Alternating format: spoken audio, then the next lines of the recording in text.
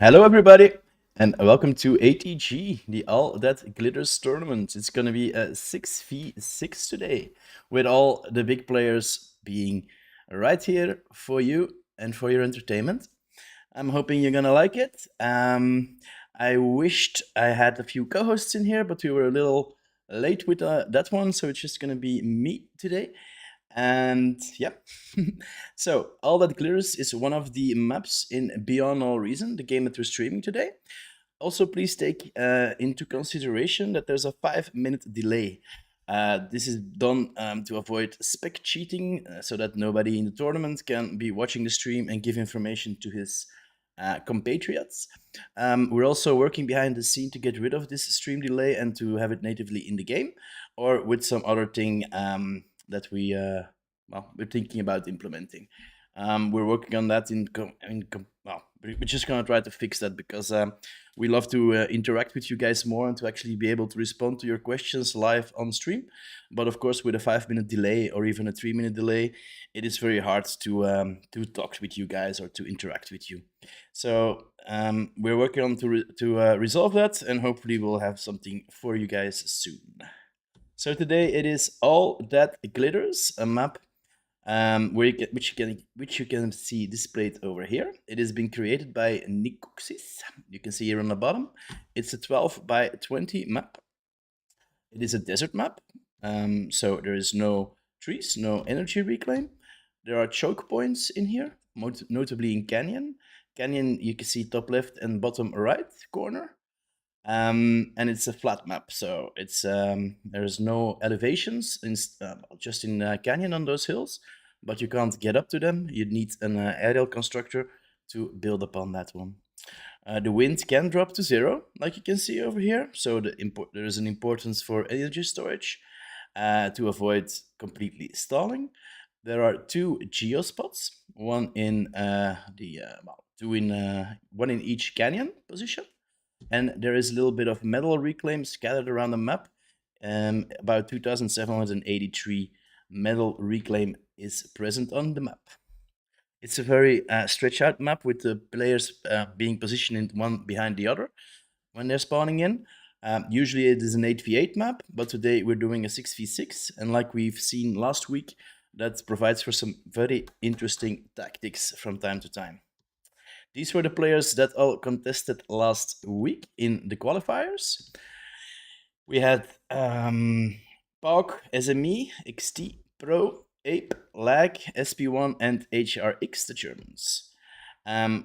If we take a look at the brackets, last week we've seen that POG eliminated HRX. Pro lost surprisingly versus Ape, and Ape took a semi-final spot. SME versus SP1, SME turned out to be the winners. SME is the Smile clan. XD and Lag faced off as well, and XD took the win over there, but not very fluently, if I might add to that one. They took a little bit of problem to eliminate the Lag team, so my congratulations to them. They performed really well. Also, the Ape clan, eliminating the Pro clan was quite a surprise for me, and probably also for all the viewers. Well, so we're gonna be seeing a semi-final, POG versus Ape. That's the first one. And the second one is SME versus XD. They will not be played simultaneously, so we will first see POG and Ape, and then afterwards we will see SME versus XD, followed by the final at around 6:30. We are envisioning. That might, of course, change a little bit depending on how these guys are doing it. It is the same format as last week, best of 3, single elimination. So if we take a closer look at the finalists for today, in the POG team we have X Factor Live, Mr. Narnook, Hellshound, Teddy, AT, Sashkorin, and Pitak. POG stands for Pitak is an OP gamer today. So Pitak is the community manager within Bar and one of the founding fathers of Beyond No Reason, and he will be playing today as a substitute or as a player. We don't know yet. We will see that pretty soon in the first matchup. They will be playing versus SME, the Smile clan, represented by Aspargus, Fra, GK Beerx, White Seraph, Hadri, KZ, Spooky Dookie, and Neo. The second semi-final will be between XT and Ape. It will be Texas 55 or Austin or all of the other names that he sometimes use. We have Zao, Timko Bob, Gucci, Neza, Yanami, Shadi, and Spooder Friend. If you watched a few bar tournaments, you probably know all of these names. Together with POG, I think they are consisting of the most famous bar players out there at the moment, and also all of them pretty much top tier players. And then also we have the Ape clan today, who eliminated the Pro clan, like I mentioned earlier. This is Lord James, Cheetah, Lion Tichi, Nier, Mino, Fightor, Yagomo, and I Like Asians. So these are the players for today. If we take a look at the little map, I don't have that much technical knowledge like Volshock in how to do this in Figma, so I'm just using Microsoft Paint, actually. So last time we saw that the eco spot usually was being taken over here. Let's make it red and let's make it a little bigger. And we also saw that usually this entire piece of the map was being ecoed, while the air player usually spawned in here in the canyon to take advantage of the the geospot, the geothermal vent here for his energy production. With the other four players spawning in on the classical spawning positioning. That is one over here between these mixes, over here one, over there one, and here in front of the air player. So that is in general what we've seen last week. We've seen a little bit of a variations in between that. We've also seen a lot of communism, a lot of working together. Notably here in the middle between these two players, they usually have collab lab that they put up around here. Let's make it a triangle over here, and then they were both making units and trying to get as much pressure on their front as they can.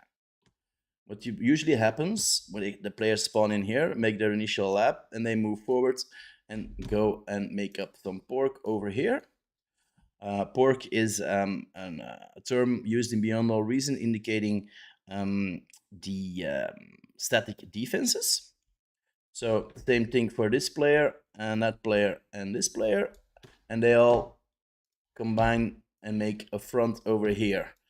What we've also seen, for example, X Factor Live doing last week was taking the eco role very seriously, not only giving out T2 units to his comrades, but also upgrading them with nanos being transported all over the place, and him really taking over the eco spots while he continued building up his eco in the back and pushing through once the game reached the T3 phase.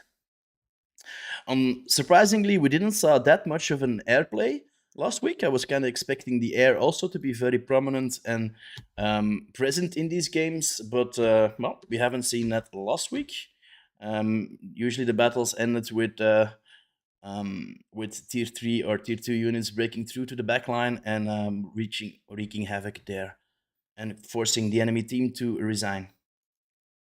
All right, that's my small intro. We should be starting at 5 o'clock, so right about now. Let's go look in the lobby. Maybe we can already see one coming up. Doesn't look like it. Okay, here is the lobby. Looks like there are 5 players ready. The Ape clan is ready to go. POG clan is we're waiting for those guys. Looks like Narnuk and Teddy are still looking at some replays to devise the best possible tactic. Let's go over to game scene over here.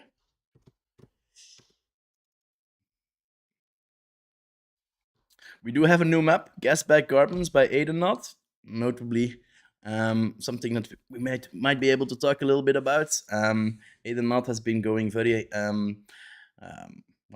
has been putting much effort in creating new maps. He's also recently been granted the title of contributor between bar. So congratulations to Aiden, and thank you for all your map making efforts. It's really nice to play on those maps, and of course also your other works behind the scenes. So much appreciated, and a shout out to you.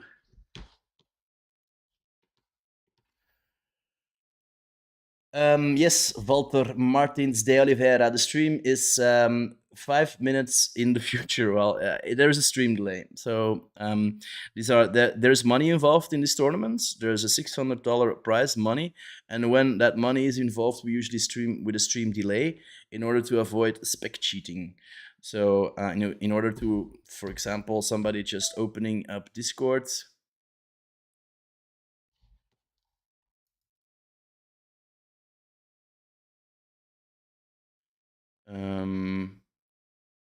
So just opening up Discord and, for example, streaming the content to his comrades or giving information to the other team, to his teammates. So to avoid that, we're gonna do a 5-minute stream delay. So apologies that I cannot really interact with you guys that well. Whenever I'm answering a question in chat, it is indeed 5 minutes from the future or 5 minutes behind. Just kind of depending on your viewpoint.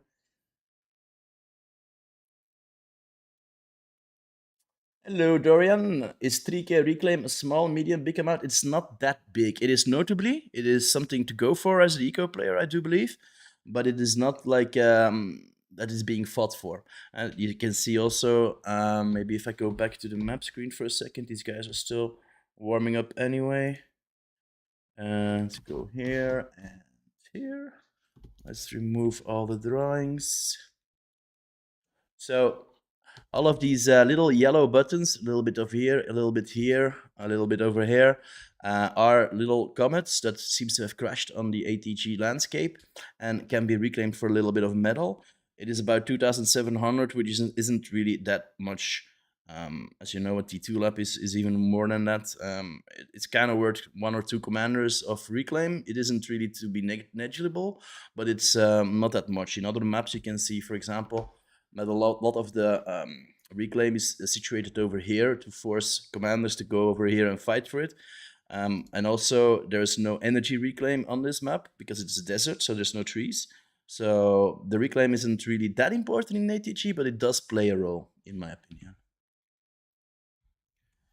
And let's go look at the other questions.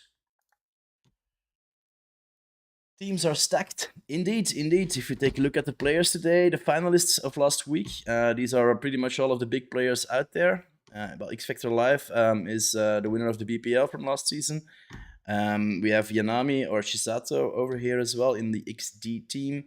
Sash Korin, AD, Halzan, Narnuk, the POG team is really all of these guys. If you've watched any bar tournament recently, yeah, these names should ring a clear bell, I think. The Smile Clan is also very present. They've been working a lot and improving a lot, I think, and yeah, they have been doing pretty nice. I've seen them play last week, and I was very impressed by their performance. XD, well, also Austin Zhao, Kuchi, Naza, Yanami, Shadi, Spooderfriend, and Team Kebab, high OS players. I think all of these teams are close to 300 OS combined. So yeah, top-notch players. Maybe the Ape Clan in this instance, they were the the fifth in the list on the OS side. So they might be, in comparison to the others, a little bit less than everybody else, but they were doing a very good job against Pro. It was really nice to see one of the outsider teams actually beating one of the favorites of the tournament. So yeah, congratulations to Ape. They already have quite impressive course between during this tournament. Eon Tichi? Okay, it's Eon Tichi. I didn't really know how to pronounce this. I didn't know if it was an L or an I, and the John. So yeah, thank you for that, Ado CSGO, for that clarification. It looks like the players are spawning in, so let's go to the game scene. Here we are on the ATG map. It looks like the POG team is actually playing with PTAC today. We haven't seen him play last week, but he's in here today. X Factor Live again taking the eco spot. So like explained earlier, he's probably gonna be expanding all of these mixes here in the backline. So over here. Can't. I'm trying to ping, but I've disabled them to to provide a little bit better of a viewer experience, because yeah, these guys sometimes ping like madman, but that makes me also not being able to ping or to draw on the map. We have ATD also here in the front protecting PTAC. Teddy Thorfinn. Okay, I don't know that name. Maybe somebody renamed their character again. We could quickly. Oh, it's already starting. I was gonna say I'm gonna do a who is and check out what the previous names of this player is, so I can find out who it is exactly. But wherever we go already. Let's take a look at the Steam composition. I have a bit of a difference starting for the Ape Clan. Mino is not starting where I would expect him to start, and Yagomo is also not going Armada Eco, but he's going Cortex Eco. I do believe that X Factor Live will probably be going Armada. Yes, he's going Armada as the eco player. Narnuk in the front taking up an Armada role. Thorfinn in a Cortex commander. Teddy also Armada. And AT also Armada. So yeah, a lot of Armada lovers in this first bout of the tournament on the POG team. Is it the same on the other side? It looks like Ape Near is Armada. Cheetah is is is Cortex. Cheetah is Armada. Lord James is also Armada. Tichy is, well, Eon Tichy is going Cortex. And the backline, as mentioned earlier, is both Cortex. So yeah, a bit of more of a Cortex side on the Ape clan, while the POG clan seems to be preferring the Armada clan at the moment.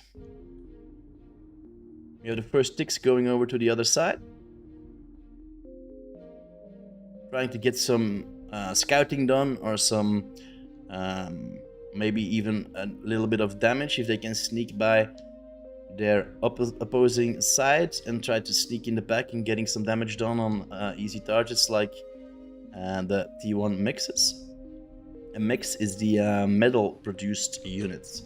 So here on the top we can see the sliders. At the moment Cheetah has been zoomed in. He's producing 8 metal and 158 energy. And you can also see these sliders. The red one means if you pull this all the way down, you share your energy with all of the other players. Same thing with this red slider on the energy side. And this one, the yellow one, is the energy conversion slider. So that's determines how much of your energy you are converting into metal.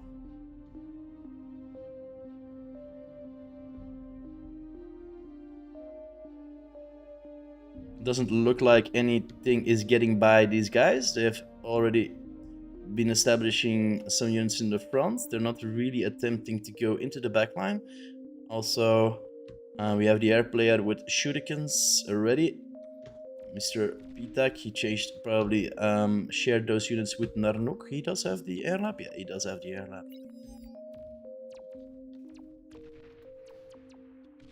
Shurikens now being used to try to stop a few of the approaching picks, but he did lose pretty much all of them. One survived out of 4. Yes, James, X Factor Live is in the game. Mr. 62 OS, 70 OS by now already. He started off with 62 when he registered for the tournament and has apparently been going up and up.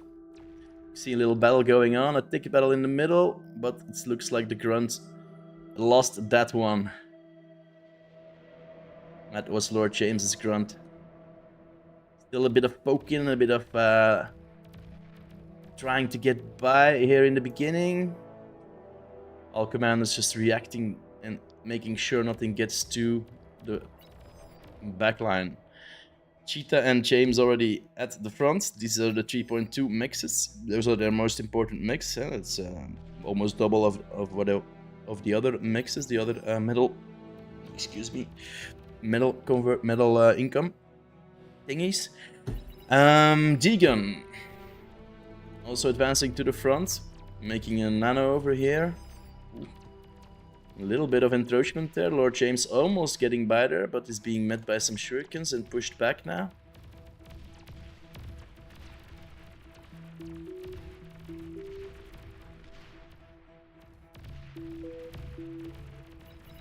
Very aggressive moves here in the beginning by Lord James. He's already crossed the marker and is moving into the other side. Being protected by the Cheetah, his neighbor, and also Thorfinn. All of them are really going into it here in the beginning. Looks like Lord James is really trying to be very aggressive here in the beginning. The Ape Clan is really going for it. X Factor Live sacrificing his com to get the metal income faster. We often see that the eco player does that. He will sell off D and destruct his commander to eat it up. It's worth about 1200 or 1300 metal, which can be quite big of a difference in the beginning. The other side has not done that yet. They are keeping their commander alive at the moment, with 6 of them still in the game. Lord James just keeps on going forward. Does bite the dust, but takes a com with him, and almost a little part of Thorfinn's base. But at the moment, this more looks like a metal donation than anything else. They've left 3.6k on the enemy's side of the map. Thorfinn is advancing though. Maybe he can get some more done. He's trying to establish a front. This center is really in a bad spot at the moment. But Narnok is eagerly eating the boat commanders up and sharing all of that metal with his teammates. He's already actually filled his teammates because he can't even share the metal. So that's a big-ass metal donation that the POG clan just received. That push by Lord James didn't really pay off for the Ape clan today. Well, in this game. On the other hand, Cheetah has broken through and is going to straight for Mr. AD's base here in the back. He has a few grunts protecting him. Very aggressive start from the Ape clan. It's quite interesting to see. They're not allowing their enemies to quietly just eco around. Nicely macroed those tugs. That's maybe not the best way of going at it. He has 1 or 2 left, but the commander is going into the base. Will he be able to degun everything from AD? Well, he explodes and he takes away the base from AD here in the back. This would be an excellent time for Nier to start pushing because AD has pretty much lost his unit production here in the back. What an amazing start we have today. Jesus Christ, it's already popping off everywhere. Teddy trying to counter the attack with what do you call it? Jaguars. I was looking for the animal name, couldn't find it there. More shurikens moving in to try to get a hold of that push. Randy is probably providing a co-caster for the Twitch stream. He's probably with LDM and LSR on the Twitch stream. Oh, I forgot to mention, this tournament is also being broadcasted on the official Twitch channel. Yes, I do agree, Robert Dobbs. This is an incredible game. Maybe we can zoom in a little bit more. I've tried to make this zooming in and zooming out a bit more smoother for you guys, but I didn't really succeed in it.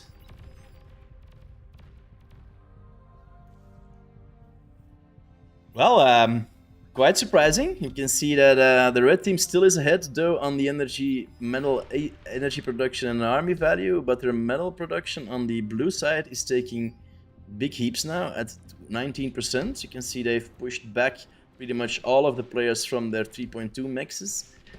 I wonder if they would be able to keep on the pressure and keep on denying the other team their most important next. Narnok just made his 3.2 max. Defpin seems to have secured his. Maybe they can start providing some work, providing some backup for their teammates now. Narnok going in on his canyon side. He's being pretty dangerous here with all of his metal conversions right in front of the enemy's nose. Might also have the opportunity now to go for his 3.2 mix. He's going in with a hell of a lot of pawns. I think they're pawns, yes.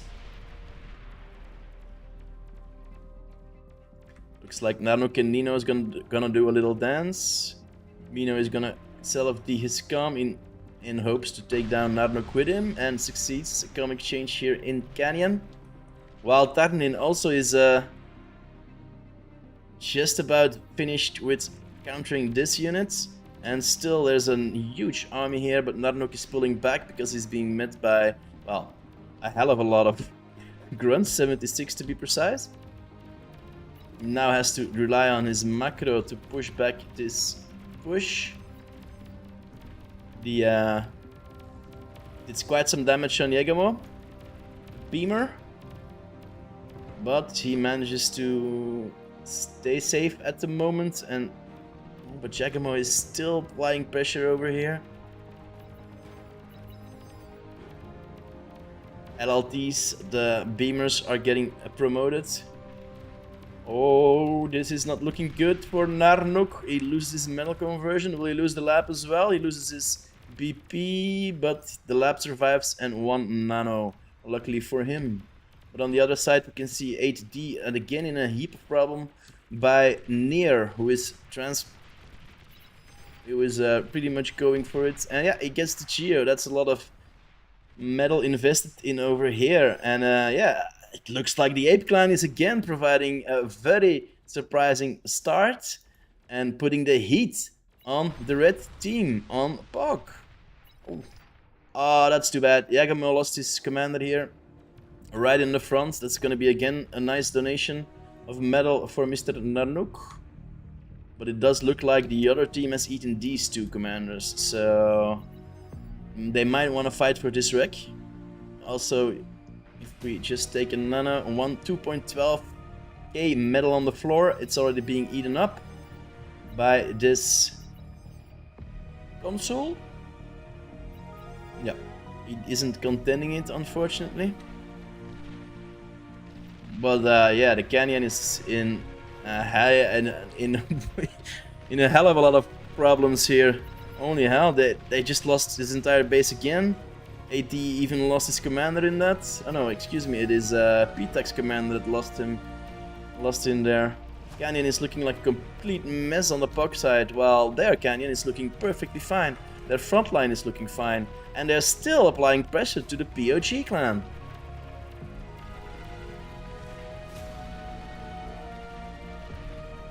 Amazing. Amazing job by the apes. Apes together strong today. Only. Jaguars wreaking a little bit of havoc here on the grunts, but they are faced by 3 bulls. So they are getting denied. Frankston being here. Actually, Near is just reclaiming the metal right out of Canyon. It's a pretty bold move there. PTAC is moving in with some another Jaguars trying to get hold of the positioning here. And these apes are doing so well, but it looks like Mr. Near is being pushed back now a little bit. Also Cheetah here, his neighbor, also now out of the Canyon, but again, our backline player, Yagomu, he's not really ecoing that much and is staying on T1, hoping to get through. But yeah, that does give a lot of opportunity for example, X Factor Live to go T2 and to hand out these bulls to all of his teammates, which is looking to be a very good tactic. Although the metal production, well, no, it's 5%. You know, it is going into the favor of the red team now.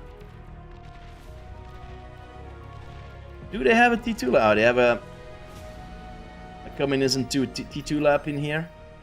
Communism is what we call when 2 players are joining in on putting all of the energy in the same lab. You can see a blue, teal, and the green nanos here.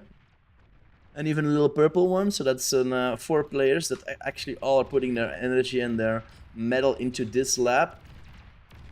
And at the moment using bulls to advance, but the other side also has a lot of bulls. They're really just throwing it all over on the other side, trying to get through as fast as they can.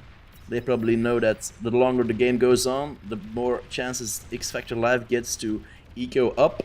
And you know, he's one of the best eco players out there, well, best macro players, well, one of the best players in general, I do believe. So, yeah, you don't want to give him too much time, or it will go badly.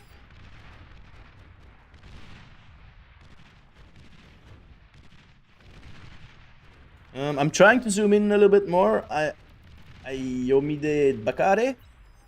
So, but yeah, if I go too close, you can't really see what's going on in the battle anymore. Huh?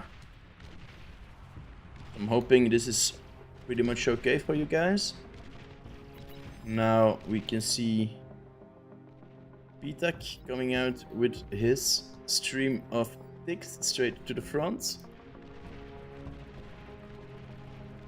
Where are they going? Oh, they aren't going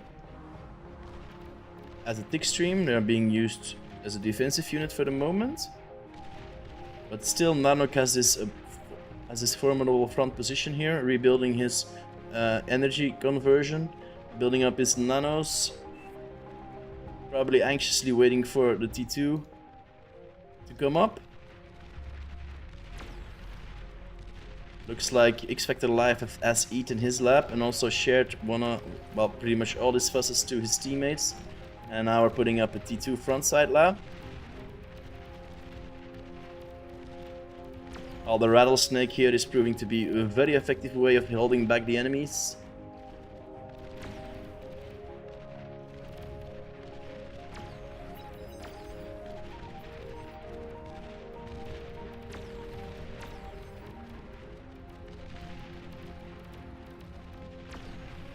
Yes, indeed, there are two streams, Ado and Mr. Jumbles is completely correct. We are going live on Twitch today on the official channel and on YouTube.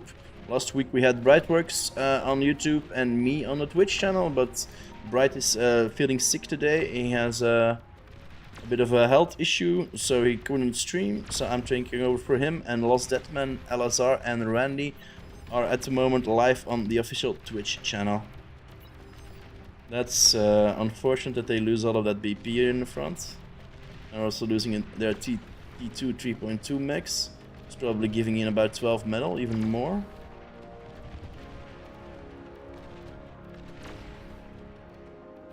Hmm, 7.4. Well, no, 3.2 would be more.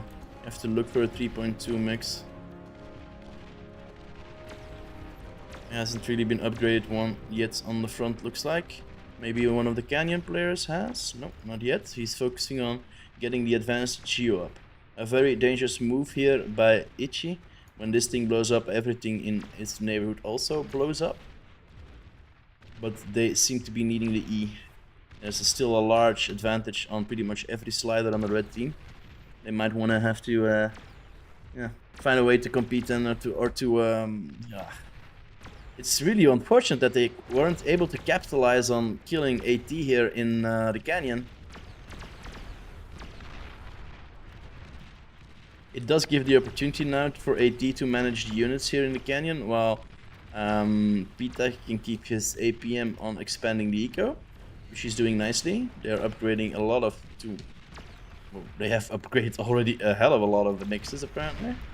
Pretty much all of them are already upgraded, while the other side is mostly on T2. You can see, mostly on T1 I mean, but well, they're also doing nicely. The difference is though almost double now on the other side. Yeah, ecos are starting to shine through, but still the Ape Clan isn't giving up and still applying pressure on the front, way more than the other side is doing at the moment. AT might want to change his direction of the ticks, because there's just straight running into the flamethrowers over here. Ooh, we have the Starlights in action. 3 of them now, 4 of them even. Well, one of the bulls is getting close and getting dealt with.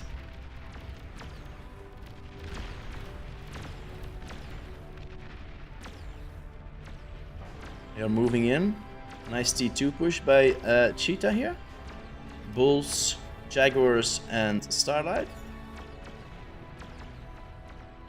Getting a 3.2 mix there. But there's already T3 on the field from the POG team. A Vanguard moving into the front, 2 Razorbacks also moving to the front, and X-Factor Live is sending in more Razors. While Narnuk is providing the tick stream to provide vision for the T3 units. And yeah, you can see the plasma raining down on the other side by the Vanguard. Yeah, that's gonna be an issue for them.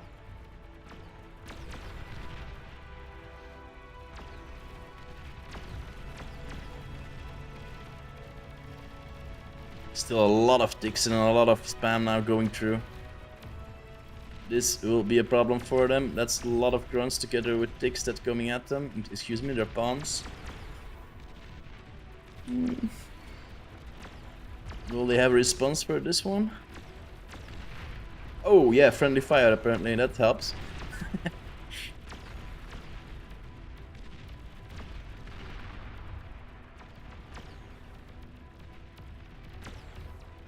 Vanguards keep pushing forward together with the Razors. Well, at least one of them is.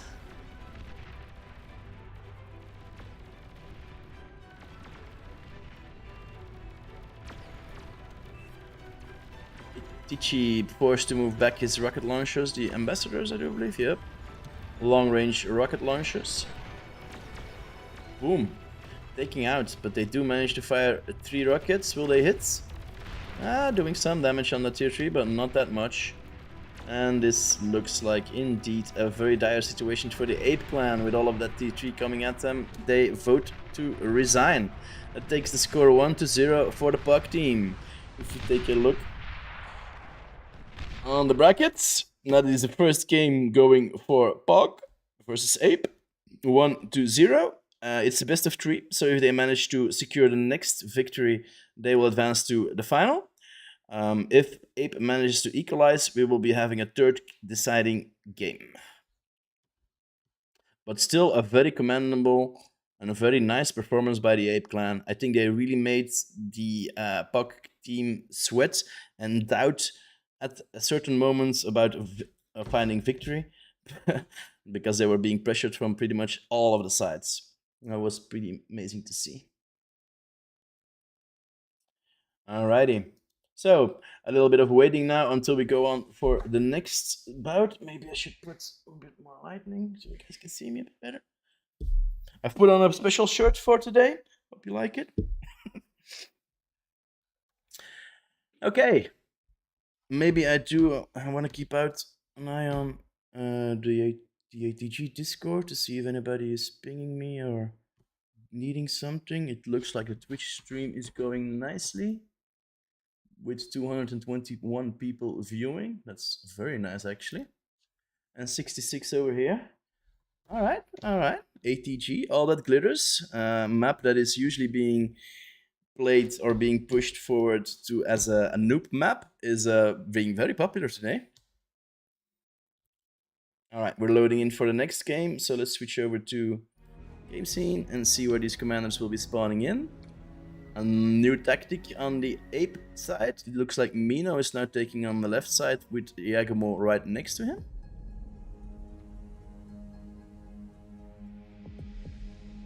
Yagumo also indicating where he wants the communism lab being put up, explaining to his teammates how he wants things done. And the other side looks exactly the same setup. Expected Alive in the same positioning. PTAC, AT, yep, exactly the same. They aren't changing their tactic. They are going at it like this. In 76 seconds, or even when somebody presses the force start button, we will be going off for round number 2 of today. Are we all excited? Are we all liking this? Oh, we have a bit of streams. A bit of comments there in the chat. I think I've read everything, so I think I'm okay on that front. If you guys have any questions, please do so. Just post them in chat, I'll try to answer them. But do realize that it will be 5 minutes before I can answer you. Well, I will answer you immediately, but with a stream delay, my response will be 5 minutes later. Let's get rid of the drawings for now, we don't need that. Go.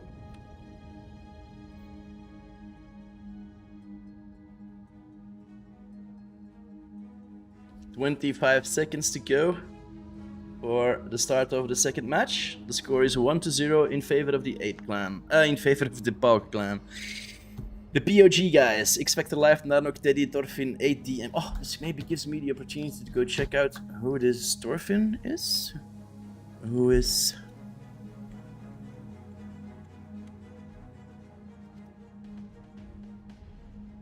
Thorfinn. It's Sash. It's Sash Godin who has renamed his character apparently. Alright, good to know. Do we see the same composition? Expected Life, probably Armada like before. Yes. Thorfinn is going Cortex. Narnok was Armada last time, is going Armada again. Austin is going Armada, I think also what he did. And AT is also going Armada. And only PTAC on the POG team is Cortex. All of the rest, together with Sash Godin, is going Cortex. On the Ape side, it looks like Gemu is in the back line going to eco on the Armada. He has a vehicle lab queued. Mino is going air on this side of the map. It's okay. Yeah. Special way of doing things. Nier is going Armada. Cheetah also Armada. Armada. And Armada. Only one Cortex player on the Ape side. Yeah. Just something like we seen last week, which surprised me quite a bit. Armada being very popular. Usually it is the side chosen a little bit less. But not today.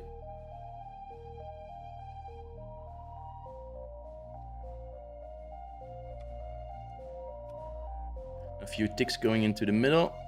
Trying to find some value in the backline. Lord James using 3 of them.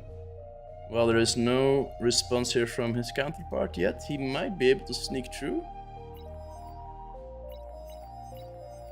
Did Narnok spot that? Nope, he has no idea what's coming at him.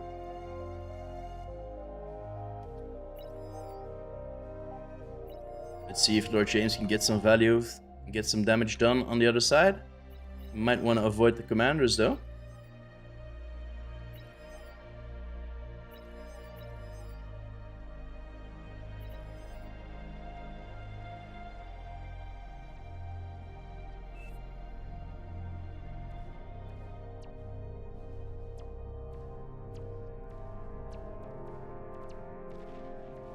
Nice usage of a few shurikens to get that push under control, and he's going off for the last one. That will probably be cleaned up quite easily. A few ticks standing in line in the front. One poor little tick getting a kill there, but immediately getting denied by the spawn. Alright, who gets a kill for that? Don't see that many sharing yet, but it's only the first 3 minutes of the game, so that would be a bit early. So Lord James is then gonna take the entire canyon for himself, I think. Let's hope AT's base survives a little bit longer this time. He might want to put an LLT now in. No, he's not doing it.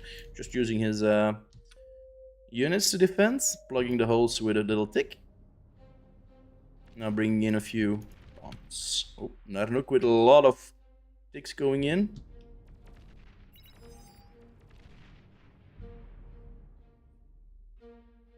Lord James without E, still putting up LLTs. Might want to get some more energy going here in the back.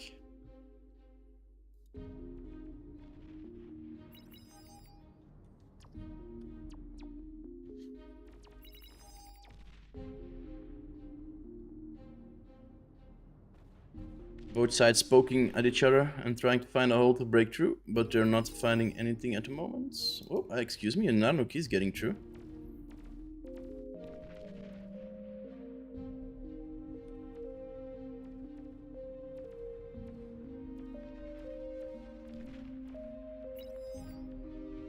He's going straight for the backline, not realizing there's nothing there.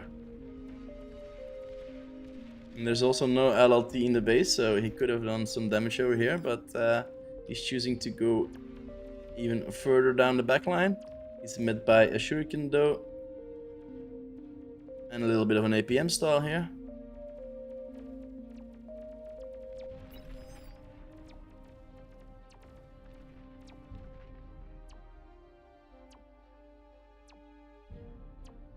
Or Tick getting eaten here. There's a little bit more here, but it looks like the apes have it under control. Two commanders here very close to each other. AT, both trying to get an LT up as fast as they can on the hill.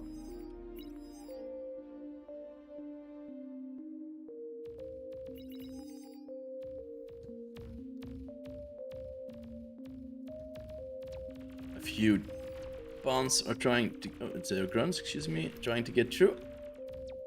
But shurikens and pawns are denying them. They do get a mix. Maybe a second one? No, the shurikens are just in time to stop that one. And it's just 1 or 2 mixes to be rebuilt. That should be just fine for Cheetah.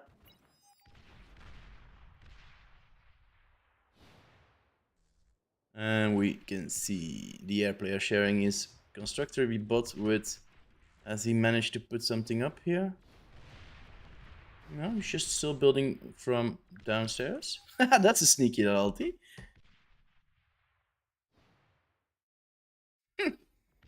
I wonder how that thing won actually, because that's too bad I missed that. Another little fight here in the middle. Pawns versus pawns. Pawns versus sticks. And the Shures are on the money. I'm trying to EMP the units down, but that's a lot of more units coming down for him now. Oof. The apes have to respond to this. This does not look very good. A lot of mexes inside to be able to be deconstructed. Also a few. And still Near and 8D are very close to each other.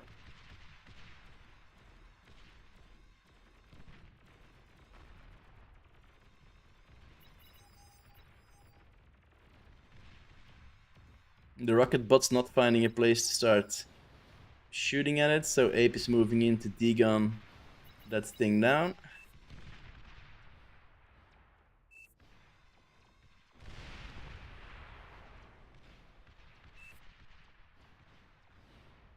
Manages to push back AT from his forward position in Canyon.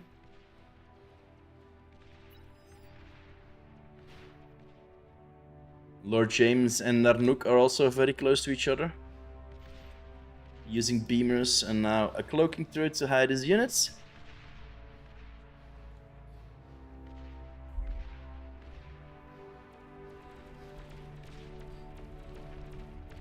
Narnook moving in and trading his comm for all of that pork right in front of him. That's quite a nice exchange, I think. He had the units ready to push further in. All of the initial defenses are out of here. That is 12 pawns that are running for the backline. Lord James trying to respond with putting up some LLTs. Let's see how far they get on this one.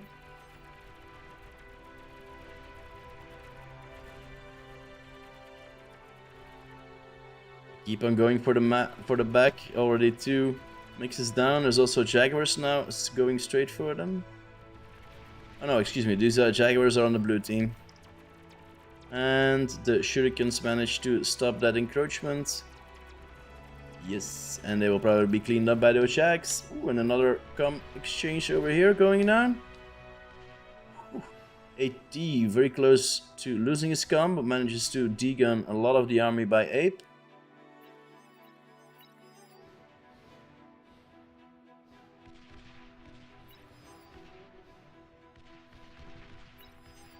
Not that much of a response here. Oh, no, D-Gun is going for it. 8D Gun is going for it.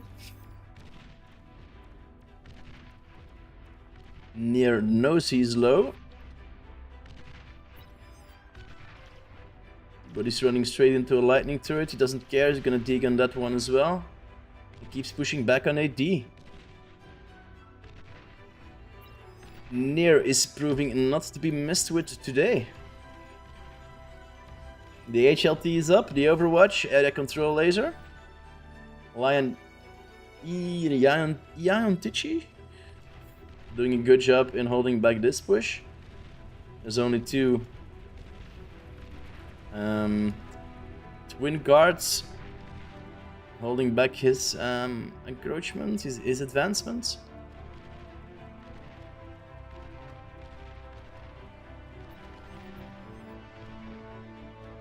Now Nook forced back by a bull.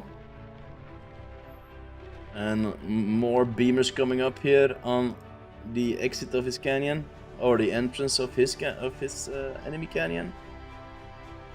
Near keeping very aggressive here.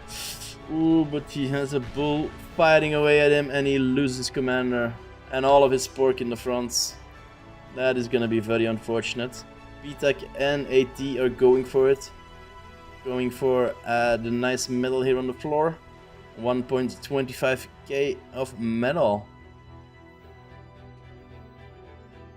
Sure is going to attempt a stop, but they overreach a little bit and they're getting shot down by the commander.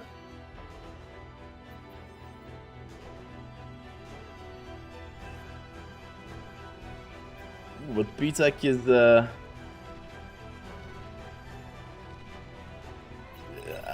okay. Oh, he just manages to get away with cloaking his commander just in time at 0%. He's a lucky boy today. What a move. More bulls fighting away, and the rattlesnake again proving a very effective way of keeping up the enemy positioning, taking out radars, taking out the HLT. Levantich is trying to put up his own rattlesnake, but he's getting overrun. He does put in a nice dig on those bulls, but Nano keeps on going forwards. I wonder what this heavy transporter is gonna do. Rattlesnake keeps on fighting away. All of the pork, other 3.2 mix is cleared up. And is the other side taking advantage of this blowing of the comm? Yes, they are. They're breaking out of canyon with a stream of ticks. But the air player is responding, trying to EMP down that push and immediately going in. Nope, he's not coming in yet, but that is a nice air force though. Other side has a comparable air force, I think. 73 Valiants versus 38. Actually, no, the red team is ahead on the air superiority side.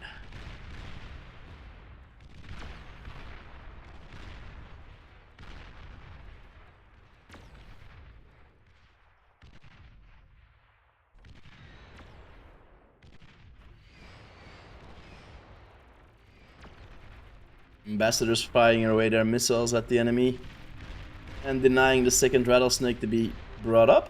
Nicely done. He might want to include also a jammer unit in this push, so they don't get rattlesnaked down yet once more.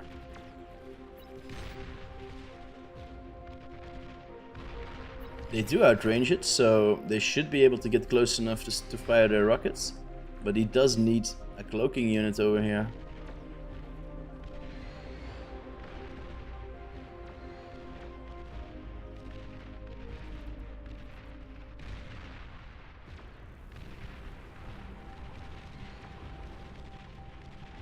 A bit of a dangerous positioning here if they manage to get a few of those light or those flamethrowers and dragon maws up.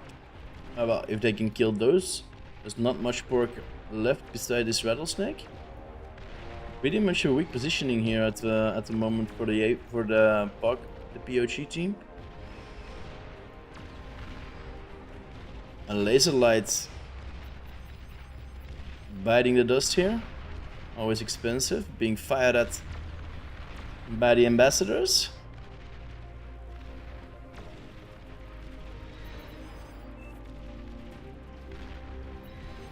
Ape, interestingly enough, not really using that much spam, while there are two commanders on the other side who are. Can't really call that a spam, but is indeed a lot of jaguars coming out of that lab. Now complemented by some bulls.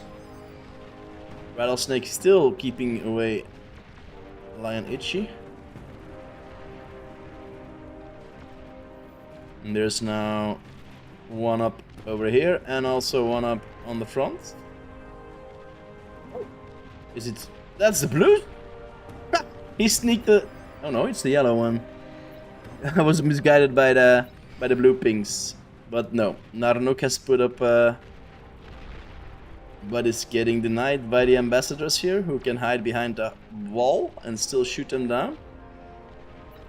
There's no rattlesnake here anymore, so but there's a lot of units moving in. But they did lose those ambassadors. It's going to be quite expensive. And they keep on going to the backside. Also, Sashkodin is trying to move in with his stick stream. On the other side, it is still a stalemate at the moment. But it looks like they have way more control now over the canyon compared to last game. And the eco difference is also starting to show. Red team about 50%, well, close to 50% on almost every slider now. And we can see them slowly getting pushed back here.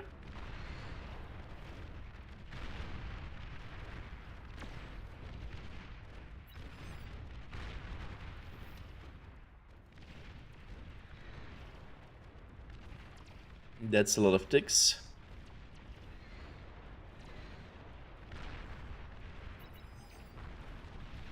They did manage to get a mix, but not that much value for all of those, for those numbers, I think.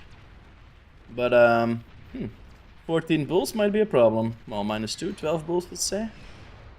Getting down mixes here in the front. Cheetah and his Starlight out of E. Nice coordinated push. T2 is going to the backside.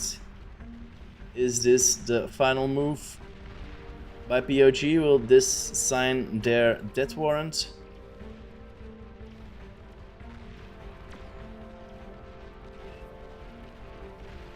And they call the GG.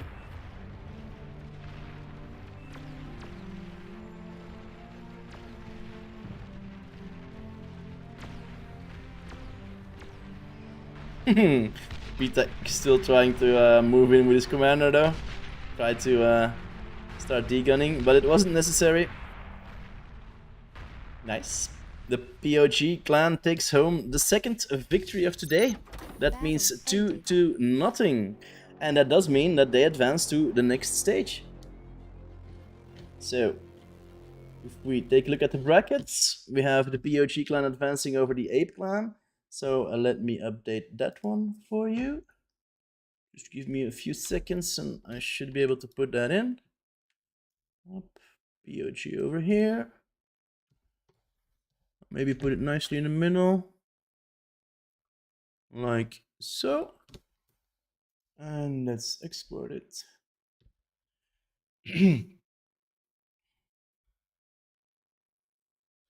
Overwrite the players. No, I want to export this one.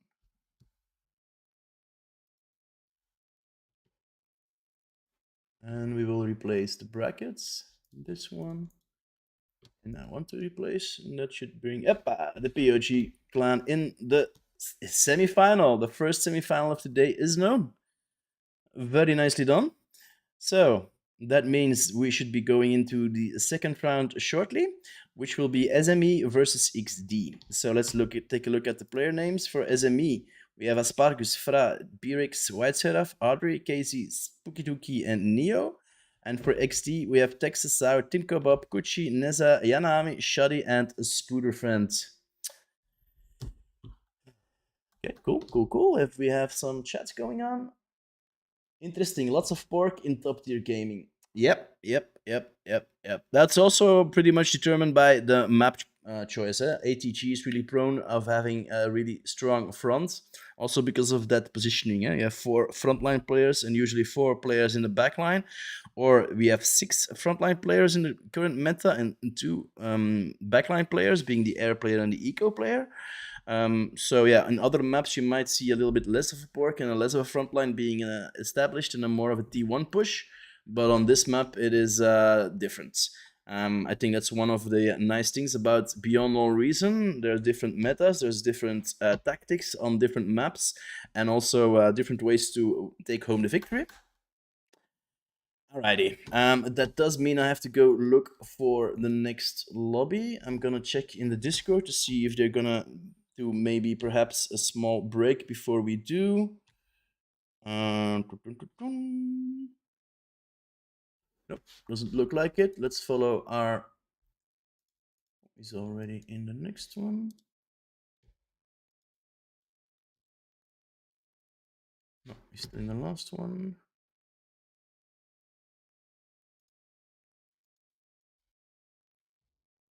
All right.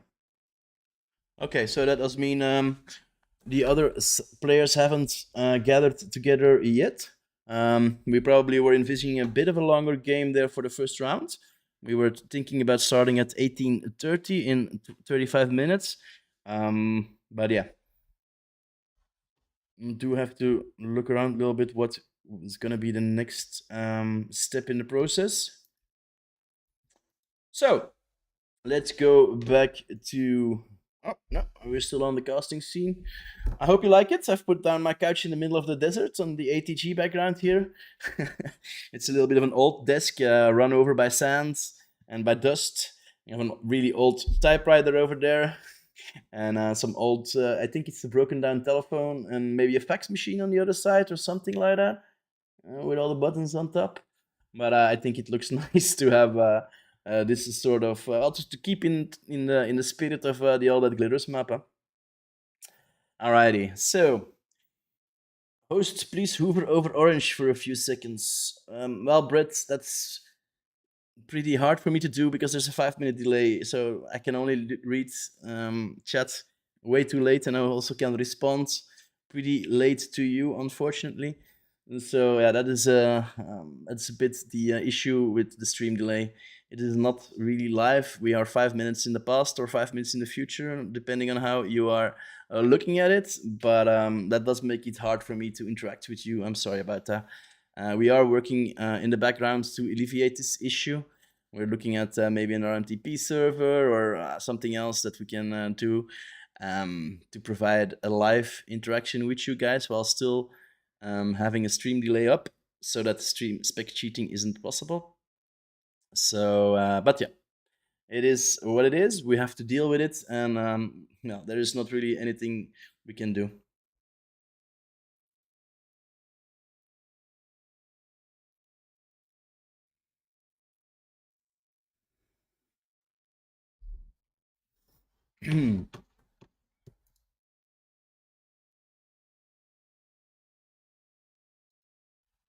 So yeah, it's a little bit of a waiting game right now. So we do have to wait for the next players to get in line and to get online and start their next bout. Um, so yeah, if there is anything you guys would like to talk about, go ahead. I think I've read everything in chat, which is up to date at the moment. So what we might be able to do, if there are any bar players in here, if you want to play the game, it is currently completely free. It is still in its alpha stage. You can go over to the website and download it. Just Google Beyond All Reason, and with 2 clicks, you are downloading the game and you can join us in. It is, in my opinion, the best RTS game at the moment out there. It is way better than its competitors, who have a lot more people playing, but we are seeing a steep incline of players lately. There's a lot of new players coming into the game. So, how do you start playing Beyond All Reason? Because what these guys are doing, what you have seen displayed on screen, it's not easy, and it takes a lot of practice and a lot of yeah, trying out new things, looking at tactics, devising new tactics, playing with your friends, devising teams. So, but how do you start with that? Where do you start? Well, if I can give you a little bit of an advice, it would be not that good of an idea to just completely jump into a multiplayer lobby and just start playing. You won't know what to do, and maybe the other players might be very disappointed in how you are playing because yeah, they also want to win. Those guys. It's a very competitive sport. It's still a competitive RTS within ever growing esports scene. So what you could do is join the scenarios or make a skirmish. What I've done personally is start the game with a few friends and been practicing versus the bots, versus AI, or versus the raptors, or versus the scavengers. Those are all 3 types of AIs you can have. You can have barbarian AI or passive AI or just a constructive AI, and you can try out the maps, you can try out the units, and you can do it together with your friends or on your own. But you won't have to immediately dive into the multiplayer side of things. You can first get a little bit of a hang of the game, a little bit of well, how do I do this, and what's the best way of getting my economy up? Should I build 2 mixes first? Should I build 3 mixes first? Also, there's a lot of videos out there on Beyond All Reason that can explain to you how you can do things. But don't let that stop you. It is a game that you have to bite and sink your teeth in, and get better at it every day. It won't happen overnight. If you have a lot of RTS experience with StarCraft or with FAF or with Total Annihilation or whatever other RTS, you might have a little bit of a head start, and you might know you might be more inclined to immediately start in the multiplayer lobbies. But if you want to make your enjoyment, well, your first experience with the game a little bit better, I would advise to start off playing versus the AI, versus the Raptor Queen, or versus the Scavengers. Once you are able to beat a Barbarian AI with maybe 20 or 30% increase, so that might be a good way of starting off. Also, a lot of videos out there, like I mentioned before. I think Requiem, Brightworks, Lost Deadman, who is streaming on Twitch. Hell's Hounds is also a guy you can watch on Twitch to learn more about the game. Yeah, this is really a game where you can advance your gameplay a lot by just looking at other people and seeing how they are doing stuff, just to learn in that way. So that is a little bit the game, how you could start the game or maybe improve a little better upon the game.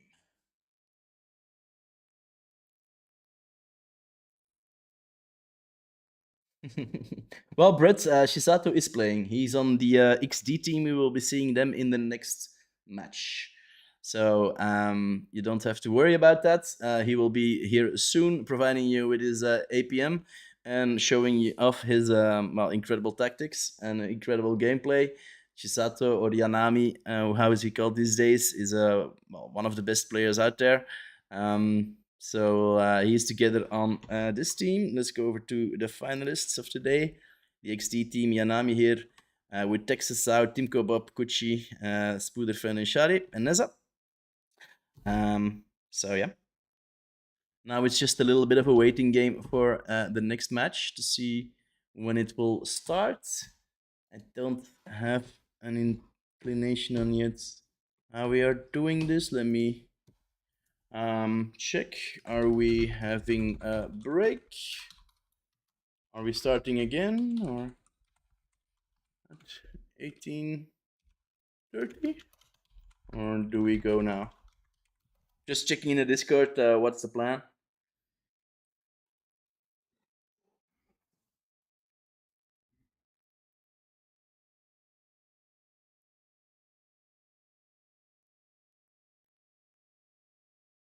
Ambassador are stealthy by default. Oh, that's a good. I didn't know that. Ross. Anti-radar with ambassadors do not change anything. Huh. I didn't know they were stealthy on their own. Well, as you can see, I've been playing this game for over a year now, a year and a half, and I still find out new stuff every day. Like for example, last week I found out that a declining lab, a decaying lab. So you start a building, you build it for 70%, but then you build your build power in something else, and you don't put anything in anymore. You will see a little inclination about decaying, and I always thought that that would mean that I'm losing the metal and I'm losing the stuff that I'm putting, but actually the metal is still going back into your wallet, let's say, into your income, so you're not losing that. There's other things that I never really knew about. For example, a few weeks ago I learned that two shields putting right next to each other without a space in between will cause both shields to lose energy when they are hit.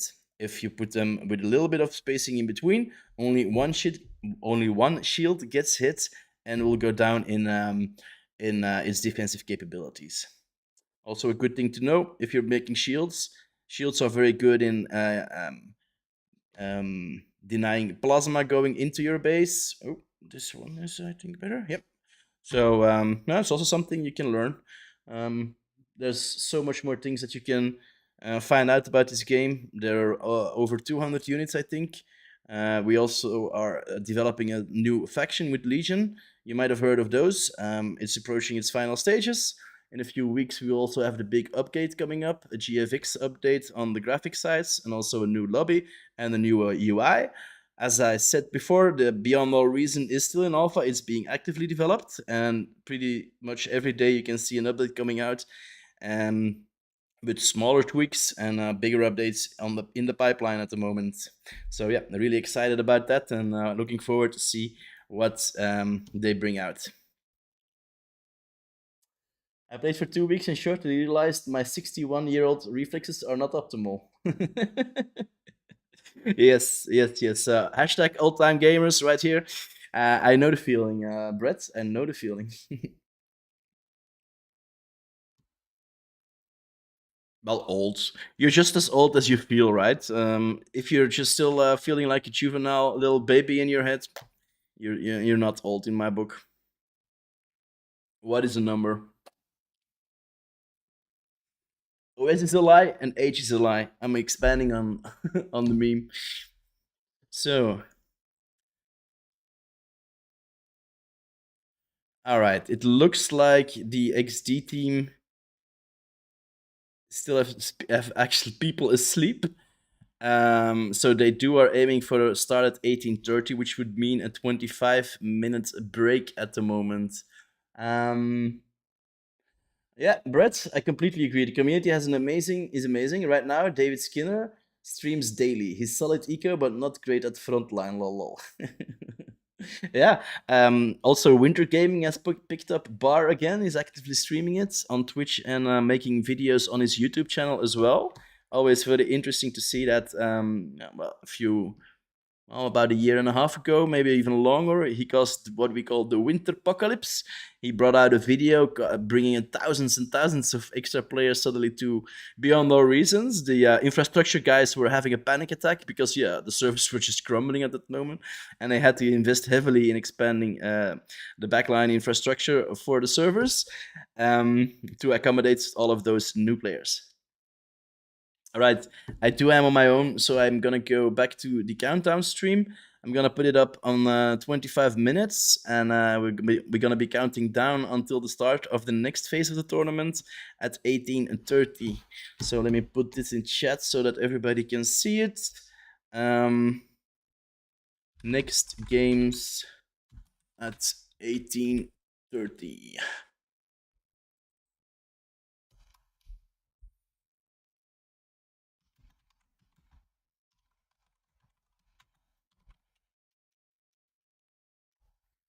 There we go.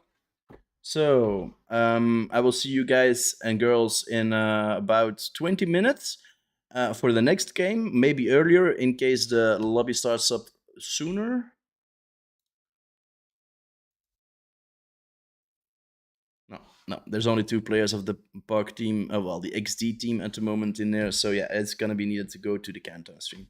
I'll see you soon, girls, in about 20 minutes, boys and girls, and maybe a good time to grab a snack or grab some popcorn or some chips, maybe put a pizza in the oven and enjoy the content or enjoy the tournament in a little bit. Sorry about this, but yeah, that's to be expected about a live event.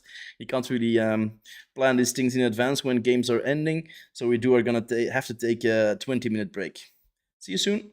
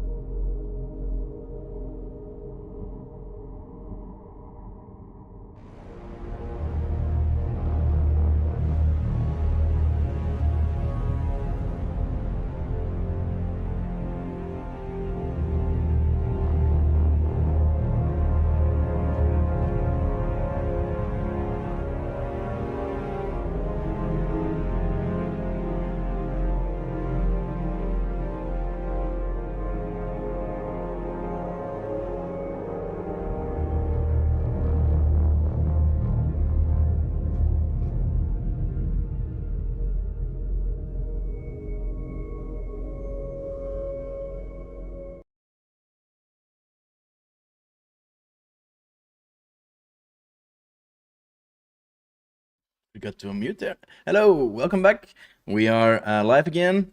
Looks like the players are gathering in the lobby as we speak. We have most of the Smile guys in here, and also a few of the XD guys. Let's have a sneak peek look at the lobby. 1, 2, 3, 4, 5, 6, 7, 8, 9 people in here. We're just waiting for 3 more guys in here. And then we can go on with the second semifinal of the day. As we know, it is all that glitters today. This is the map created by Nikoxis. And these are the players of the day. Well, actually, they are the finalists of the day. So we're gonna see XD versus SME, the two teams here in the middle.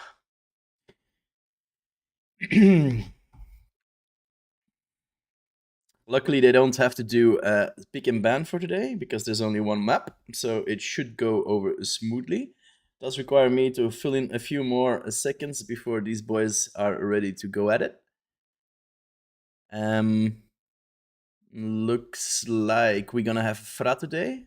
I don't think a player that played last week. I'm gonna do a little who is to find out if he might have changed his name recently. Ah, it's Lottie. Okay. FRI is Lottie. I didn't know that. It's good to know. Maybe I'll do the same for GD Beer X because I also don't really know who that is. No, that's just somebody I is new to the competitive scene. I think. Don't really know. The name doesn't ring any bells to me. Well, Spooderfriend, of course, do. Spooky Dookie as well. White Seraph, I've seen play a lot. Casey is actually my friend, and we've been doing something on, well, way back in the day on my stream. Zao is in there. The guys are organizing at the moment. Let me in the game. I have a unit tweak that makes the scav bomb spawnable. Whoa, Angie, man, that's a nice tweak. If you're willing to show us that, it would be nice. But yeah, at the moment we do have to focus on the ATG tournament, and we don't really have the opportunity to show off the scav boss. I hope you understand. What are they doing on the main Twitch channel? Well, on the, let's see.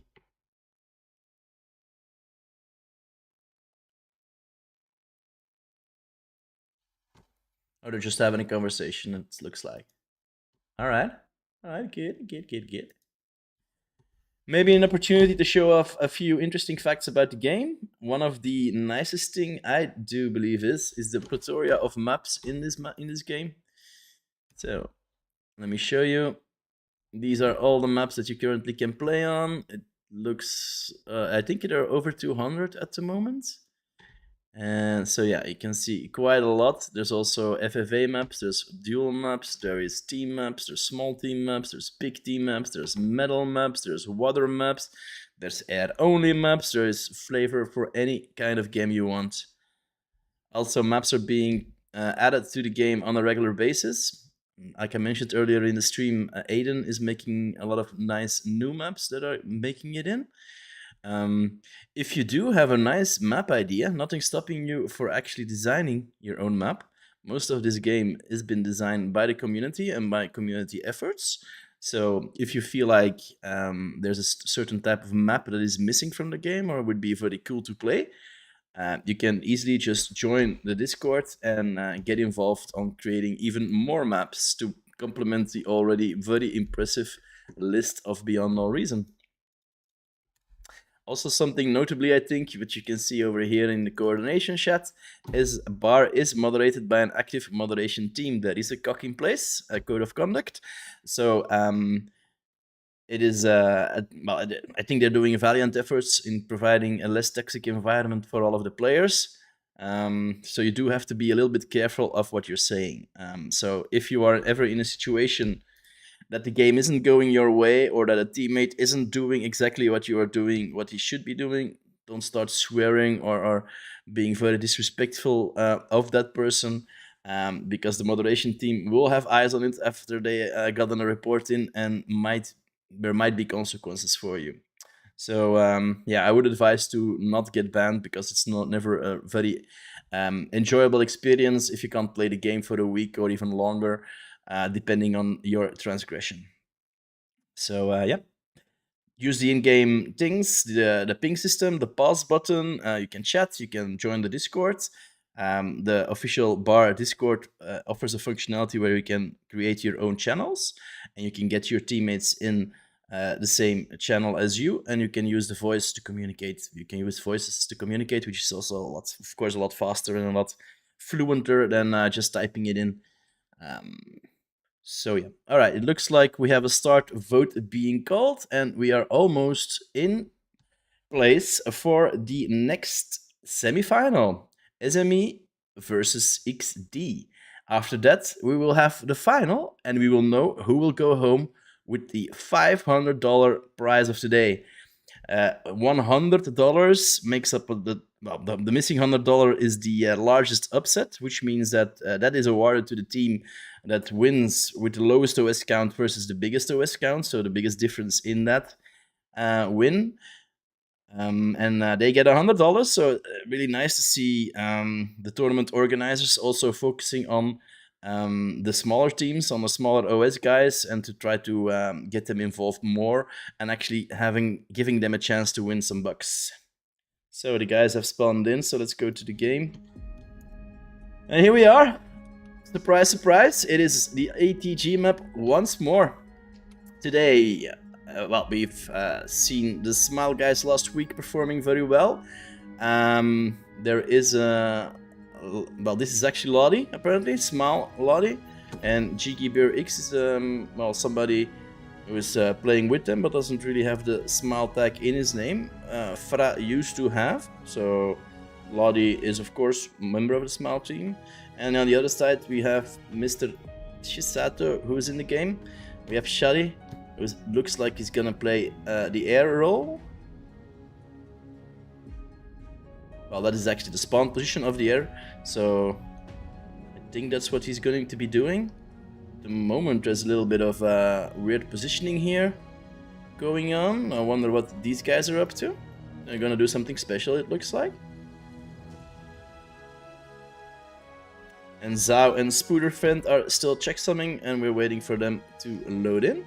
While the Smile team is hot and ready to go. They were practicing just a minute earlier in another lobby and going over some last-minute tactics. It will be interesting to see who takes the win of today, because in the last game we saw XD having a lot of trouble. Well, not a lot of trouble, but did have a bit of a trouble against the HRX team. Let me show you over here. So HRX here on the top left corner versus POG, that was comprised of the German team. If we go here, we can see their names. McDonald, They Gave Me Fire, Graafzaal, Warpix, Rotinger, Aquila, NeoPixel, and ZarXT4. So big kudos to the German team. They actually did quite commendable. I was kind of expecting them to be overrun from the beginning, but they held on pretty strong, and both games took close to 20 or 30 minutes before XD team, the big boys, actually pushed them out. So yeah, very nice job, the German crew, HRX. My compliments to your gameplay. So let's go back to the game scene. Let's not... Oh, maybe it would be better if we do switch it over like that. Oh, not too far. It's not sticking to... It is, just going slower. Is this nice and equal? Yeah. Good, good, good. Battle started.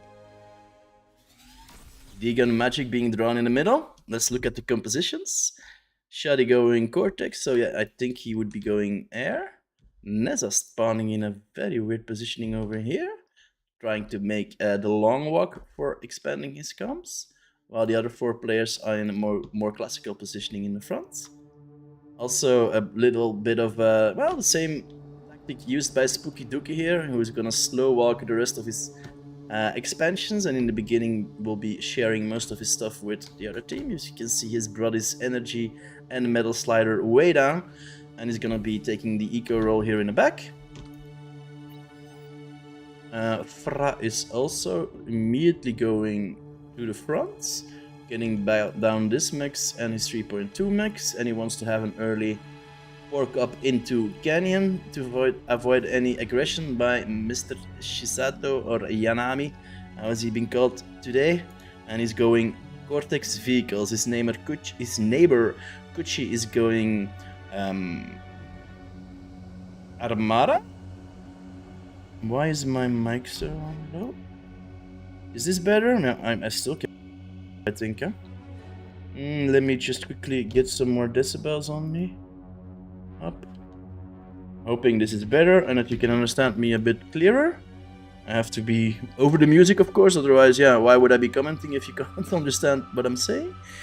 You don't see many units going to the front. Quite a bit of a difference between this one and the earlier game, I think.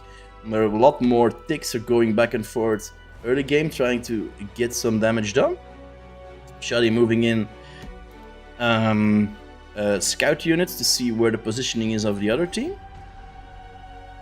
Probably the first thing he's going to be making... he's making shooties. I would have expected him to go for the Epestus, the heavy transport, to transport his commander in. But he's not doing that yet. Shoddy, of course, famous for come dropping on the other side. He also tried that last week, not very successful, I might add. Casey now having about 10 ticks going into Canyon. And there's only 3 of them opposing. This might be a problem here for Mr. Zhao. Very aggressive metal reclaim also done by Setup. But he might be losing his... Yes, he's losing his res bot in the process.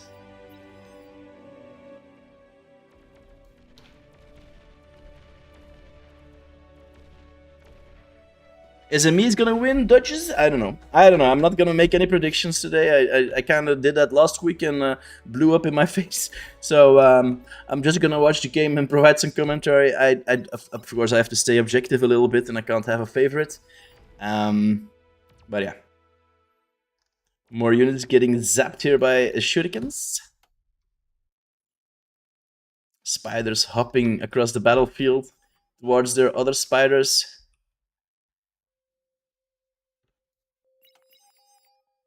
Hadri with blitzes to counter.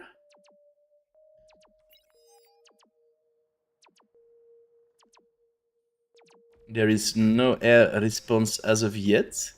These shooties have a free game on the other side of the map.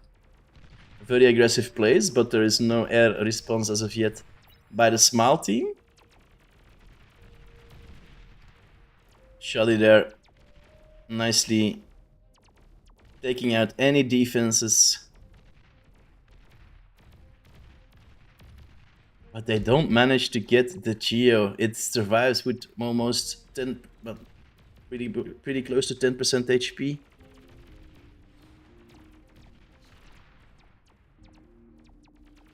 Now he just keeps on going in the backline and completely stops the energy and metal production of this back base.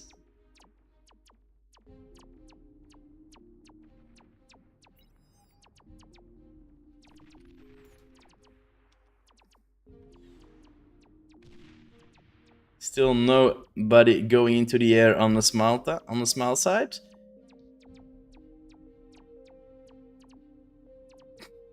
Okay, quite special to see this one. He's not moving into other bases, he's kind of expecting them to have put up anti-air, which they have done. Exactly, Brett. I'm glad somebody else is also thinking the same. I don't also understand why they're using so many pseudonyms and are changing their name pretty much every tournament. It makes my life a bit harder to find out who exactly is who. But yeah. Maybe they want to keep it a little bit of a secret, or they want to... Yeah.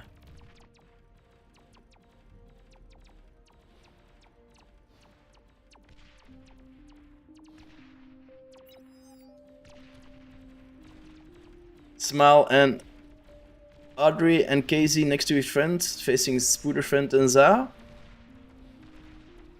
So trying to get by with a few ticks, but I don't think he's gonna get that far.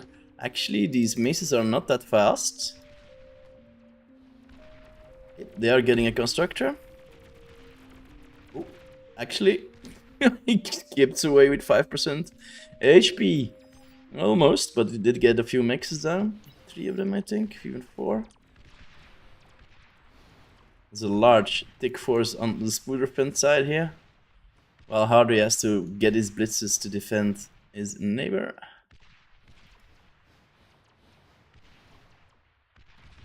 Classic rocket bot opening. Well, not that many actually, only 2. While the canyon is heating up a little bit. KZ versus Zhao. Pushing in. Getting 1 LLT, getting the second LLT. But there's incisors there. A very good unit against bots. As you can see, only a few managed to keep that push away from them. Zhao immediately trying to move in and get the medal. They aren't done yet, those maces. They're still moving forward. A lot of shooties here gonna try to pretty much stop any defenses here on the middle. Nicely done. And the maces keep on macing. And get the next LLT. Will Zhao be placing a D-gun here?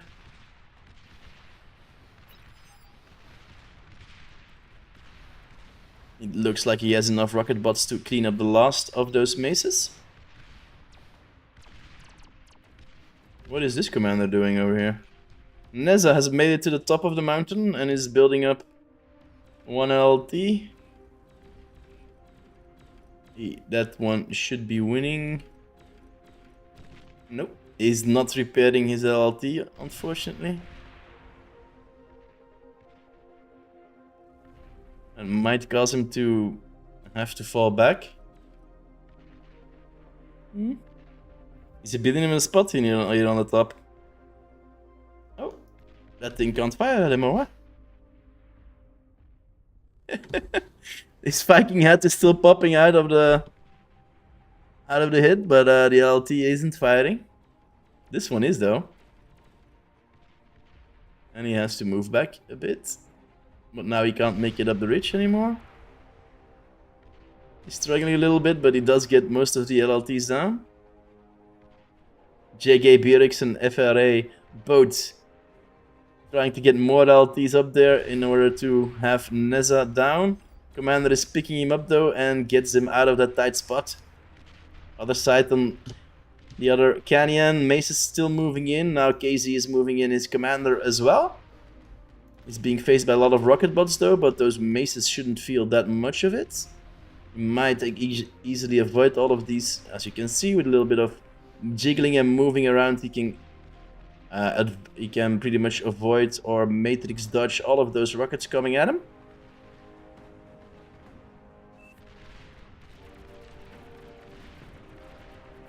KZ still moving strongly here together with his maces.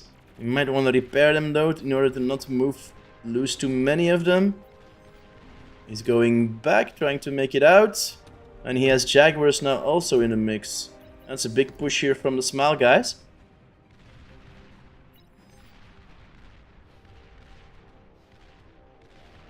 Very luckily that they haven't built up the Geo. On the other side, it's already being queued to go for the advanced Geo. Well, the blue team hasn't even started the construction yet.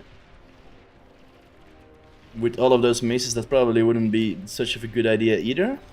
Jags and maces going in for Zhao's base.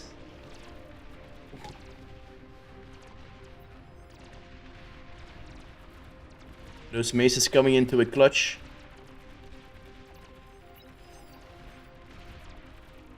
Can they bring down the commander? I don't think that's enough pawns. Just in time. More units now going into Canyon. Kuchi putting his unit production over to the Canyon to help defend.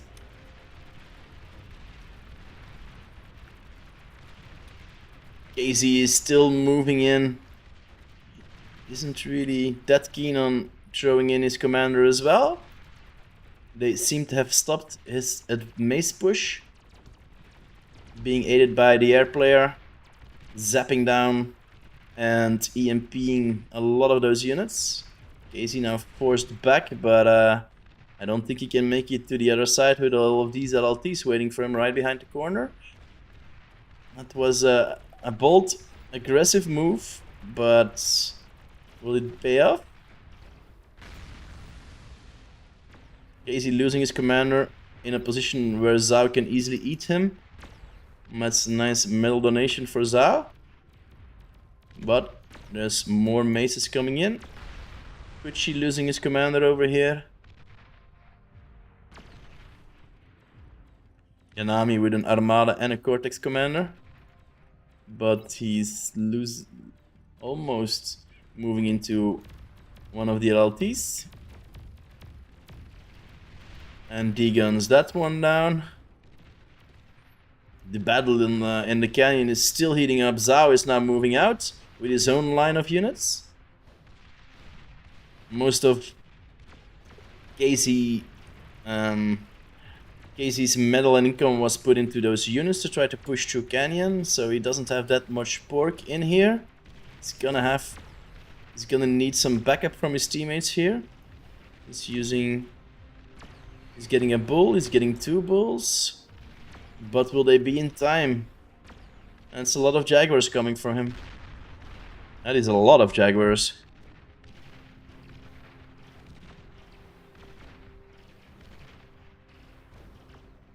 One more shot on that.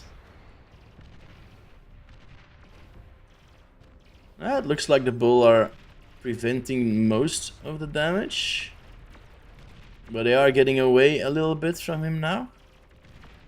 One last one to be cleaned up. Luckily, there's no base in here, just some energy production. Oh, he missed the T2 kill.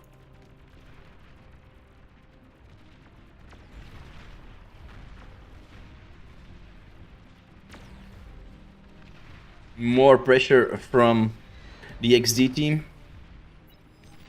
They already have the rattlesnake up as well. But it's being fired upon by the ambassador. Quickly trying to eat him. Are they repairing? Yeah, no, they're eating it. Oof. Shadi there, losing his commander literally seconds after he's moving it to the front. And now it is the blue team. Ooh, another commander going down here. Beric survives, but he's missing an arm and a leg, but he will be able to eat this commander, providing him with a nice little metal income. But whose commander was this? Was this the green commander or was this his comrade? It looks like it was the green commander. So that was Shisato, or one of the commanders from Shisato. Ooh, Starlights fighting away. That's 5 of them coming in by the smile guys. But they are met with also a line of Starlights.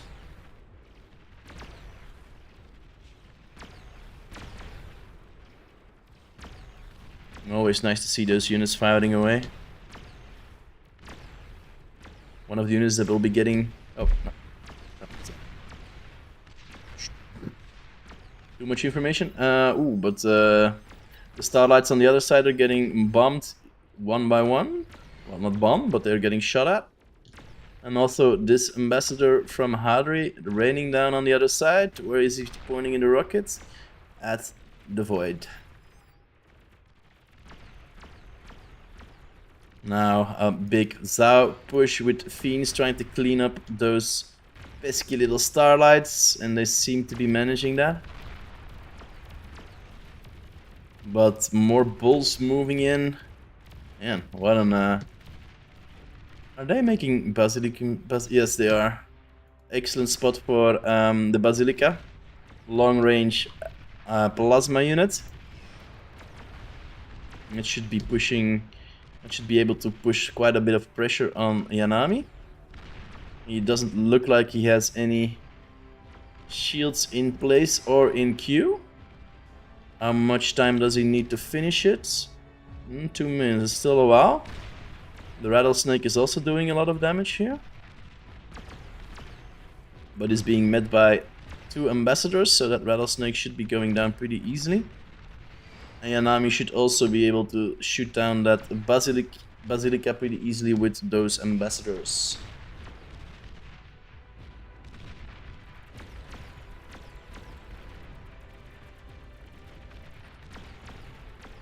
Five bulls here in the middle. Going for the other side. A big group of T1 constructors trying to provide some defenses. The lightning turrets are doing some damage though, and I'm managing to push a little bit on those bulls, but they keep on going. Now targeting the lightning turrets. That's 1 down. That's the second 1 down. And there's still 2 going at them, but there's starlights to counter that one. A little bit of port cleaned up, but a lot of metal lost as well. Hardy's gonna have to... The ambassador already cleaned up the basilica.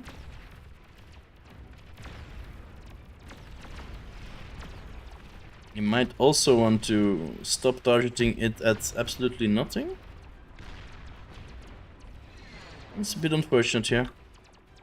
Nice use of another EMP unit, the Weber.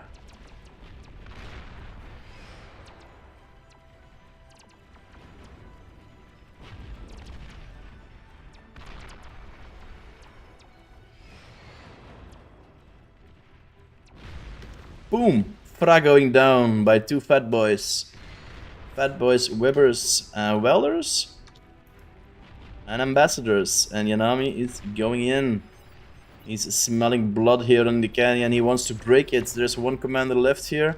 Can he be sniped by the other fight? Nope, that's gonna be a miss. But they keep on walking. Taking care of the pork. Have their target still fixed on the ground. They might want to start shooting at an actual target. That's 2 times in a few minutes. I see a little bit of a mismanagement on the APM side. A mismacro. Wouldn't have expected that. Hartry moving in with his tier 3 units now. He has made Maras moving into the front together with his T2 push. One of the Maras is getting EMP'd.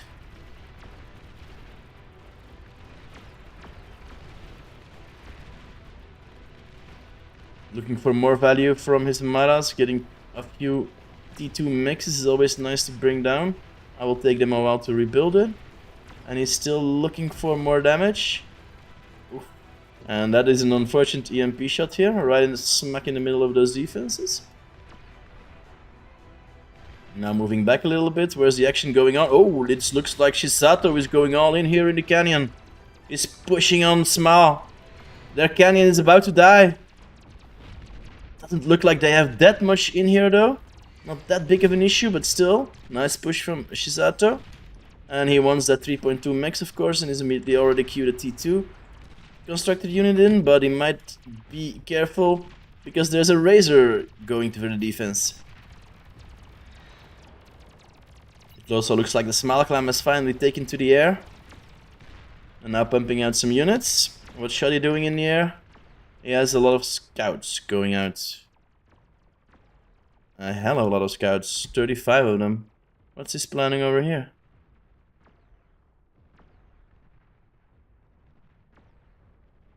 Okay, 35 scouts. Let's see what they can prove to be. Looks like Yanami has sensed the danger of this Razor and is moving back.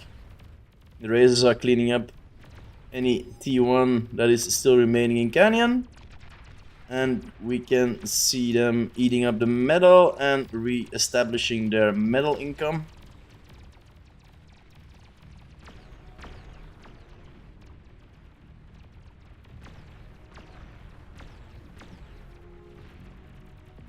Still very neatly done by the Small Clan, I do believe. They are maintaining their fronts, they're not behind on anything. Actually, the blue team is ahead on the eco side. Energy production quite a bit actually, and Metal produced.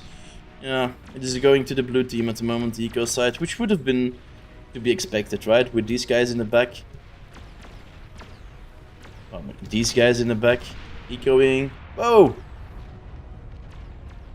Was that was that a nuke that I missed? Yep, shoddy nuke there, and nuked Mr. Hardy out of the game. They lose a lot by that, and they vote for a resignation, and that is 1-0. The XD takes in a win, takes in a point. 20 minutes, and no anti-nuke. I would be flamed if I dared that on my in my glitters map. But these guys were probably focused on something else and weren't expecting that. The other side did have their anti-nukes up though. Interesting. Let's take a look at the statistics. Yeah, the red team ahead on the eco. Well, green player on the other side did provide well, also some eco. Maybe the stats.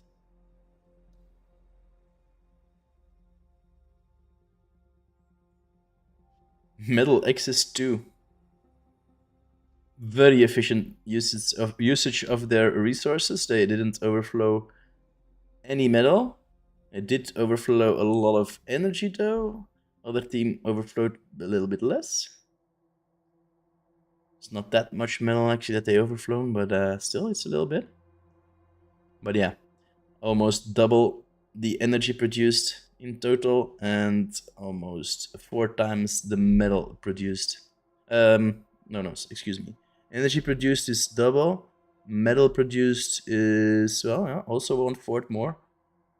Wow, actually 30% is quite a big difference, right? No, looks like the eco again was proving to be the deciding factor in this one. Let's head back to the lab.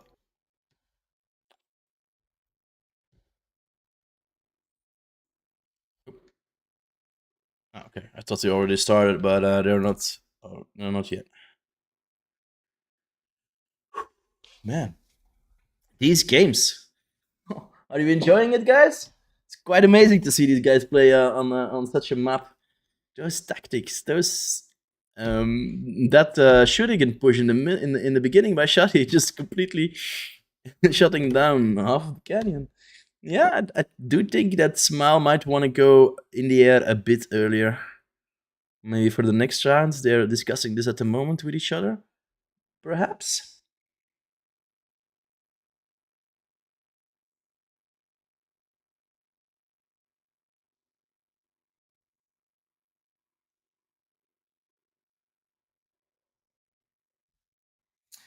That's a good point. Maybe indeed, yeah. Maybe these players are changing their name in order to avoid getting targeted or getting singled out. That's yeah, that's a good one. Oh, quite possibly. Well, dodges. It doesn't look like SME won there pretty easily. They actually lost the first bout, so they do have to bring in their A game now if they want to remain in the tournament. And if they want to snatch that second semi-final position. They're digging deep, looking for every ounce of APM they can find in their body. Closing their eyes right now, clearing their minds. And 100% focus on beyond all reason. While we load into the game. And we will start in 111 seconds. Similar positioning here on the XD team, and the Smile guys don't seem to make that many changes either. Still Casey here on the break canyon position. Oh, but Yanami is now in the canyon. He used to be over here in the canyon break position, and he's now gonna be defending the canyon. And Zhao, who was earlier defending canyon, is going in the offense position. He's gonna try to break canyon on the other side. A small switch up here on the XD team. I think the rest of the positioning are basically the same. Neza was over here, and I think Gucci and Spooderfront as well in here. And that doesn't look that much different from the small team. In a few seconds, in less than a minute, we will see who takes the next spot. If the XD team, Sharikuchi, Zhao, Neza, Frinda, Yanami, can take the second win, they will have also secured the second semi-final position. If Smile wins, they equalize the score 1-1, and we will be going in a third game.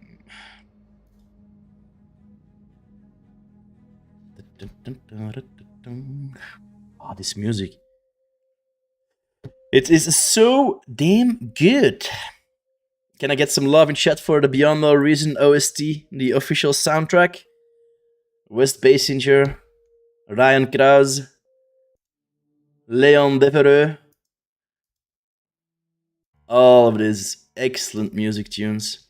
I just love it. I just love it. I was pleasantly surprised a few weeks ago when Beyond Law, while my YouTube playlist suddenly got invaded by the OST. YouTube actually realized that I kind of like the music from Beyond All Reason and was mixing it in my usual audio tune playlist, which was surprising, but still, like, I'm not playing bar. Why am I listening to this song? But yeah, I didn't remove it, so I think it was a nice addition by the YouTube algorithm. They figured me out there.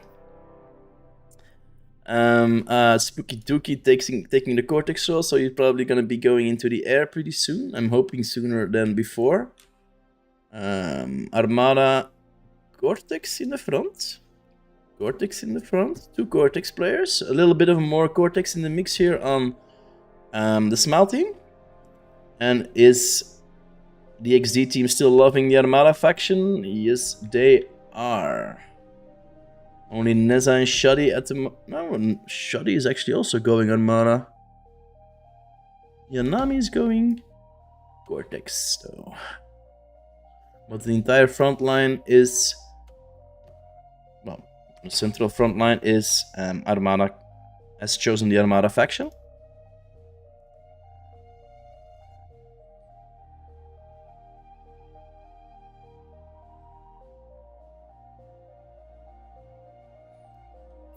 I was also wondering about that, Brett, if that was a spy bot that we saw earlier or not.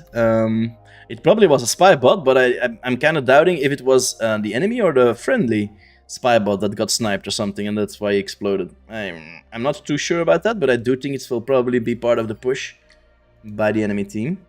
But usually the spy bot is being exploited as a defensive unit. But these guys have turned it around and are actually using it as an offensive unit.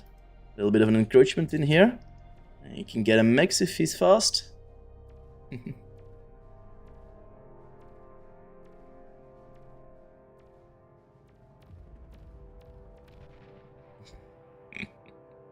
Nicely done there. Using the constructor to build something right in front of that rover so he couldn't shoot half of the time. Neatly handled there.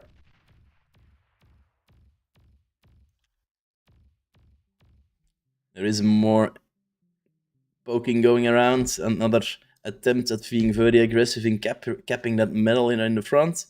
He did get a few of the metal. I could have gotten more, actually. He's going back. Maybe he wants this little piece as well.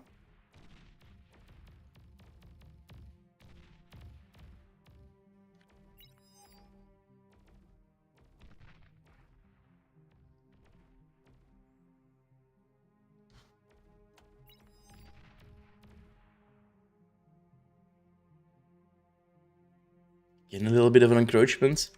That's going to be good for the Smile team. A little bit of less echoing, or a little less performance for Shisato on out echoing the other side, which he usually does.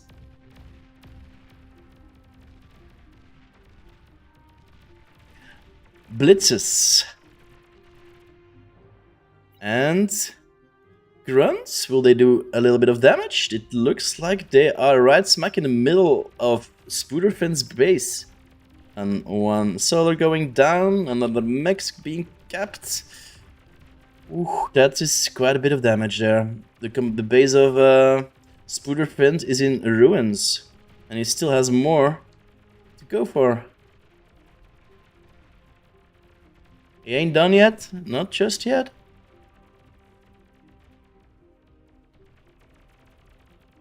Almost gets more value, so I kind of wonder why he just spread out those units. He could have gone straight for the air player here. And only one mix down. Another blitz here trying to go to the front. And another few encroachments on the XD team. Smile is very aggressive here in the beginning. Gets quite a bit of damage done while we don't see any units from XD crossing the front line barrier. I'm not going into the back, but Smile is now going for Janami. I thought for a moment he was gonna come trade, but he's moving back.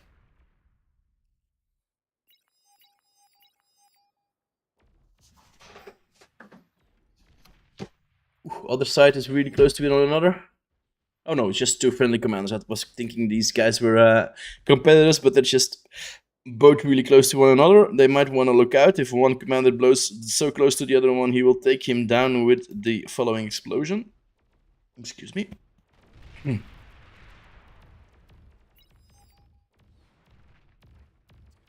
Host, introduce yourself. Are you a dev? No, I'm not a dev. I'm just a contributor. I help out PTAC on the promotional side of things, and I usually stay a little bit in the background and trying to organize as much events on the Twitch channel, on the Twitch official channels that I can. Well, it used to be only for special events, but I was kind of not agreeing with that tactic, and I wanted more stuff to go on the official channels, resulting in, at the moment, 3 streams a week, 2 fight nights and 1 tournament if it's being casted. And of course, fight nights are organized by Nebuk Chetnazar, Neb, as we all know him. He was streaming this night actually, a few hours ago, at 2 o'clock in the morning for the Europeans. He has organized fight nights for different time zones. So yeah. And my name is Shadow. I don't really do much self-promotion. I like to limit it a little bit. When I'm on the official channel, there's nothing else matters than the game itself and trying to present that in the most enjoyable way. So yeah. But you will see more of me. Tomorrow I will probably be also streaming a fight night on the official one, if I make it back in time from a birthday party. Oh, and that's both commanders being... Did one explode? I thought I saw 2 of them here close by. I don't see a grave anywhere. I wonder where this commander went. Anyways. KZ and Janami again facing it off. Bots on Shizato, doing a tug walk. And a lot of T1 tanks facing him. KZ hiding his commander right around the corner.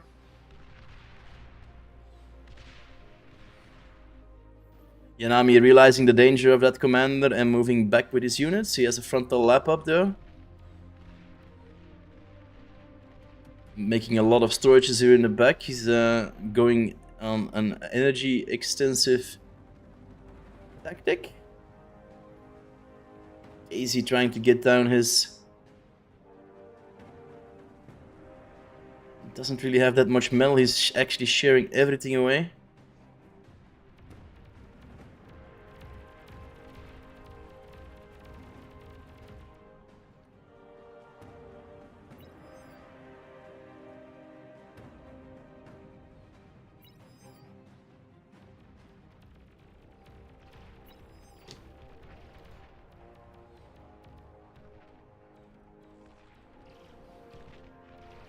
Jaguars going in.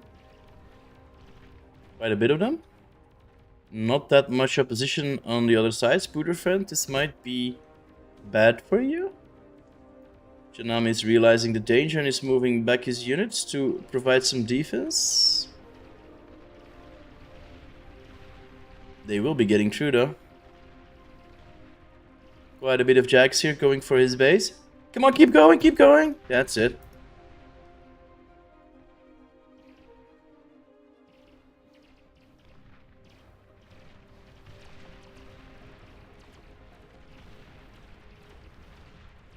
Well, yeah. Trying to shuriken down some Jaguars. They do have a little bit of an anti-air capability, so they are hard to get down. A bit of an APM stall here. But again, quite a bit of damage on Shisato's base, putting him back a little bit. Oh, and he actually managed to come trade with Shisato here in the front. And now moving in.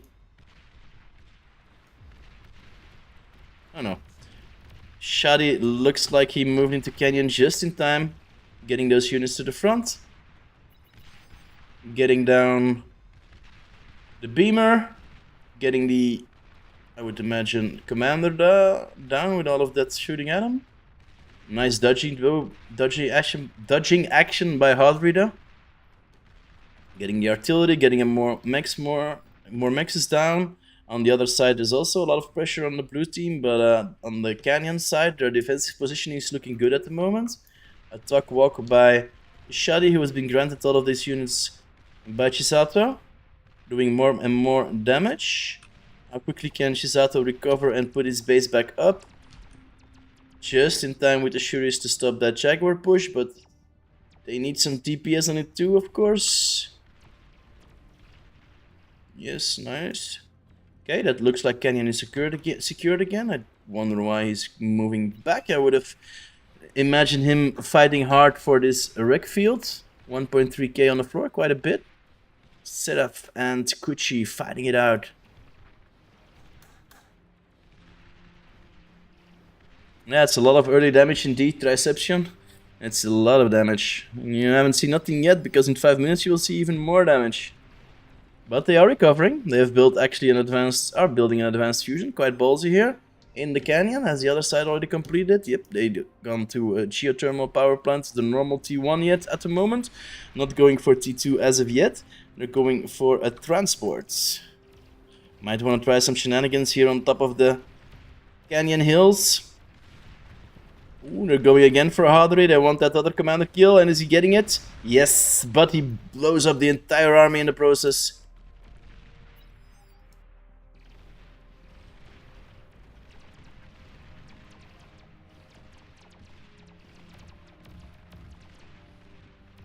Might want to get down some more defenses here, because this is looking pretty dangerous at the moment here for Chisato.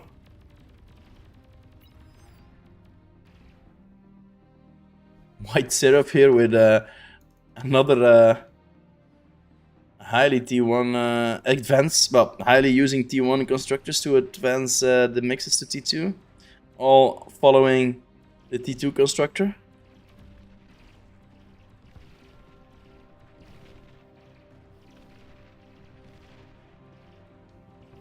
Yeah, that's right, Dino. This is Shadow Whisperke. Or Shadow.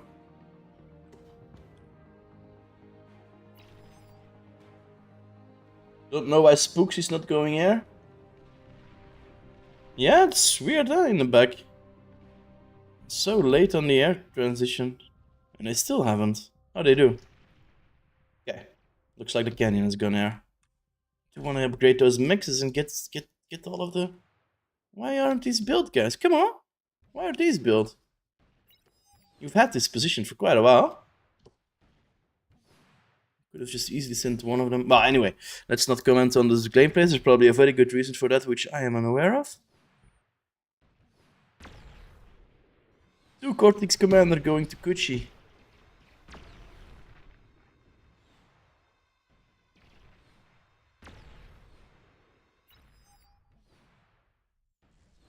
A lot of units being shared suddenly to Kuchi. He must be planning on something.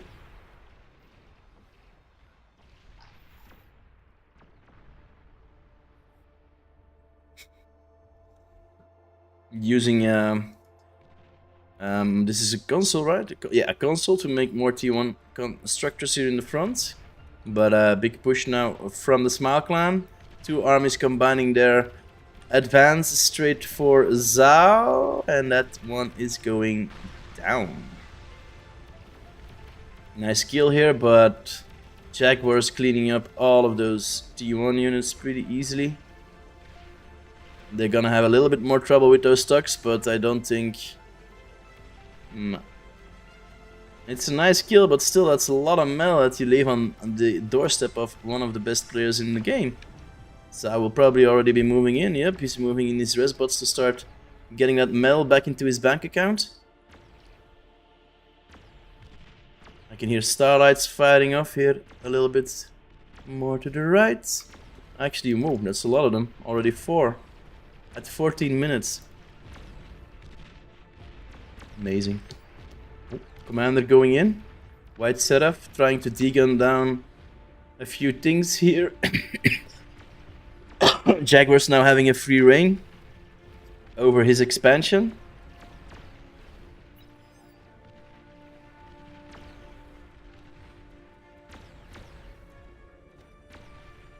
While those tires are still popping off, this neighbor is cruising through the...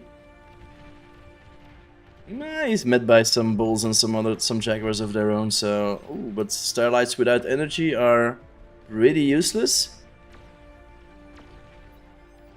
A hero LLT with 5 kills here.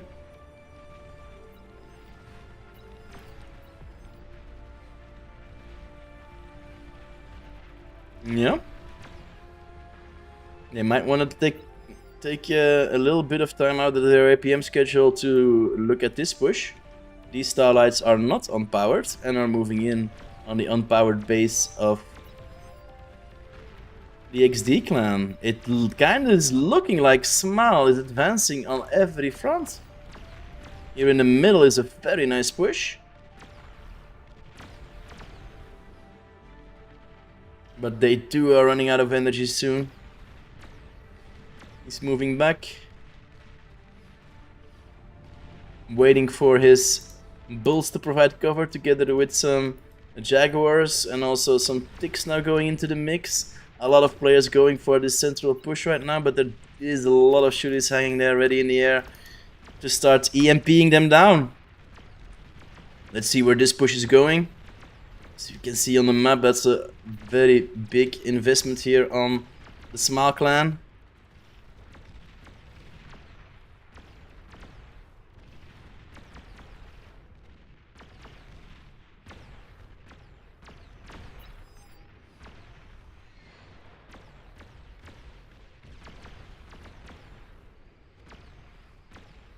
Bit of frantically sharing some units here in the back. It looks like XD is a little bit of in a panic mode at the moment. Will Smile take the next point? Will they be able to equalize the game? And again, units being shared. Oof. You don't want those starlights to explode right next to each other. They do. Oh, he's getting EMP'd down. That's nice deguns by Shoddy. 3 of the bulls going down. Now the shoot is coming to, trying to zap that army. They have it under control. Ah, that's unfortunate for the Smile clan. They were so close to getting another base down. Just in time. Gucci and Shoddy have it under control. Shoddy even going in further. He's gonna lose that commander though.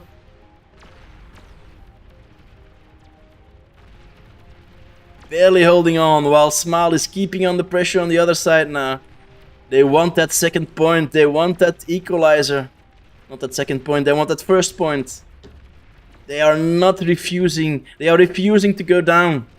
They do not want to get out of this tournament.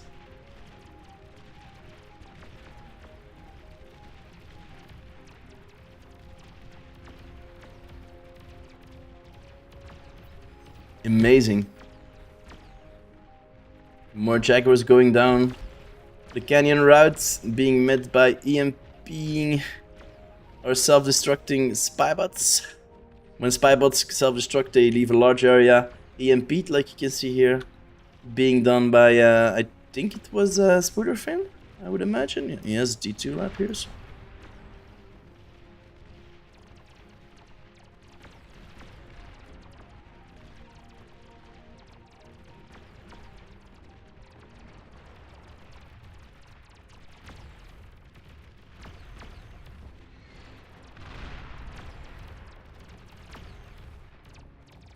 Shoot is providing an excellent way of stopping this push, giving some extra time for all that metal to be picked up.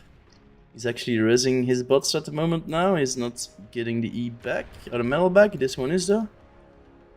And I think he's fighting here. Oh, it's a tremor. Pretty much doing a lot of friendly fire as well.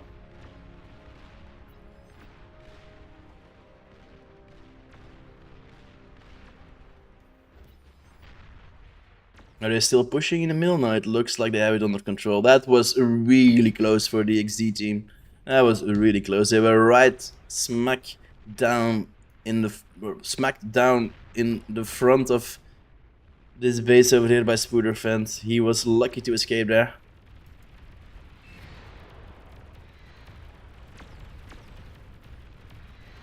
Small team ahead a little bit on the eco side. The army value is down though. They've lost a lot, of course, in this push. They did manage to get a lot down. They did advance a little bit as well.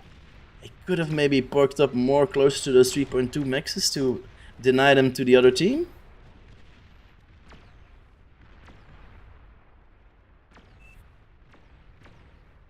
He wants to get a Tsar to the front.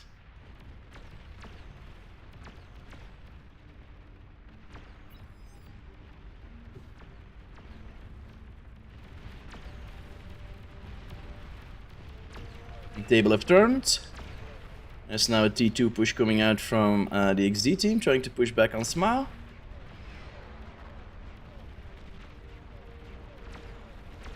Yeah, it's tilting back and forward at the moment. This lab is looking in a tight spot at the moment. Yeah, it does have a Mammoth now out. Providing some high DPS on those little tankies. They are getting zapped at though by Starlight, who has been risked.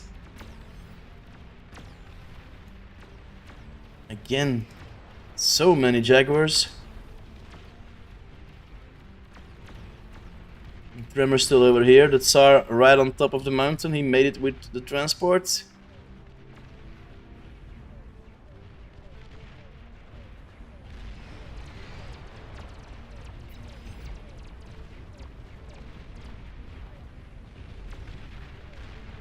But he's getting shot right out of that position. Shoot is pushing in, providing cover for the Jaguars to get down the Pulsars and the Pitbulls, two of them in the Rattlesnake. Whew.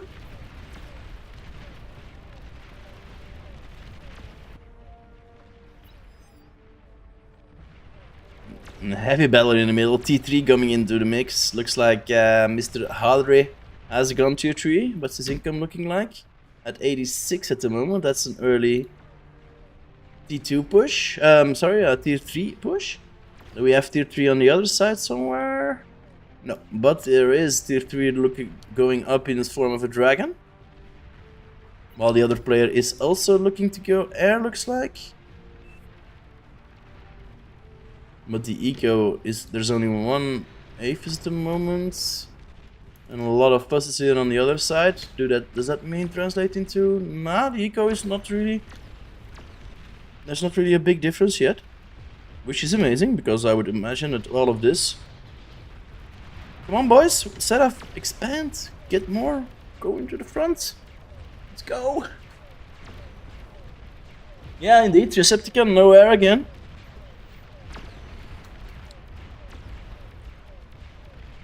Now a bit of a small little air push. Oh, almost getting down. Reconstructed, but not quite. Can they drop a few more bombs? That could have been managed a little bit better. And not able to drop their bombs, although they spent quite a long time in the air. But look at this. Smile with a big push again, now out of the canyon, straight for that Pulsar. He wants to get it down, but there's also a lot of Starlights backing it up. They do get the Pulsar. Shoot is coming in. Looks like XD has gone already T2 air. With one and where's it? 2 labs there. Going all out in the air actually. Probably realizing the other side isn't doing that much in the air, but yeah. Now they are. 20 and getting pumped out even more. 10,000 actually. And a big tier 3 push now straight down the side. Will the Shuris be able to knock them down? Looks like they are. Oh! That Lich! Oh my god, they got everything with one little shot. That entire push denied by the air. They're still hanging on, but it's looking dire now for Spooderfront. As Hound's on his doorstep. And he has a tier 2, he has a Razor going for his backline. That will be a bit easier. Just two, yeah, and the dragon now are firing. Oh, 2 dragons already firing now. They really have to go more on anti-air right now.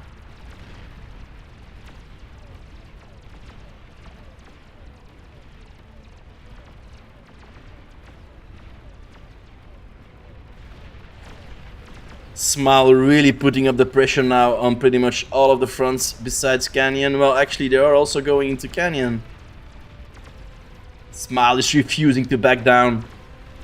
We will not go down silently into the night, they are saying.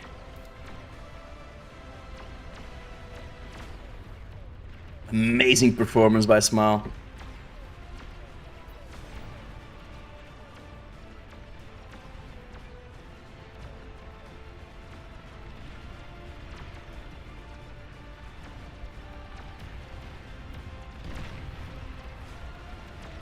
They are still holding on though. Now resting those tier 3 units. Their own Maras now coming out. But still no tier 3, no gun 3s to be spotted. Even a third T2 lap now going up.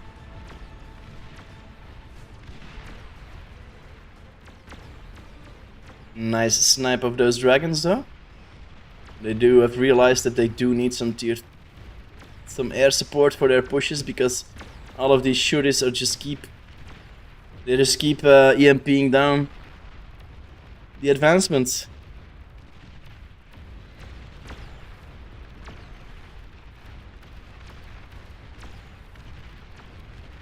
Let's see.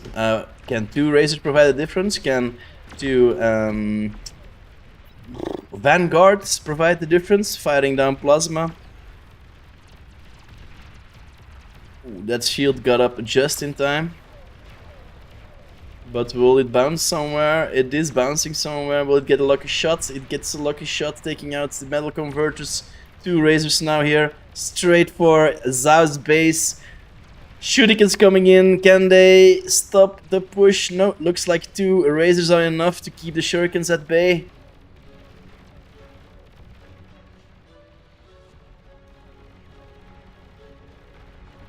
The Abductor.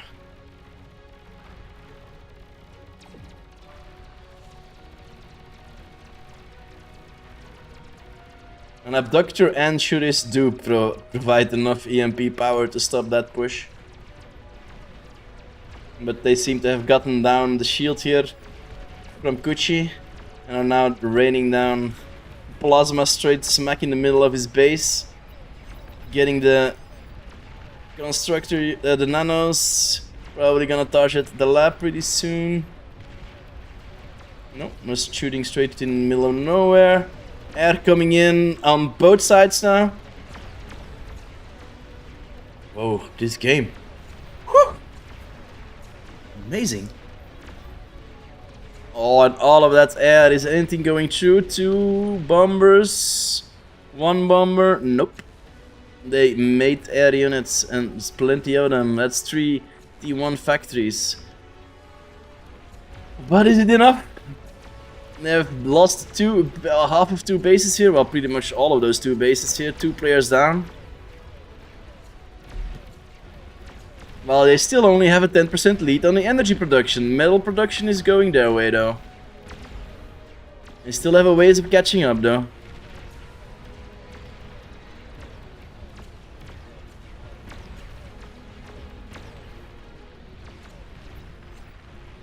Tier 3 being rest on the other side. Still the dragon trying to do some damage here, but He's not really that well protected at the moment. Now he gets some support from his fighters buddies.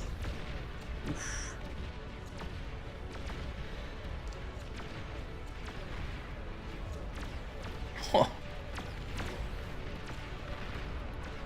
amazing that Smile is doing. And it's also pretty commendable for the XD team. They're refusing to give up or press that surrender button. And they are just keep going for it, rebuilding their bases at the moment, trying to expand more. Even more shurikens at the ready, 64 at the moment. Can KZ get any closer? Nope. He's met by a lot of pitbulls here, but are they gonna lose their brood? It is lost already, it's a wreckage. Now KZ also applying the pressure on the canyon. Now they are getting pressure on all fronts. Smart is going in. Well, not that exactly going in at the moment, but KZ is, just with some spamming units from Hardry and White Seraph.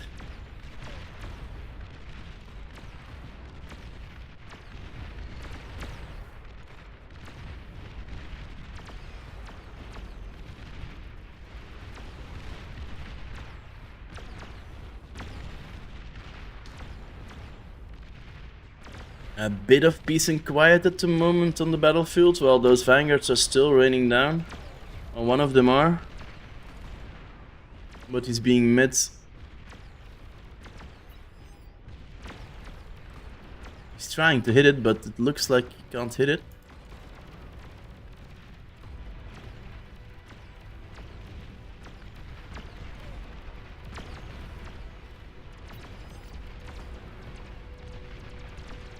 Yeah, indeed, a little bit of flak units would be nice in reception in that earlier push.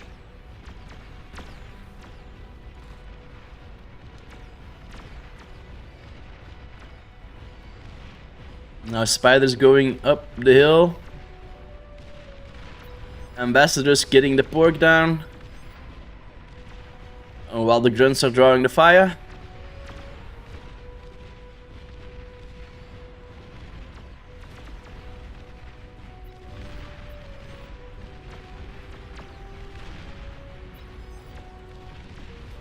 Shuddy has enough of it.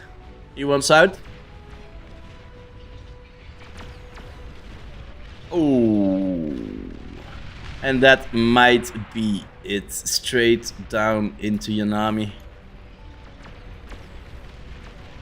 He loses the canyon. And that is the GG vote. What an incredible game by Smile. Let me applaud these guys for a moment. Oh my god, that was amazing. That was amazing. Such a nice push. And I think if they would have gone air a little bit sooner and provide some air support for their advancements, they could have gone further.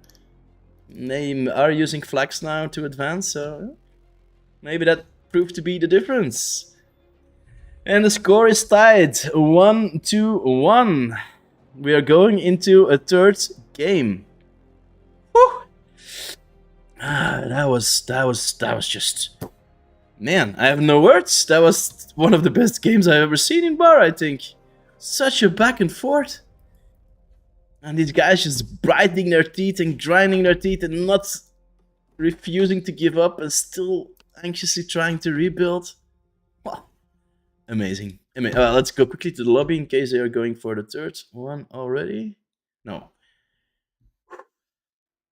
All right, we see a few guys that has to restart their game. I'm also gonna take a 1 or 2 minute break for a little bio break.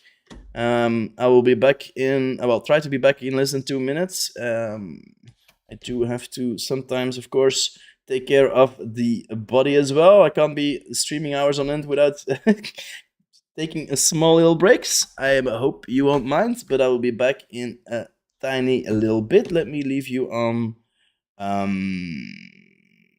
the bracket scene. What up? So SME XD 1-1, third game incoming in a few minutes.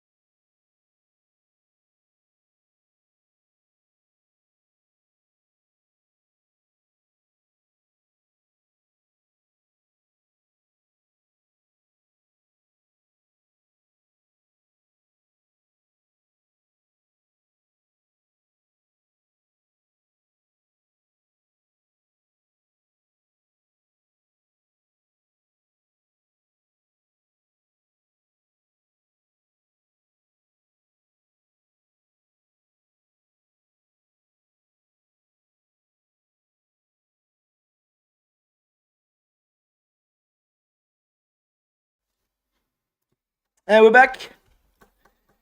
It looks like we only need 2 more players to press the ready button. We can go for the next one.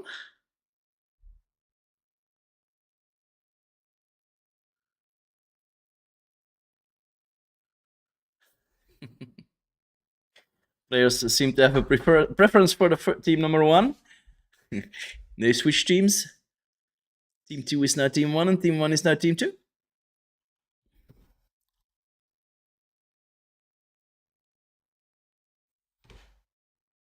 One more player that has to press the ready button and we'll go for round 3. Oh, the score is 1-1. Amazing games that we've seen here today. That was amazing. I have a little bit of watery eyes even about that one. Oh, such a nice game. This is worthy of the final, this gameplay. In my book. It's been an incredible game. Oh.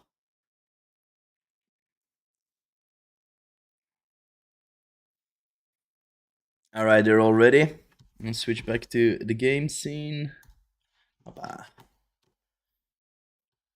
6 players ready. 6 players ready. I'm itching to press this button, but I'm gonna leave it to the guys here in charge. Here you can see a quick rundown of the tournament settings. Allow custom widgets at 0 to avoid widgets being used that provide an unfair advantage. It's of course a ranked game. And they are not allowing commands while the game is paused. There is a way of still pausing the game, but you can't queue your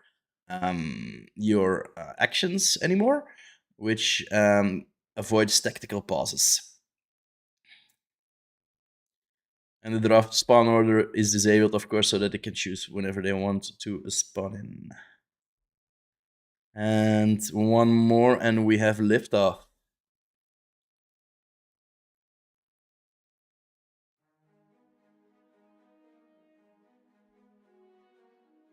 And it is game 3 of the ATG 6v6 tournament.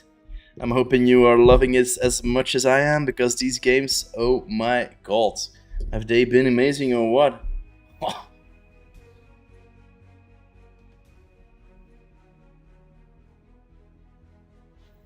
Okay, let's switch it over to have the green team on the bottom.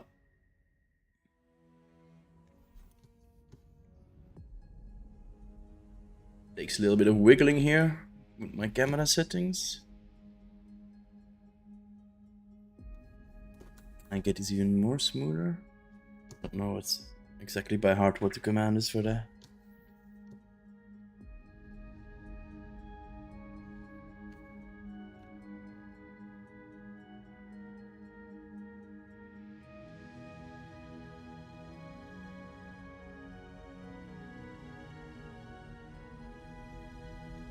Alright, in a little bit, well, in exactly 2 minutes, the next game will be starting.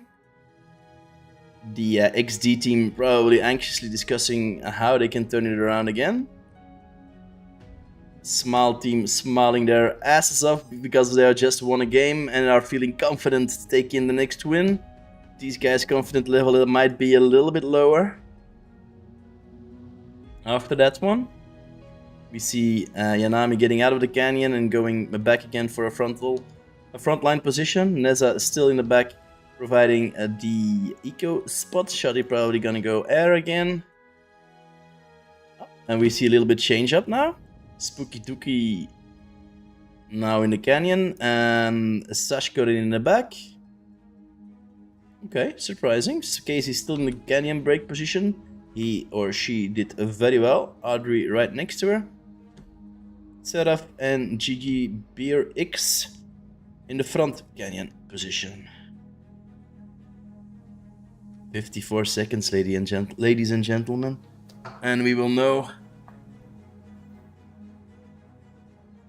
Well, after this game we will know who goes to the finals.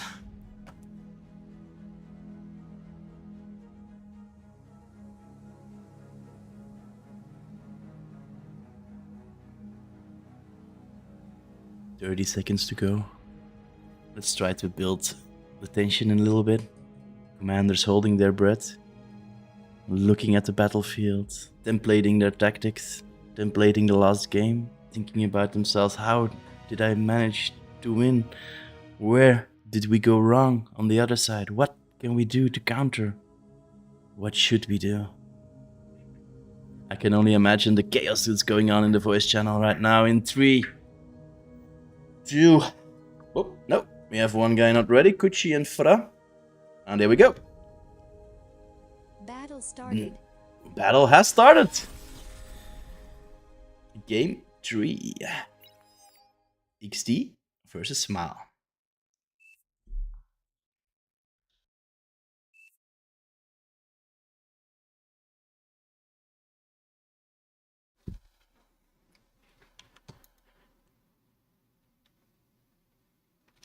We will probably see an Armada. Oh, Gucci now. Going Cortex. Spoeder Yanami on Armada. Zhao preferring Armada. Shadi also Armada. And we have a Cortex sticker in the back. On the other side, Sashkorin is slow walking the commander, sharing pretty much anything that he has with the rest of the team. Spooky Dookie immediately going into the air. That might be a good tactic. The last 2 games we've seen them going in the air pretty late stage. But with this guy on the other side, who much likes the air, and he's probably a very good air player as well. That's maybe not the best of ideas, but they still managed to take that victory home.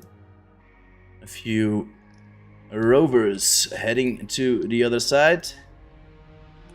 Can they find some value?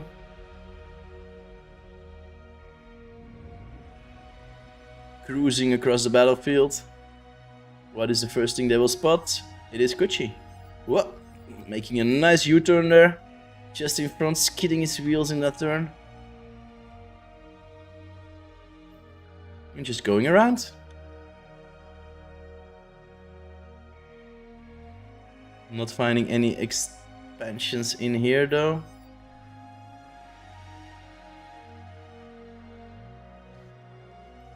And running into another commander. Will he again take the turn? Yes, just in time.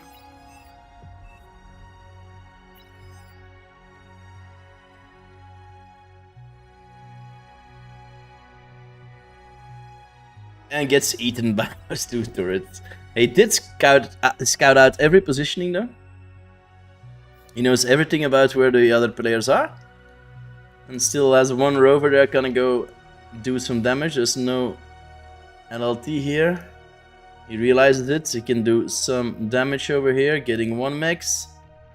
The other side is also encroaching, doing the same thing in Canyon on the other side, but there is an LLT here.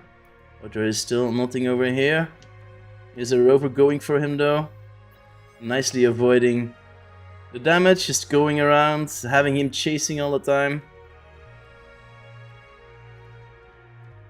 Sashkorin knows how to do this, of course. Noticed that the rover, the radical, was going on the other side and just did the same thing and just keeps on going around. But he does need to get some kills in there. 2 mixes, bit of E down. Not that much damage though.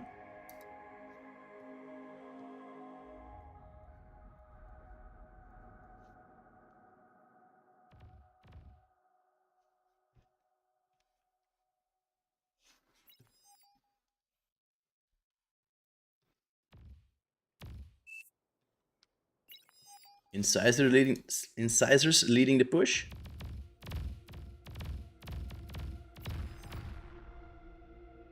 But those grunts are taking care of it. But can they stop the ticks? Kinda got stuck in each other there when one of them blew up and left the wreck.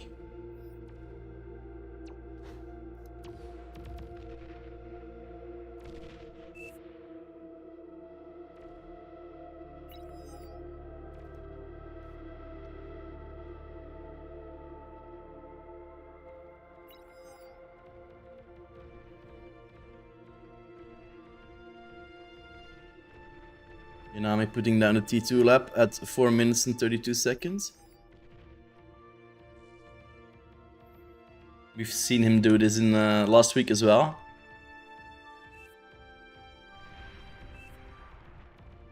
Battle paused. Oh, Casey's lagging. She needs, or he needs a little break.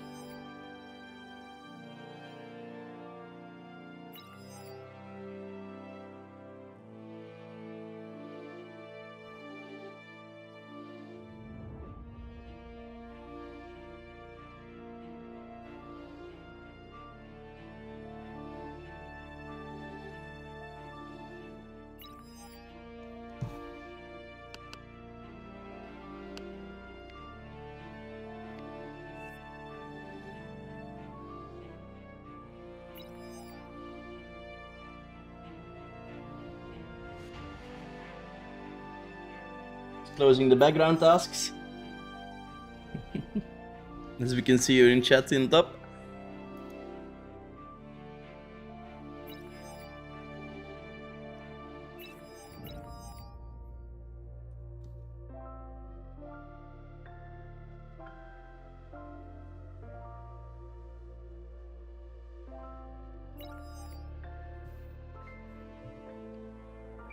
Anxiously pinging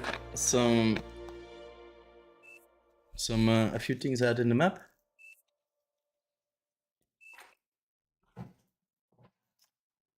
Oh, and we even have a relock going on. Casey exiting the game and trying to get back in. Nice sportsmanships indeed from the other side, not complaining about it and just quietly waiting for him to get back.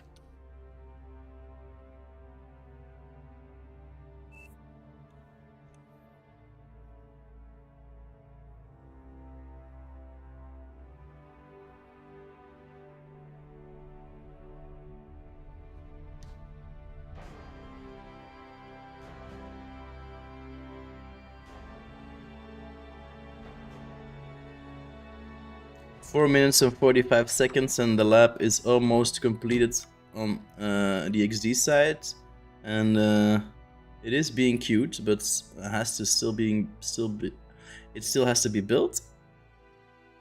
Looks like the XD team will be way faster on the T2 expansion. I always wonder, how does he get so much nanos up in such a short amount of time? 4 minutes 45, and he already has, what is 12? Are these all him? No. There's 3 of them from the other side. So let's say 1, 2, 3, 4, 5, 6, 7 nanos in 4 minutes. That's like a nano every 30 seconds.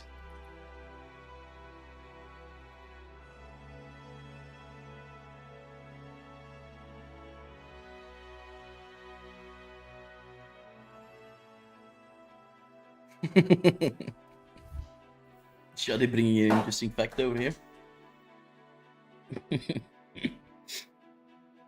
Which is true. But I don't think these guys will do that. Anyway, they aren't really allowed any spectators besides the casters. And the tournament organizers, Hayaji and Go and LSR, are the tournament organizers of the ATG tournament. LDM is a caster and I am a caster. And yeah, so no other spectators in here. Oh, that would be unfortunate if Casey cannot fix the internet problems.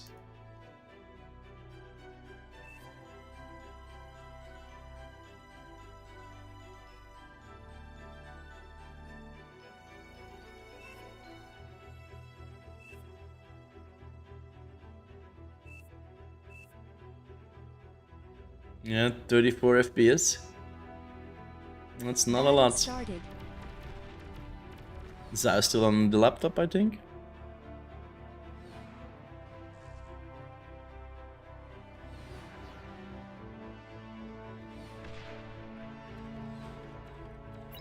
And they've gone for the next one. Spooderfent and GG Beerix now facing off each other. Nice little wall there.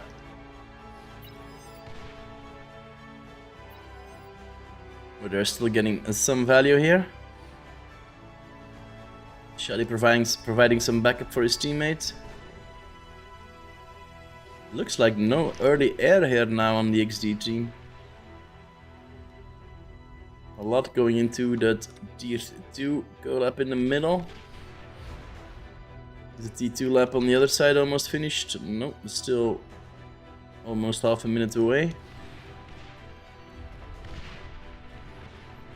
While the other side has completed their first fuss at 5 minutes and 45 seconds.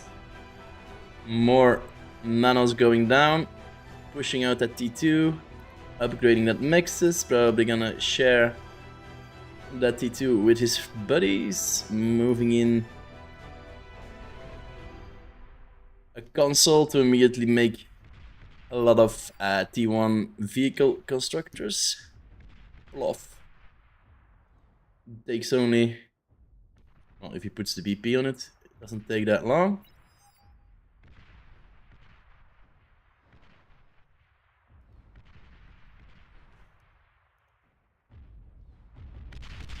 Spooderfront getting a bit of pressure here.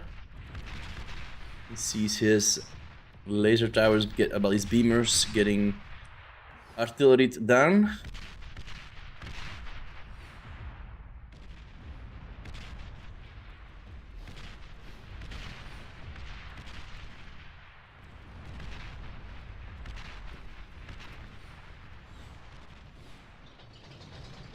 Zhao, you might want to watch out. Bye bye, Zhao. Oh, 3%! 3% and he gets away. 1%? almost lost his commander there. While the other side is still pushing out heavily here. Yunus, Shell Shockers, and a few Whistlers for vision. Finally getting down at LLT. Chatty just keeps on building more and drawing the fire.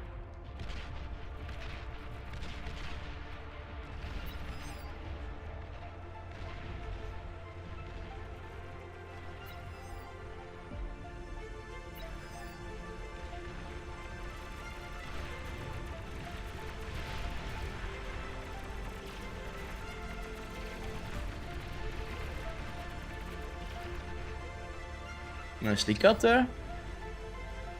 But still, the small team is advancing and has porked up and denying the 3.2 mix on the other side.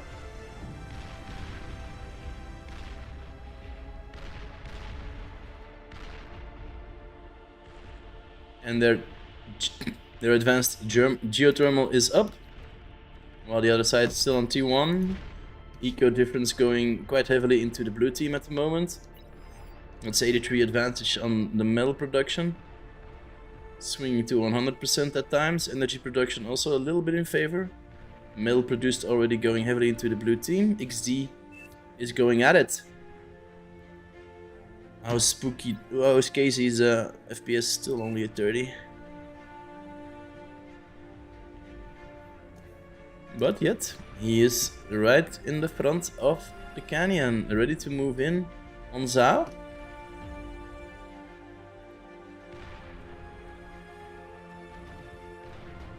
Gunslinger now trying to push back the T1.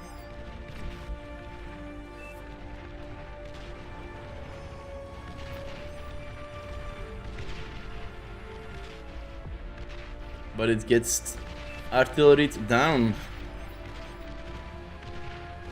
Shadi with two bulls trying to make a difference here against that bull over there. Can he get some more value? Can he get somewhere? At the moment it just looks like he's drawing fire again. Casey going in.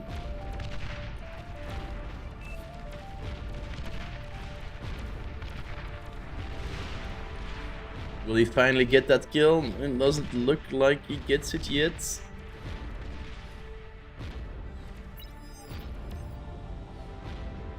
That was just in time with that pitbull.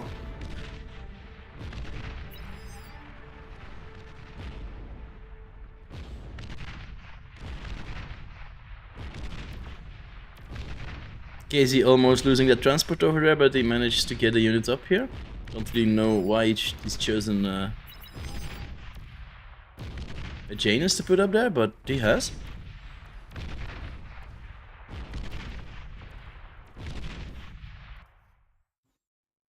Shadi going into Canyon. Seems to have killed the commander here.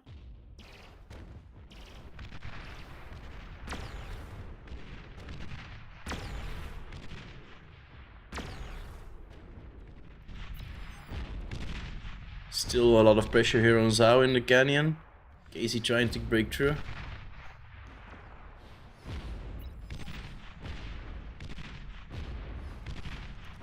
I still wonder why he chose a Janus to get up there. If anybody in chat knows why you put a Janus on top of there.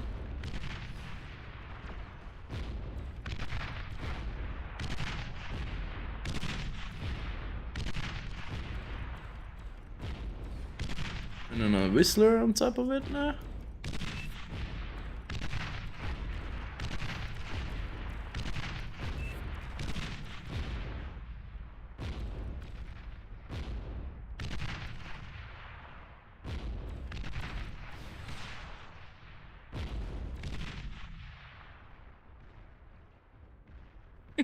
Interesting to see.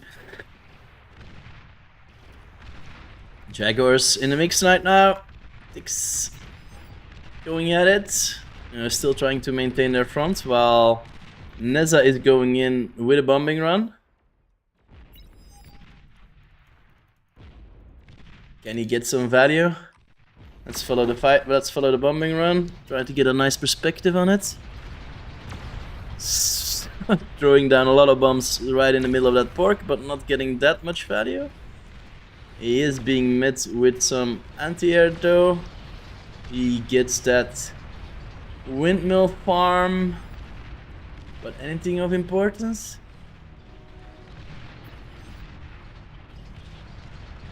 He was expecting the air player to be in here, but it was a bad guess. But he does continue on carpet bombing the other side. Can he get something over here? Yes, a few nanos, but that's a lot of flak facing him, so that should be taking care of it quite easily. Yeah, but Jaguars now encroaching there on KZ.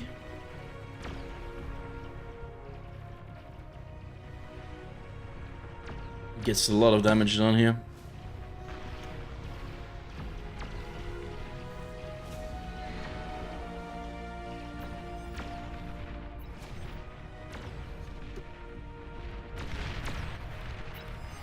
He's still going with it. That can clean up the entire pack line if he wouldn't APM stall. Shadi! Come on, dude! You have 3 things here in the back that could take so much damage. And Fra just, Sashkarin just moves in and gonna degun that. And there we go.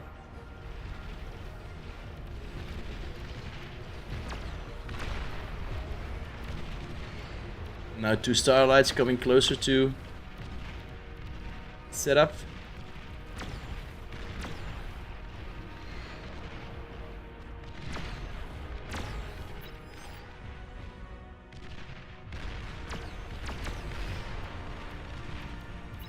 Nice starlight action, but he has to turn around. Can he get them down though? He's repairing him as quickly as he can. Oh. Almost. Almost. Another Jaguar push, but now on the other side. Will these be macroed a little bit better?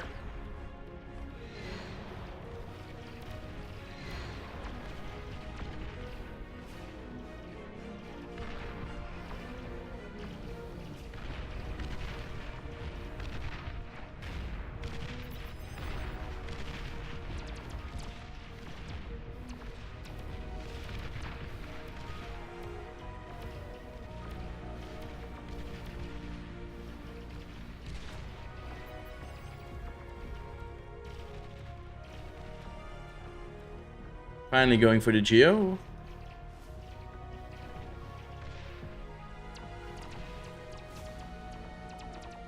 But getting zapped down. No Geo for Hardy. Did they advanced already? Okay, and a T2 factory out now as well. Upgrading their mixes, nice. Looks like Smile is advancing now, trying to equalize the huge advantage at the moment for the XD team. Gathering their forces in the middle of the map. Just need to get their E-production up, or maybe a few storages, so that these starlights can fire undisrupted.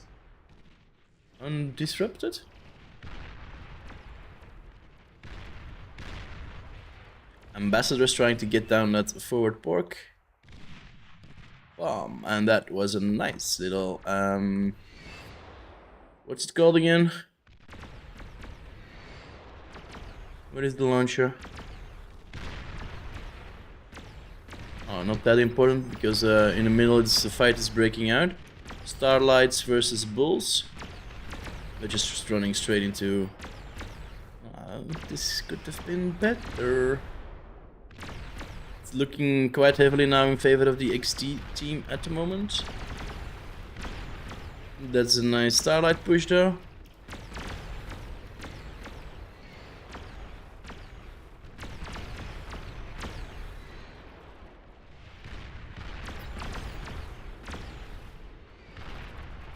But unprotected Starlights are dead Starlights.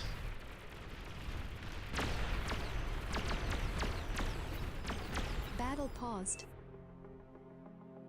Now Zhao is lagging. And we have another pause.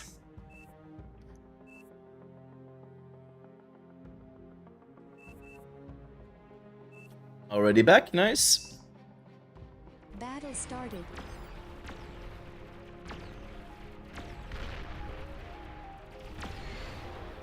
Looks like Jaguars are moving in. Trying to get those Starlights.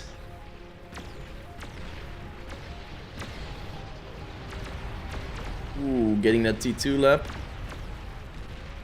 That's a lot of metal. But they're running into flak again. And it wasn't even a finished lap. That's a lot of metal down the drain, Nessa. But yeah.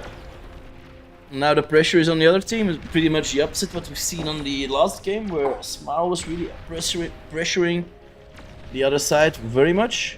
But at the moment it is XD that is putting on the heat onto the Smile team. Alright, let me quickly stay with Chisato for a second, and then I can grab a little drinky. I'll be back in 20 seconds.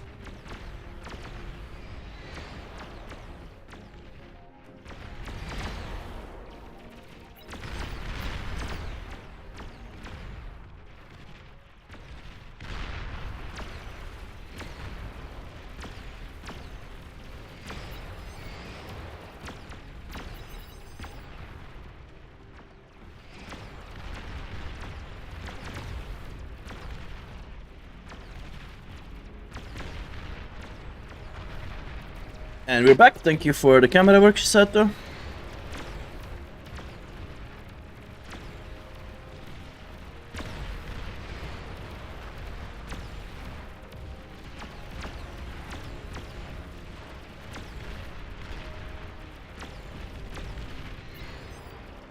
He's keeping back his T2 bombers at the moment. Mr. Spooky Dookie wants to make more.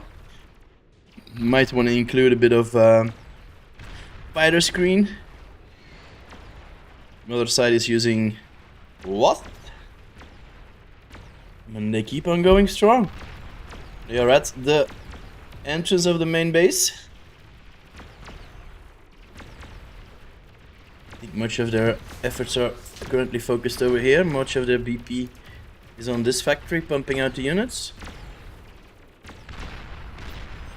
The other tier 2 factory is also creating a few units, but not being used aggressively at the moment.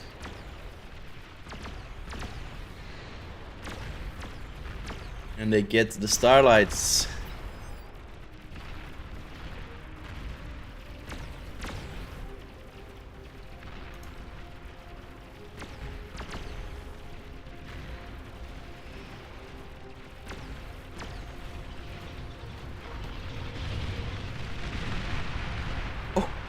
trying to snipe Shelly down, but he manages to escape. That felt personal.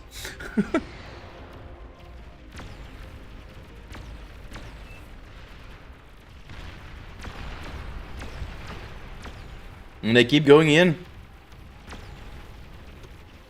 More grunts on their doorstep. Pawns, excuse me. Getting one T2 mix, getting another one. And moving in even more. Jaguar's now also in the mix. White Seraph about to lose a little bit of his base. What's the metal count on the floor?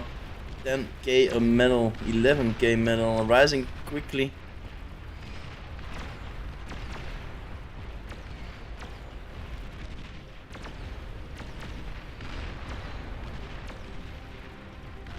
While also Casey's front row position is getting pushed back. He's lost his 3.2 mix over here.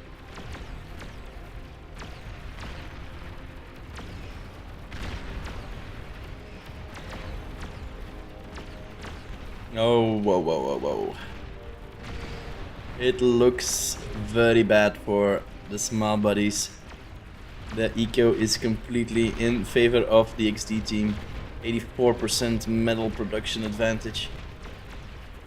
Metal produced, almost approaching 2/3 of the other team.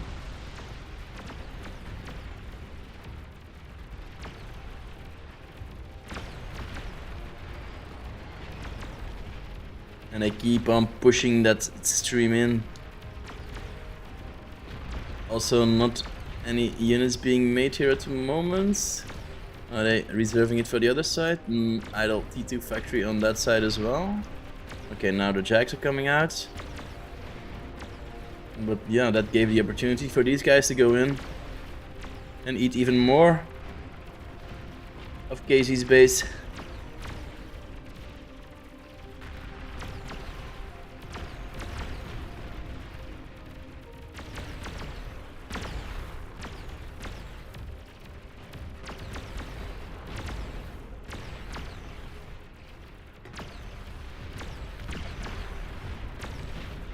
Now trying for a fat boy.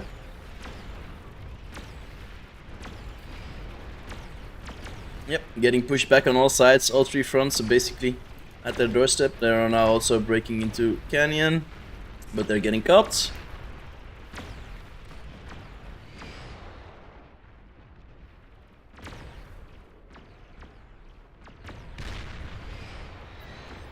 Spooder friends trying with some sneaky spy bots to get some vision on the other side.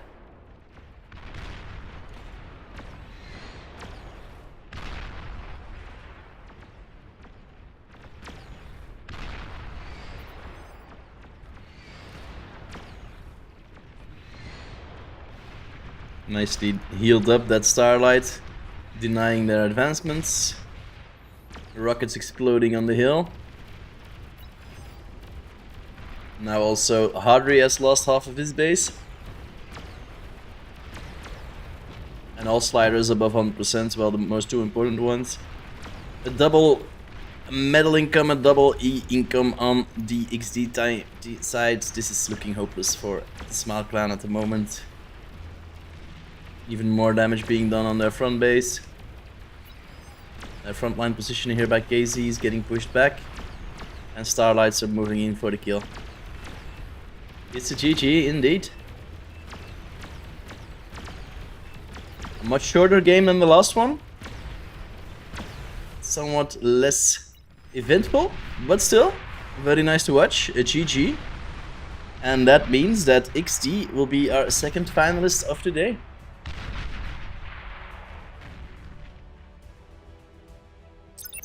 Battle ended. Battle ended. And here we have the scoreboard. Neza destroying the most energy production on the other side. Shadi with the most damage done. Shadi also the most efficient in using his resources. And Spooky Dookie nuking down his allies units with quite a bit of damage on that. If we take a look at the stats, we can see Shisato doing what he does best. Getting his eco up in an incredible rate. From the beginning already you can see the difference going up and up and up. Block skill. Interesting. I think that's a new button. All right, and let's take a look at the statistics. 78 APM by Kuchi, 81 by Seraph. I'm already happy if I reach like 30 or maybe 35. These guys easily just do double of what I do. Damage done, units produced. Yeah, it's all in favor of the XD team. Alrighty, so let's update the brackets. Bum, bum, bum. That means XD advances. Give me a few seconds so I can update it for you. Export.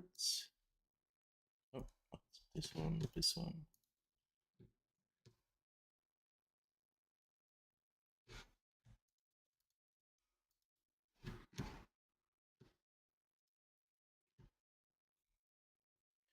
And brackets over here. And yes, welcome to replace. And there we go. XD advancing. Puck and XD will be the finals. Will be the finals of the day. They will be contending for 500 smackaroonies. Let's go over the player list one more time. The Puck team. X-Factor Live, Narnuk, Hellshound, Teddy, AT, Sash, and Ptak will be facing off Texas or Austin, Za, Team Kebab, Kuchi, Neza, Yanami, Shadi, and a Spooder Friend in just a few minutes. I do believe we're gonna have a small break before that. Let me double check.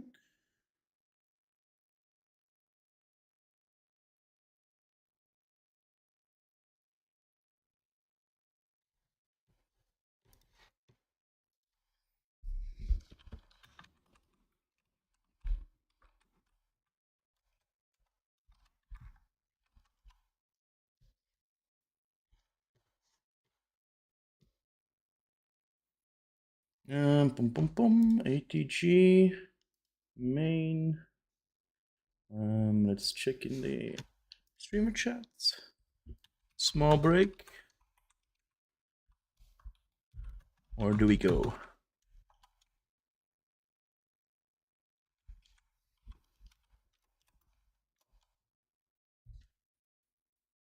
A 10-minute break? Alright, looks like they've called a 10-minute break for these guys to get their stuff together. Get some food probably in their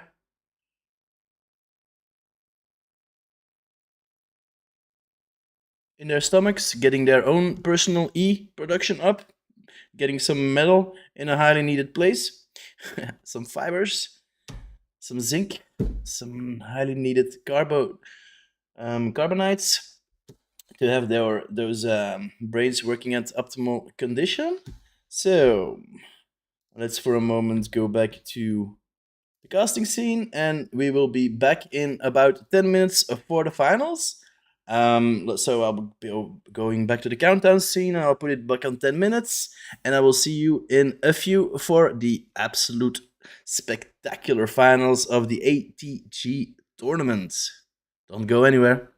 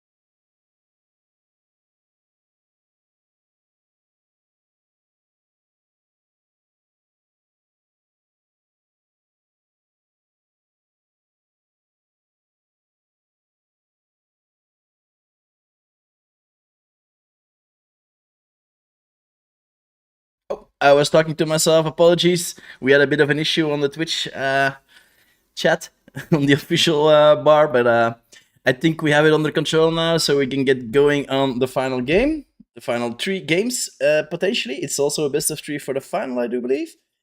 How about, wait, maybe it's not actually. Let me double check on the rules.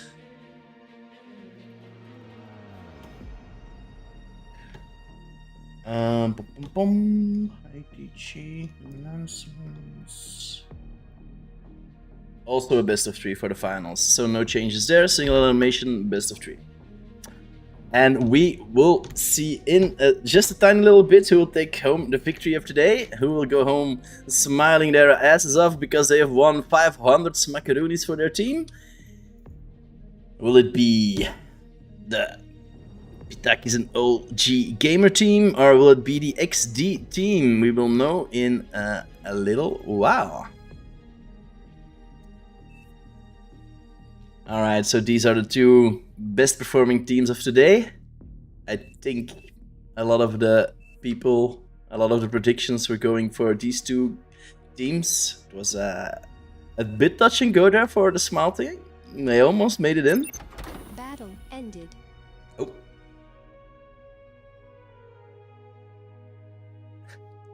We do have a few players not able to jump in, so we're gonna have to restart.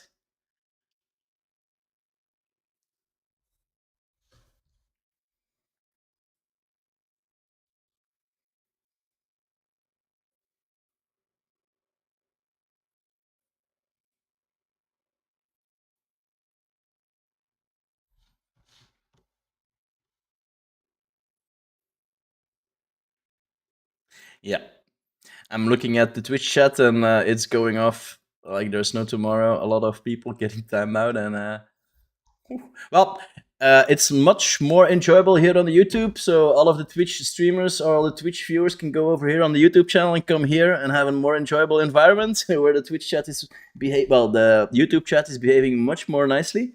Thank you for that, by the way, everybody. It's been a blast, and I really appreciate all of you watching and enjoying, hopefully, the content being provided.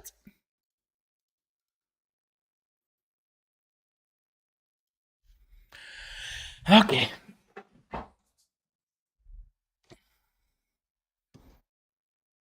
And now the entire XD team has left the lobby. Excuse me, the entire POG team has left the lobby. They're now streaming back in. Tickling back in.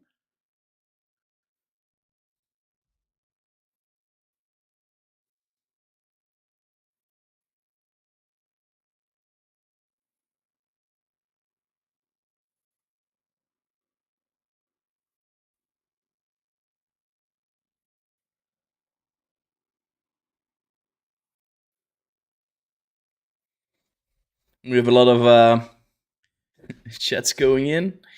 Seems to be a bit of an issue with the IDs. Trying to fix it here in the background. Hang tight. We will be with you, boys and girls, soon.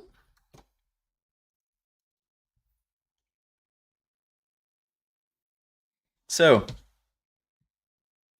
any predictions, chat? Who you think is gonna win today? Do you think the victory is going home with the POG guys or with the XD team?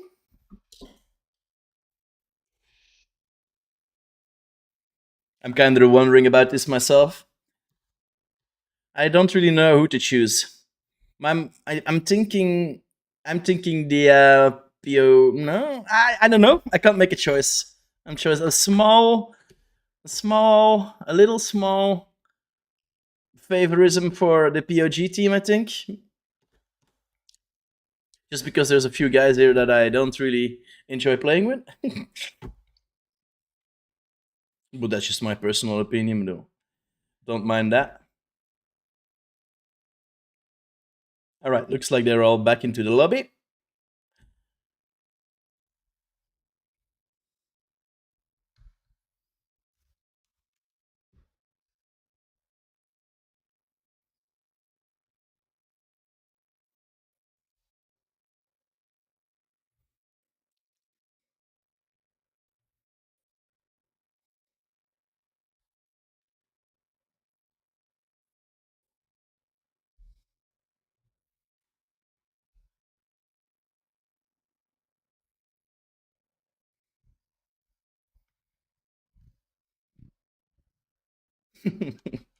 Chat is popping up here.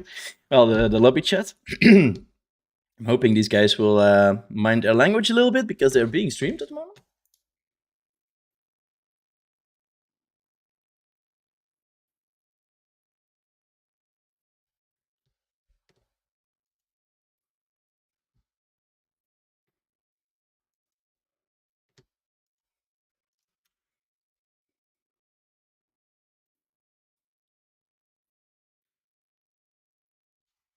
Trying to keep my eyes out on both chats at the moment can be a bit difficult. But yeah, we do have to fill in these quiet moments for a while.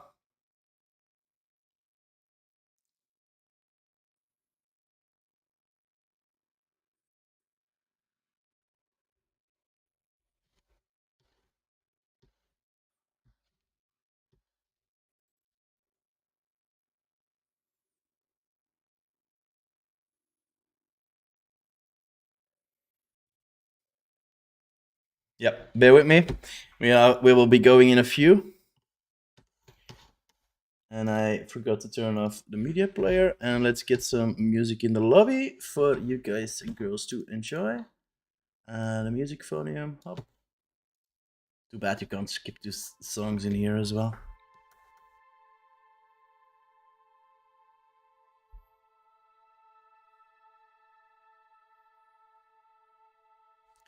So, let me take this opportunity to give a little bit of Beyond All Reason advertisement. So, this is our website. If you don't mind checking it out, if you're interested in playing the game, there's a link straight on the top where you can start downloading the game. If you have troubles finding it, it's right here. The official Twitch channel is this one. Copy, paste. And also a very nice addition to the Beyond All Reason experience is merch. You can get some merch in our shop over here. Our shop.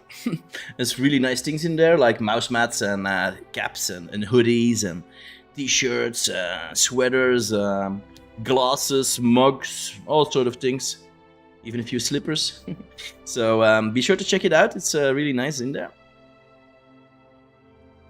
I also might be able to... well, no. Maybe I shouldn't tease that yet. So yeah, we're still waiting for a few players to join in. I can't really put on another pausing screen, so if chat has any questions or anything that they would like to find out, feel free to speak up.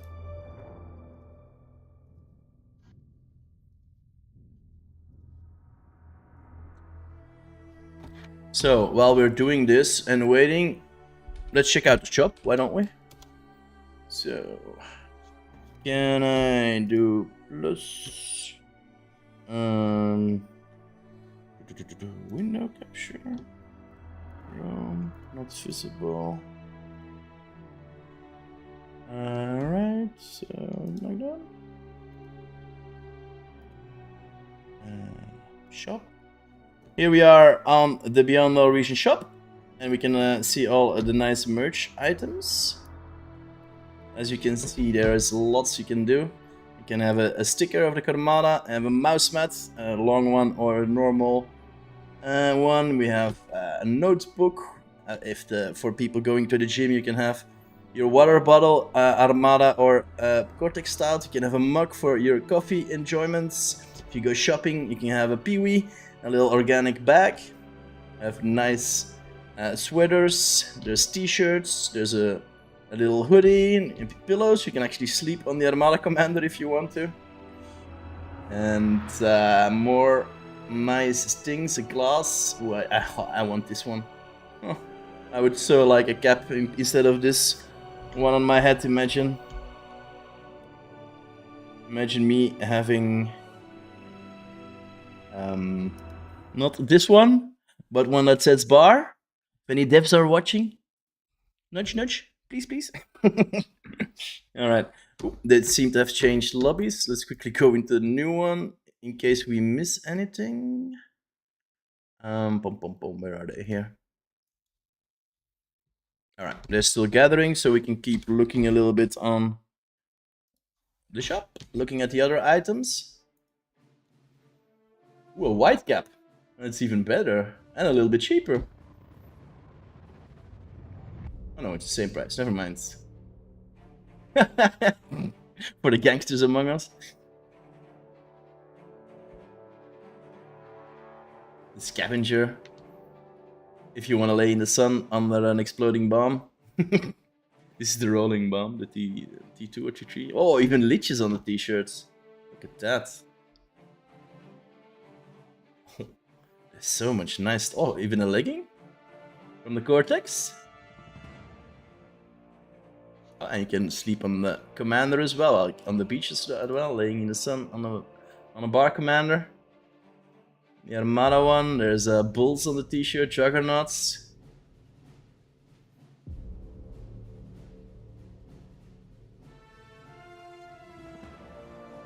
All sorts of nice stuff in here. Nice, nice, nice.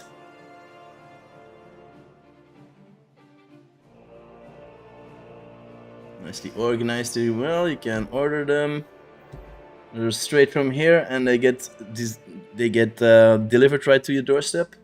So yeah, if you feel like supporting Bar, you can always get some merch in. And also an excellent way, of course, to help the Beyond All Reason project is to do a donation. So if you go into home and you click on donates, you can support the bar development by making a donation. You can choose a custom amount, you can choose whatever you want. You can put in a little message, and here you can see all of the recent bar donation that has been done in 2025. Quite a bit of them, so thank you all for that. We do appreciate it very much. Your support is invaluable.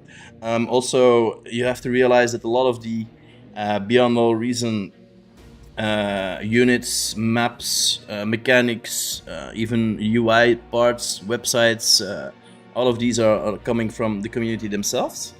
It's actually a very big group of developers who are doing this in their free time and trying to create the best RTS game out there, a game that they all love and adore. And also a lot of the developers and people in here are actually playing and are actively a part of the esports scene of Beyond All Reason.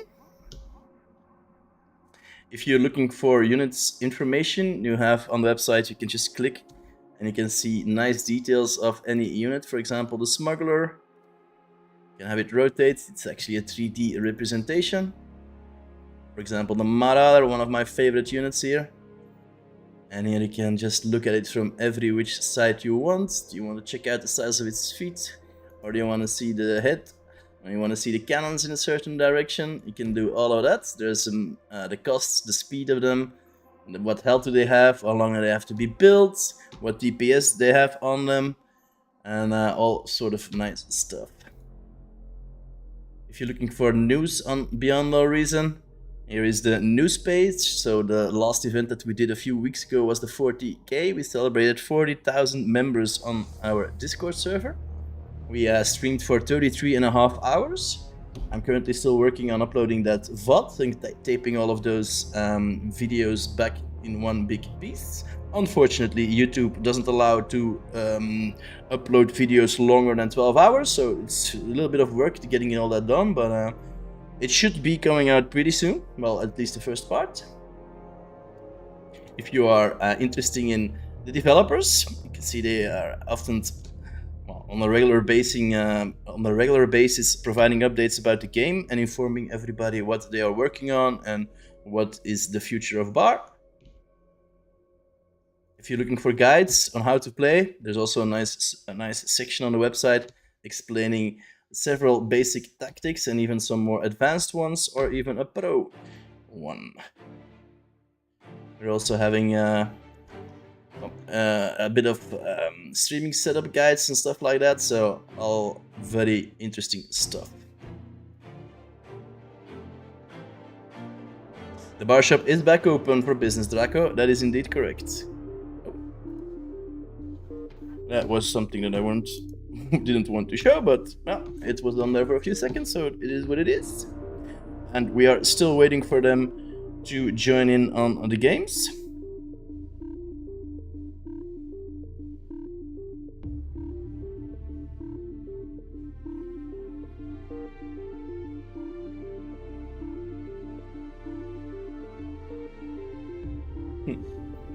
They're taking their good time.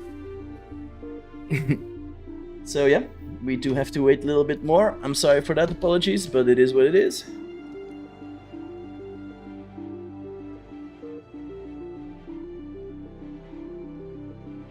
Well, maybe that gives me the opportunity to go for a small bio break. Um, let's just put on the map info for a few seconds, and I will be back in approximately 43 seconds.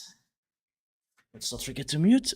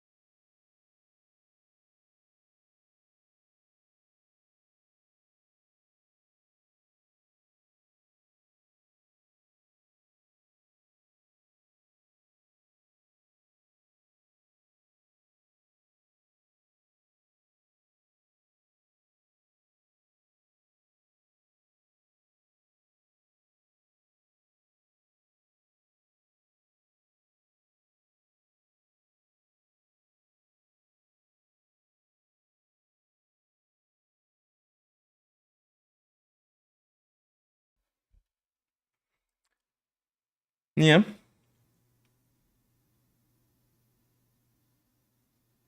Still waiting patiently for the game to start.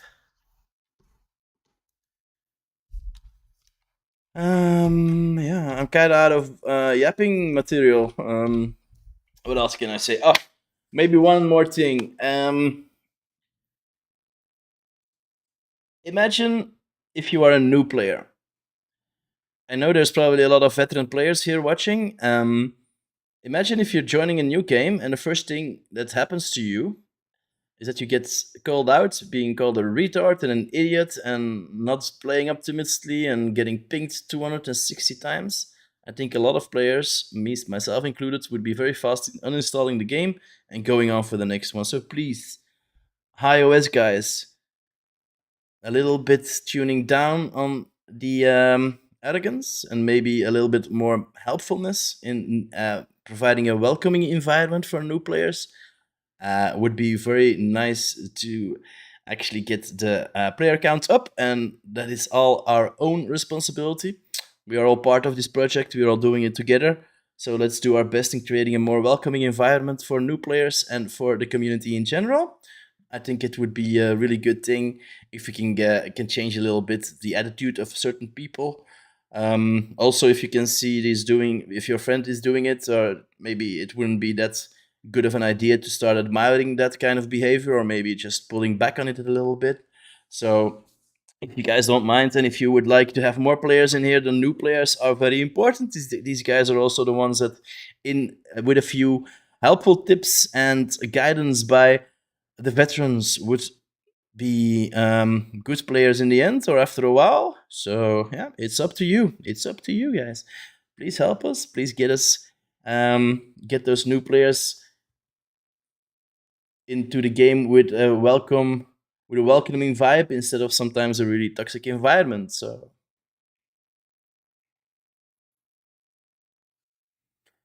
and we finally have liftoff. Woo! All right, everybody in the game. We have 1, 2, 3, 4, 5, 6 players. 1, 2, 3, 4, 5, 6 players. Nice. So looks like Kuchi and Ami are gonna do an early bombing run. Texas, Austin, Neza doing his slow walk again. Texas just providing the battery power for the rest of the guys. All of them actually putting down their sliders here on the top to give the energy to this guy. And they are already going in for the first bombing run, and they are using now an aerial constructor to get those mixes up and running. 2 bombing runs, 2 bombers at 53 seconds. Amazing. Less than a minute to get the lap up and actually getting 3 units pumped out. Am I muted? Oh, I'm sorry. I didn't notice. Ooh, let's see what damage he can do. Looking for targets, snooping around. That does give them time to put up an anti-air.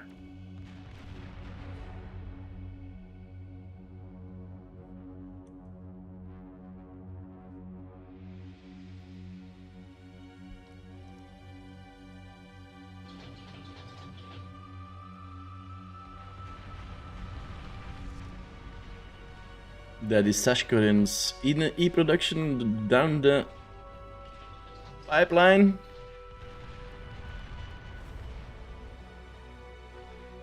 That second bomber should be getting shut down pretty soon if it doesn't miss all of his shots. Missed.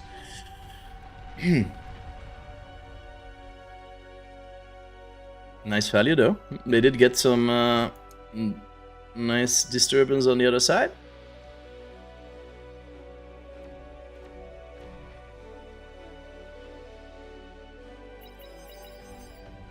I'm here.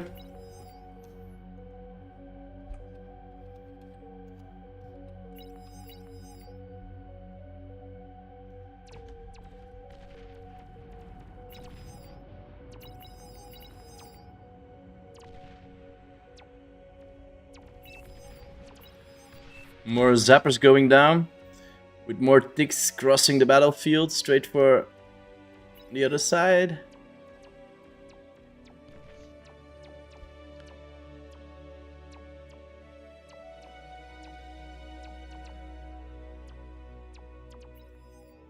They finally catch that tick. That took him a while.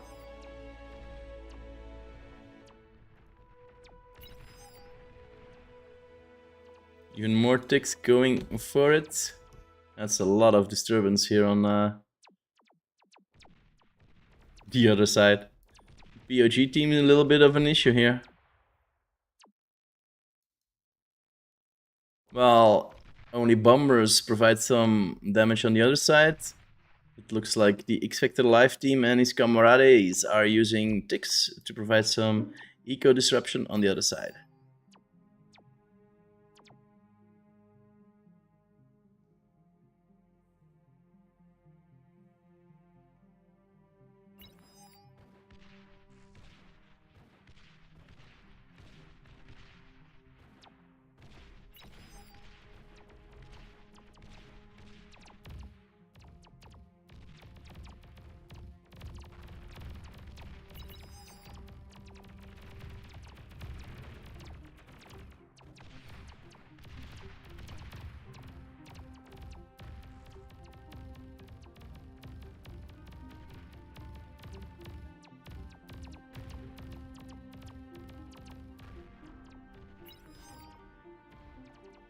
Early game shooties are OP, which is being displayed here nicely. Trying to catch everything here in the middle.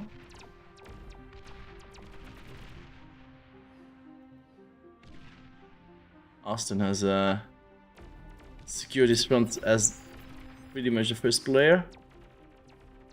While Sash is doing the same in the middle.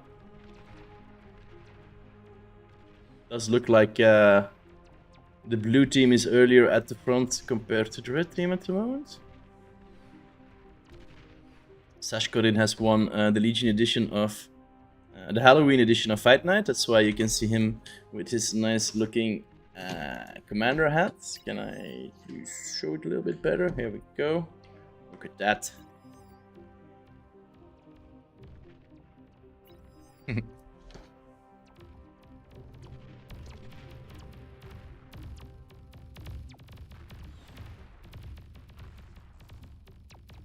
So not only can these guys win a nice looking tournament winner badge, but also they get special hats for their performance. Zhao wielding the Viking hat, and I would think the other guys are as well. Yes, tournament winner and another. Oh, no. Although Neza is a tournament winner. Yeah, he is. He doesn't look like he has a special hat on him. You might want to contact the developers about that and say, hey, where is my hat? Narnook very aggressive there on Zhao.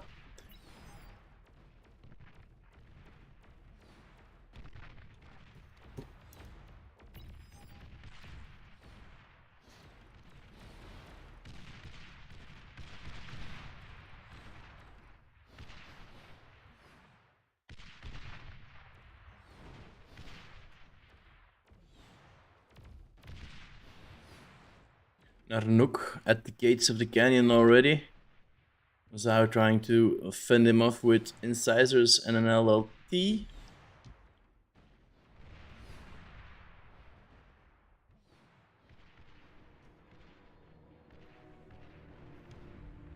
Classical POG team. No, the classical XD team. Shisato with a communism lamp on T2 already expanding all of these mixes. Probably also T2 on the other side by X-Factor Live. He is indeed. He's going bulls, sharing T2 constructors with his entire front line. They are upgrading their mixes.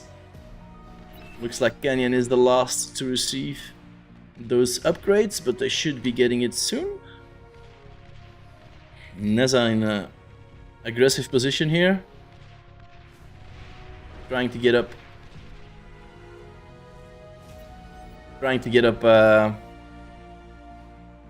one of the lightning turrets.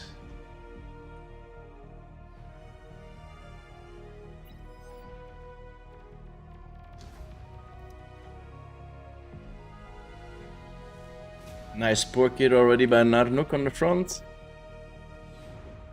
Getting up some highly needed vision in the canyon, and also an anti-air nettle.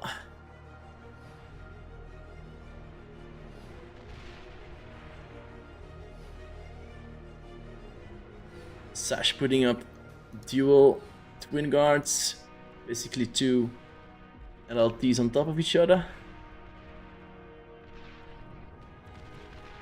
Deegan moving in, trying to get down the pork, manages to get down one, healing up his little mace.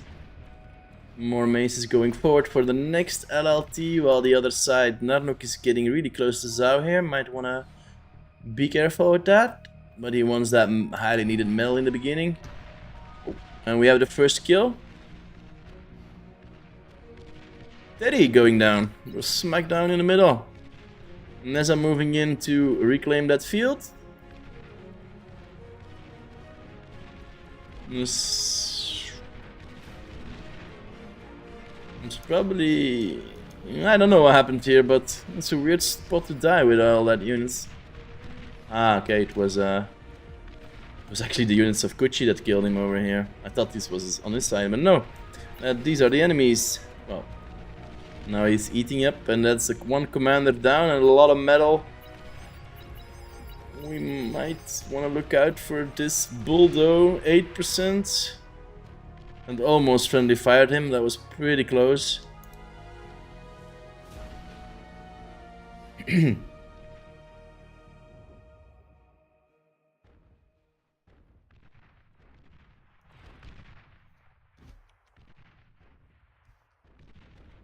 Work building up, the middle heating up a little bit. It's again a bull versus a bull fight.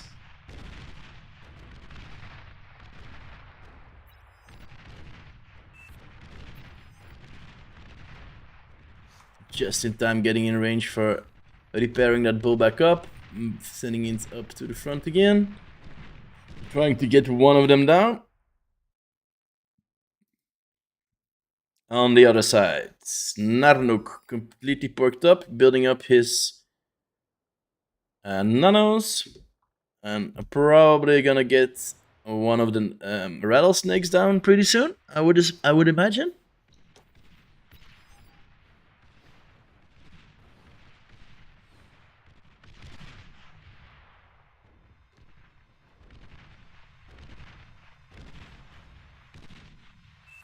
Austin and Nessa side by side. Deegan right in the back. Is he still cloaked? You might want to decloak your unit, man. All that E going into could be used for something else.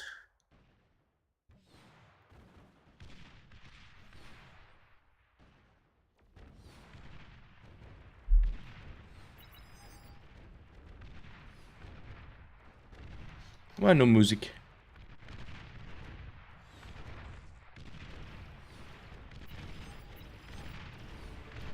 Here we go. Being up a frontal T2 lab. Front side T2 lab. Does he have anything in queue yet? Nope. I don't think so. Nope. And not a rattlesnake this time.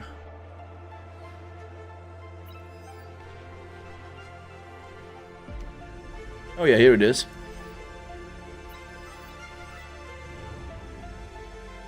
They need to either get that down ASAP or retreat. If that explodes right in the middle of this, it's gonna be a problem for Kuchi. It's not being aimed at the moment yet. Probably gonna go for that LT first, if they leave it on default.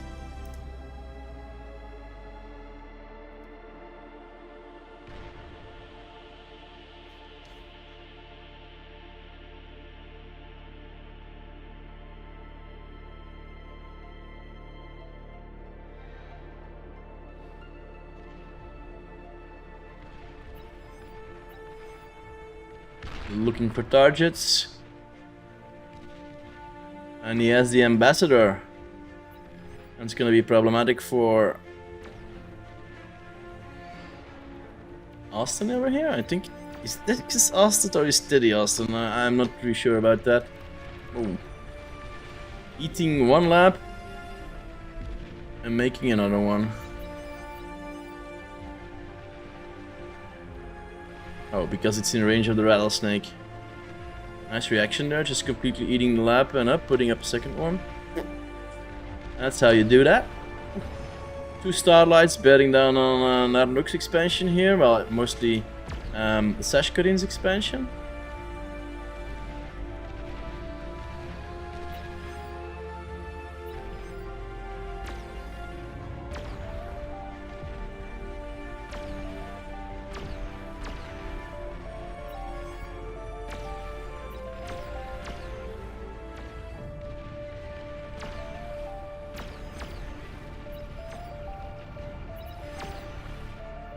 We see an early win. It looks like it. That's a lot of chakras that just broken through. Not that much defending at the moment. Commander blowing up as well. Straight going into Sash's base.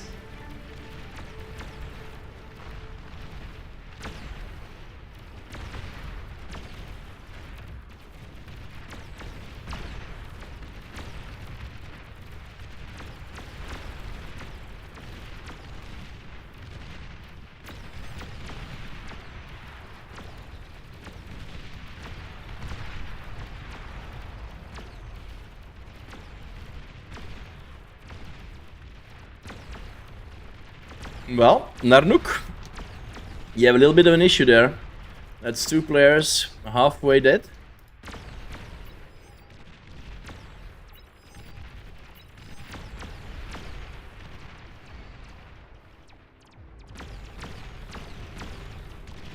Two Basilica?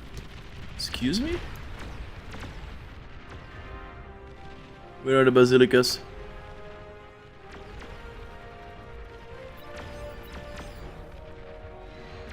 I don't see them.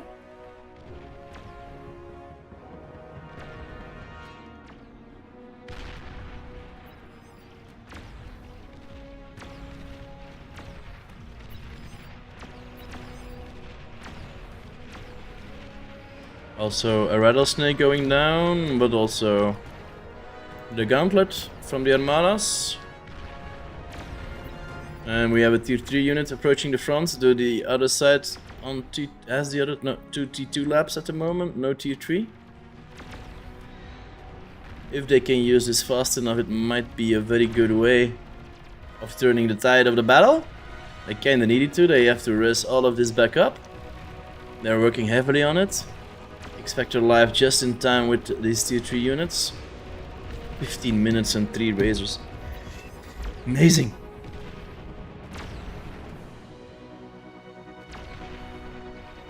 That's a good idea, Draco. Those are 2 very good guys to learn from. Ah, here is a Basilica. One of them though. Oh, and it's shooting for the anti-nuke. Oh no, it's shooting for the Juno.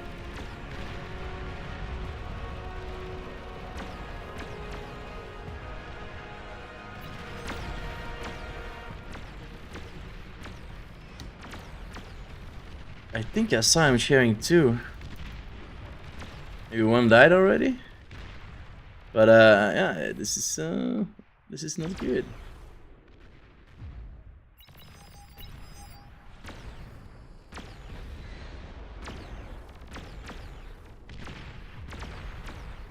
Eating a commander, more metal for the blue team.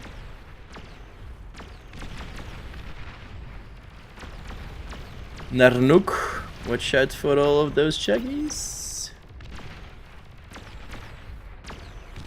Don't want to expose.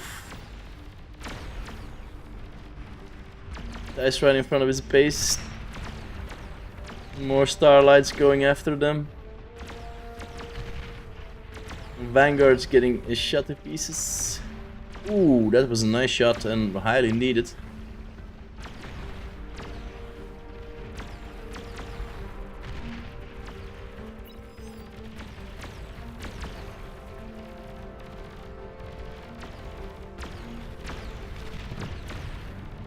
While the Basilica just keeps shooting the backline, there's no shields going up. Narnuk is pretty much disabled at the moment.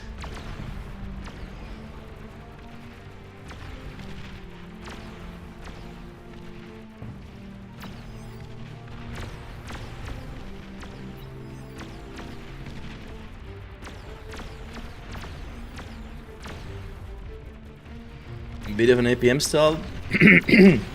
APM style by Zadar. My voice is giving up. Maybe I should drink a little bit. Let me go get something to drink. Let me leave you for a moment with X Factor Live.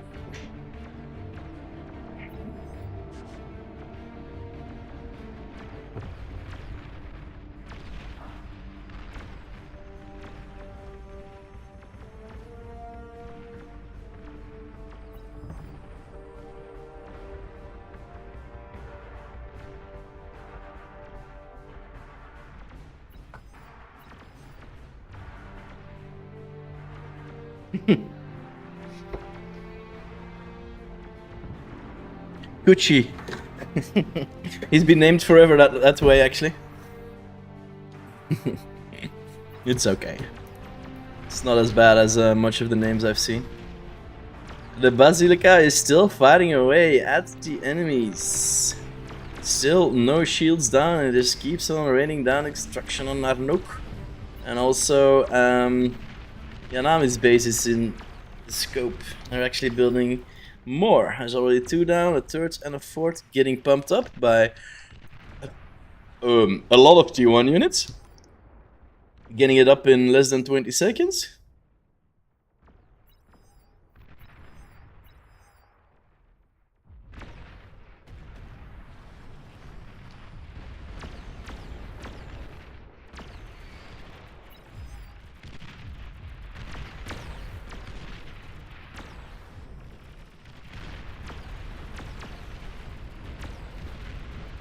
Maybe now a few pinpointers to even find more value.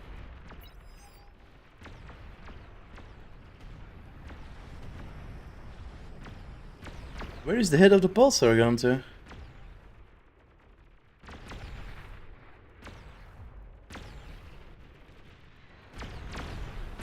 I didn't know that that's the tradition. Oh, it does. You can turn it off then or something, I guess. Oh yeah, hold fire and it's off. This one is on and firing as well. Hoppa! Narnok keeps on getting a lot of damage by these basilicas. All just firing away at his mixes.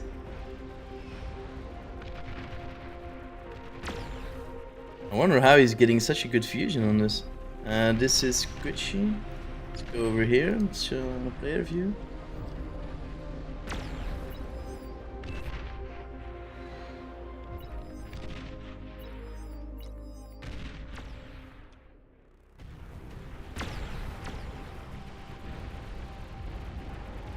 Now fighting at Chisata space.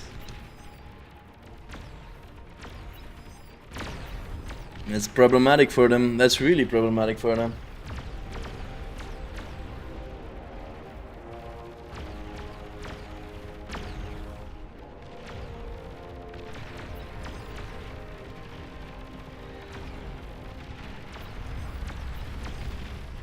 Tier 3 on the field.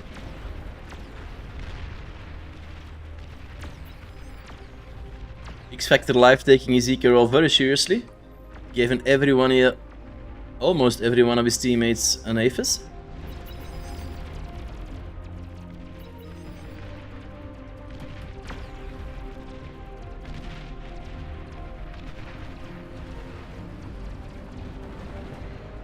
Fourth Basilica coming up.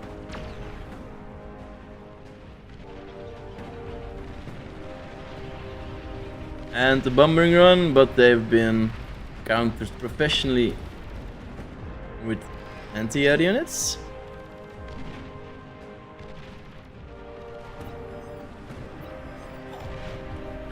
The Baz is firing away on the enemy.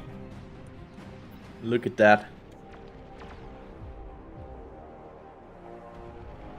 Woo. Oh, finally a shield has been brought up. And they're being countered. The Vanguard is creeping up and is now doing the same to them.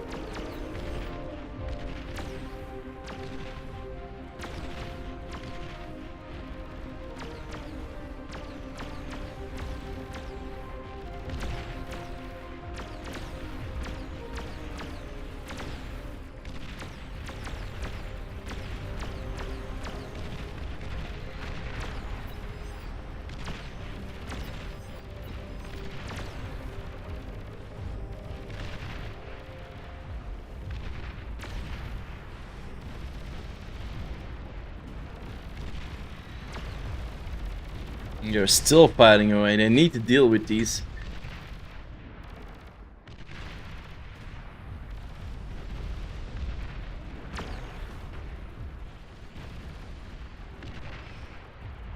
One nicely aimed shot right smack in the middle of all of these constructors, and there goes their BP. Metal converters also pretty close to that. A tier 3 lab over here. A prime target right here for the red team.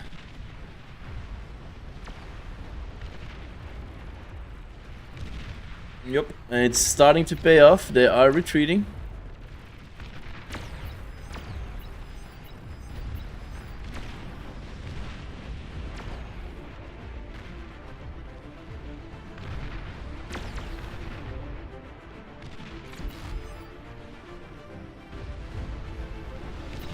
Going to try to snipe Teddy. Oh. Pretty close. Almost got him down.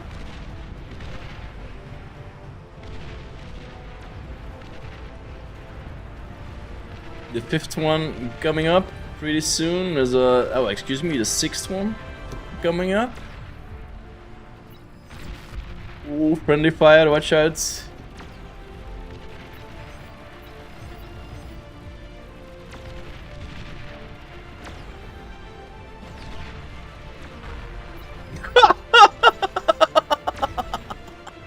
That was dirty. That was so dirty. Did you see that snipe? He flew in on a constructor unit and actually killed that. Oh my god. Alright, Bell is heating up. Looks like they have enough of these basilicas and they want to get them down. They're still hurt like hell though, especially with a few rattlesnakes in the mix. Can they get something done?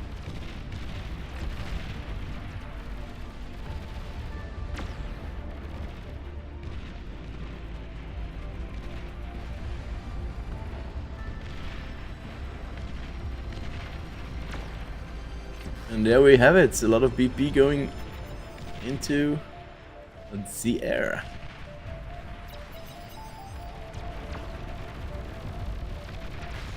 X is blowing up. More razor pushing in. They have been met by their favorite targets, little grunties. Look at their lasers heating up. The front of their lasers just getting all heated. Getting down the shields. An EMP missile launcher, maybe even another commander.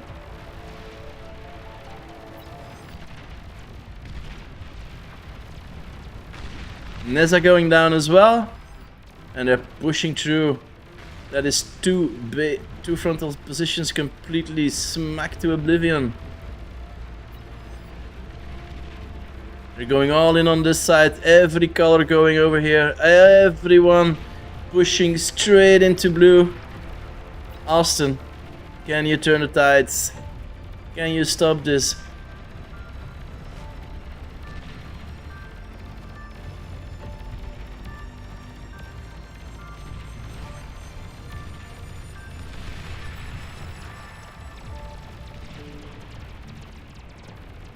This looks like a bad situation for Team Blue.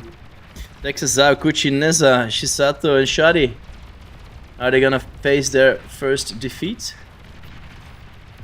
Well, their first lost game? It's kind of starting to look like it at the moment.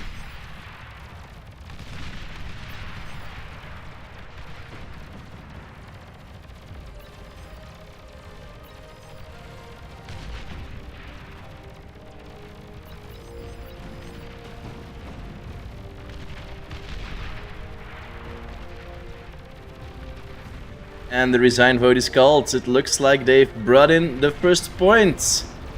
X Factor Live, Narnuk, Teddy, 8D, Tashkarin and Taku taking in the first victory of the final.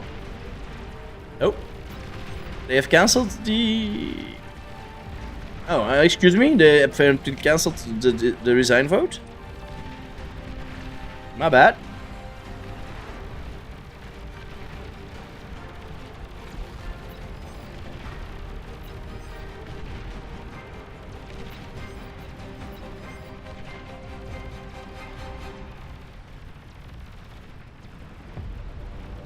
Taking the anti-nuke. Do they have a nuke ready?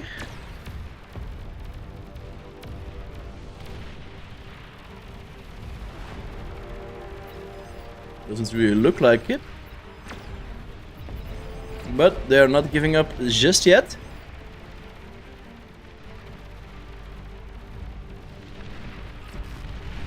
AT taking a walk there in the back line. Gonna be giving the final little dig and push on this base.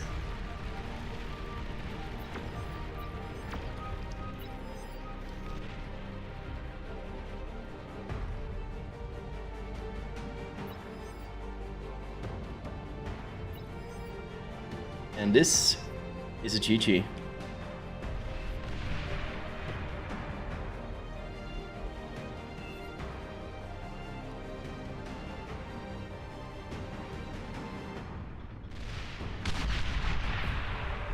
Actually surviving that blast.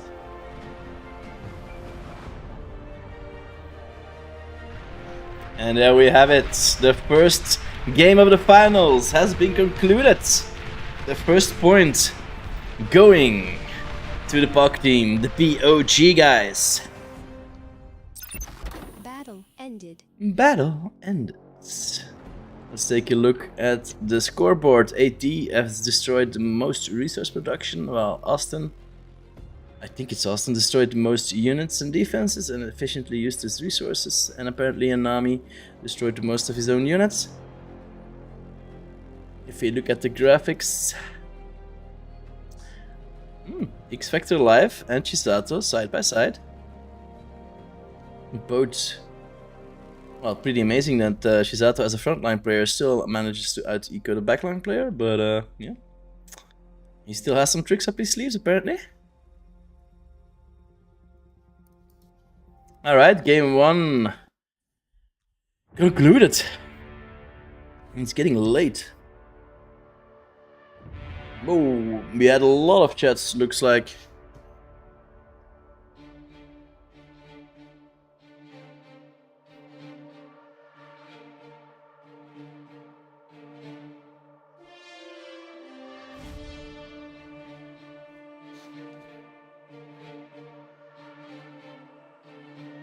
Alrighty.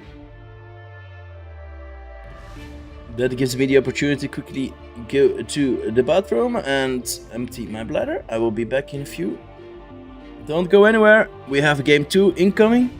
And potentially another game. But the next one could be the final of today. If the POG team manages to get in the second victory, they take home 500 smackaroonies, $500. I will be back in about 30 seconds.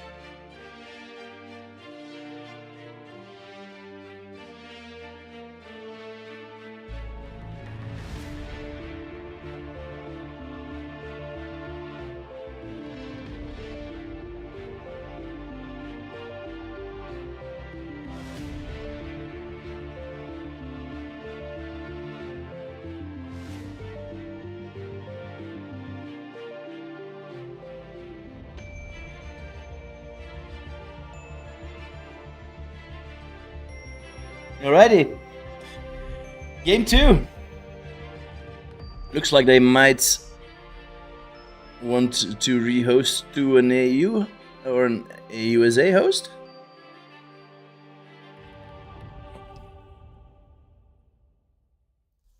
Does look like the red team, X Factor, Narnok, Teddy, AD, and Sashkonin and Pitak are largely an European team, while the other side is largely based in the United States of America.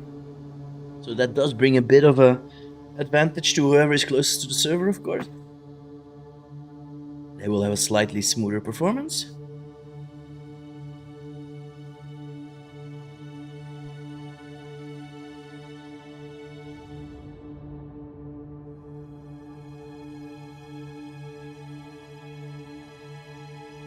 Yeah, I think that they actually employed a very good strategy in the beginning there, focusing on eco disruption a lot to put very good eco players like Narnuk and Chisato on the backside of things, opening up possibilities to break the front and getting through. Also a very nice D-gun by Pitak there on the front of Canyon, where he D-gunned that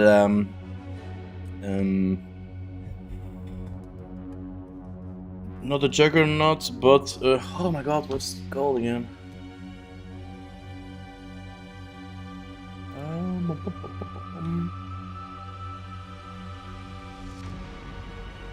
Units, bots. Titan, the Titan. That was pretty neat to see. I don't know if you've noticed, but I was kind of amazed by that. And they had a Titan right here. P-Tech just flew in with a transporter, set him down, degunned that Titan down, and just moved back. Did lose his commander, but still was a very nice play there. Pretty impressive by our community manager. Oh, wrong screen. Back to the game scene.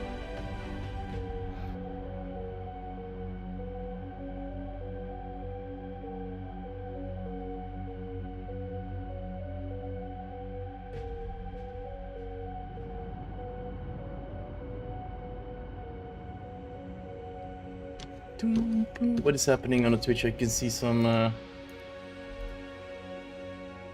notification popping off. Is everything okay over there?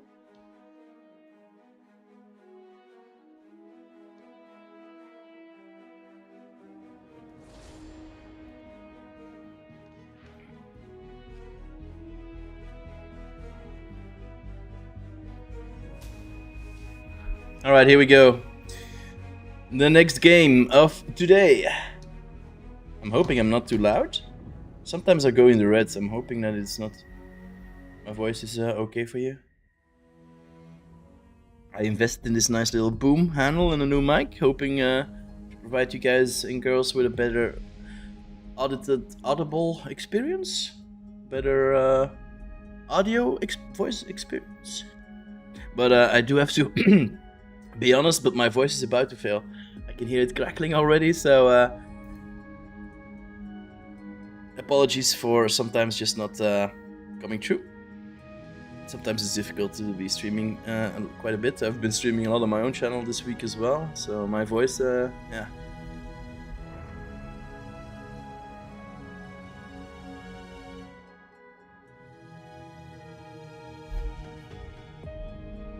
Extra, or you want blue to get to T3 faster? Longer games? And capitalize on early aggression. Yeah. Yeah, maybe these guys have heard your message and will be doing that.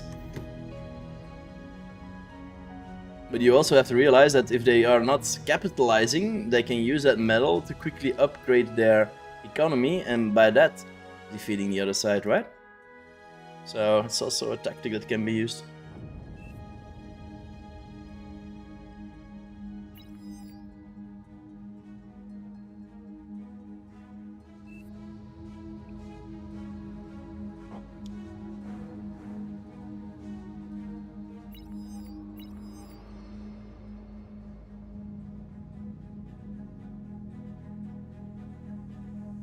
Battle started.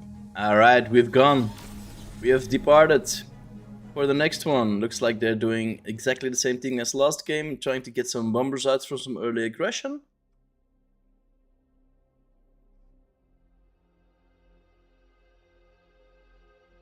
Looks like pretty much the same composition. Yep, they're all in the same spot as the last game, and I do believe... Oh no. No. It's the same on both sides. So 40 seconds to get the... Not even 40 seconds. They practice this for sure. Let's see if the bombers can get some more damage done as the last time, because they didn't get that much value. Some, but I was kind of expecting more. These guys are probably now ready for it. Nope, they aren't making... Sash is making an anti-air unit, Narnuk as well. But Teddy has not.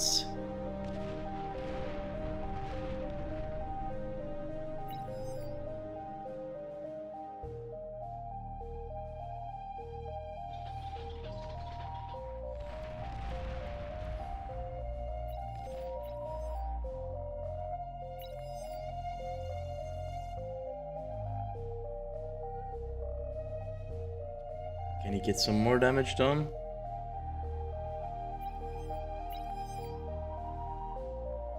He's going back with his bombers and saving them. Well, there is some ticks in the backline of the other side. But it's stopped by a shooty.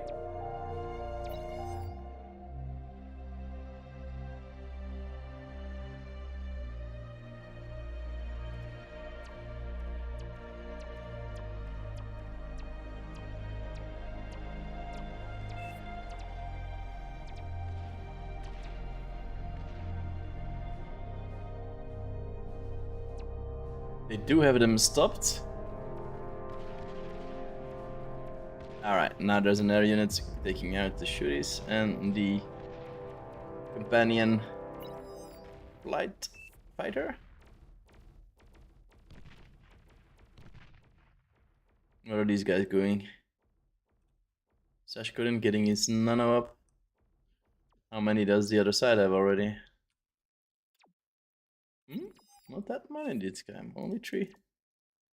Getting up fourth. Austin also getting a lot of BP and nano on his factory. Does need to get his E production up.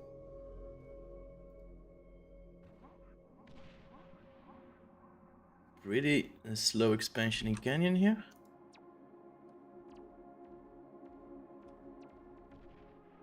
Also, the other commanders are taking a bit of their time, probably because they've been sharing a lot of units to get some ticks going. Sharing resources to get those ticks going.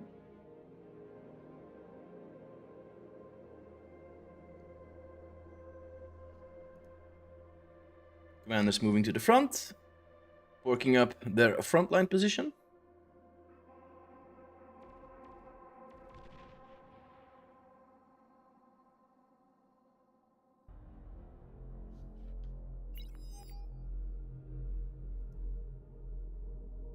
Inami taking a little bit more time in the back line before moving up. His compadres are faster to the front, looks like. Orange player Mr. Teddy is doing pretty much the same thing. Taking a bit more time to expand. Well, Sash is already on his 3.2 max, but he has some incisors facing him.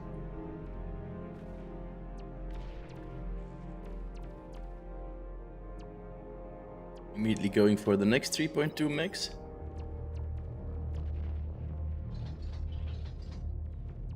And which gets bombed down pretty much immediately.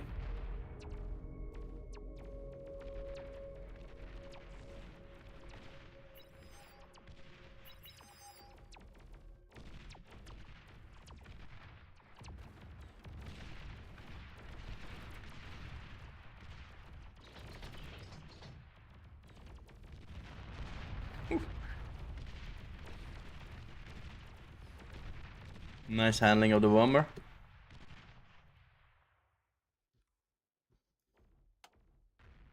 Seven incisors with the new light effect on them, beeping away. They're going in. Trying to make a front. Trying to get by.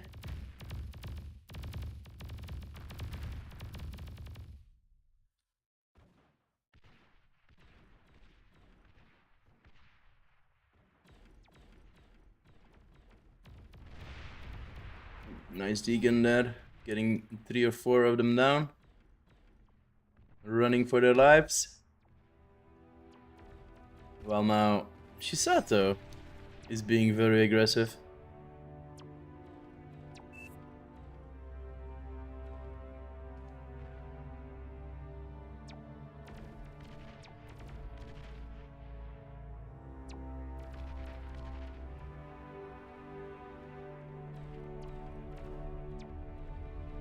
He's commanding, he's controlling now. Oh no, it's being shared to Shadi now.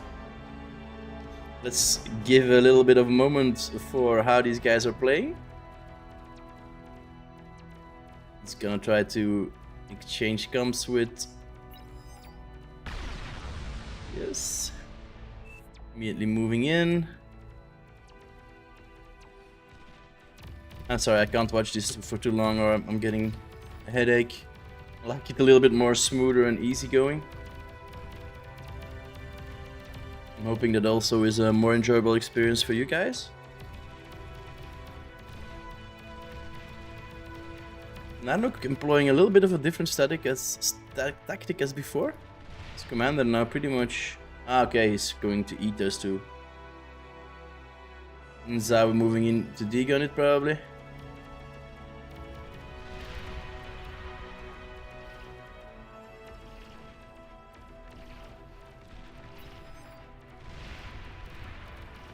Nice degun shot, denying that metal to Zhao.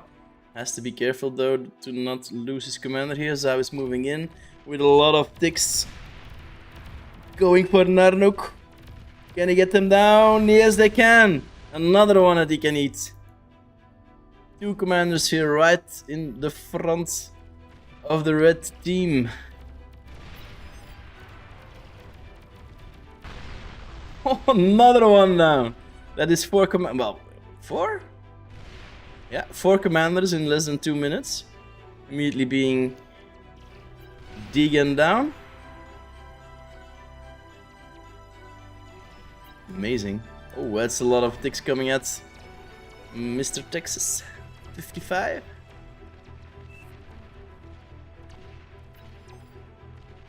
They are stopped by the shooties.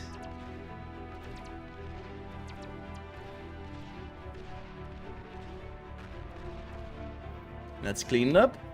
Already an advanced Geo up at 8 minutes. On the other side as well.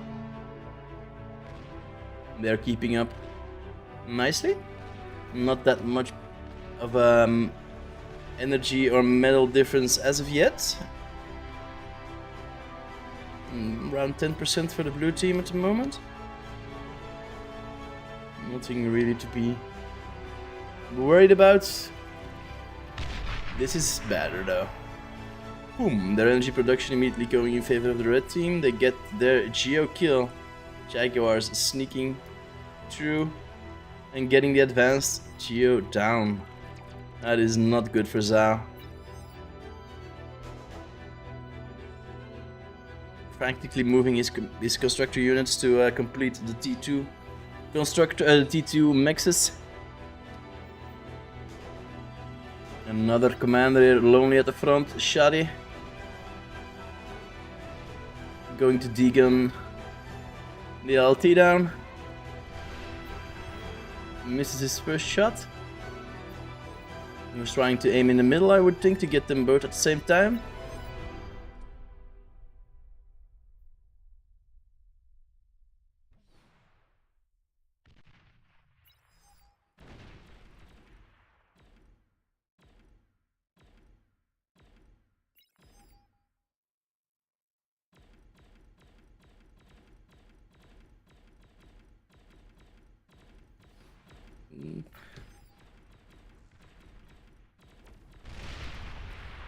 Another degun shot missed, but he gets it down with the LTs.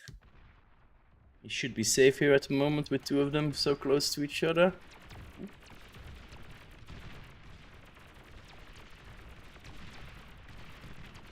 Bit of an aerial battle here in over the canyon. It's going to try to sneak by, but there's a lightning turret stopping their advancement.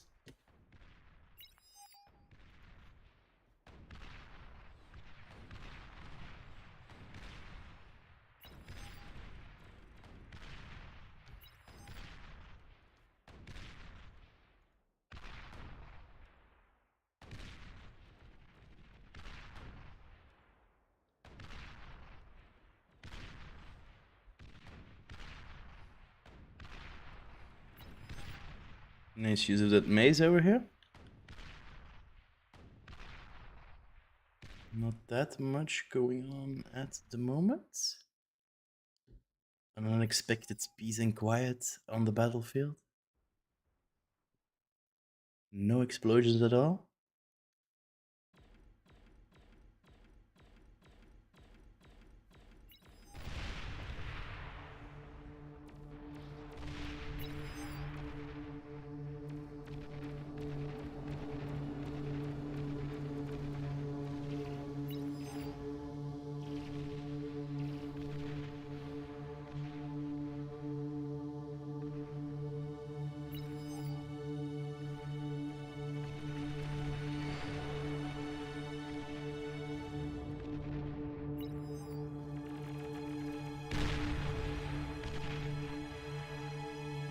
Ambassador coming into the rescue, pushing back Shadi to his camarade next to him, Gucci. A lot of pork coming up into Canyon,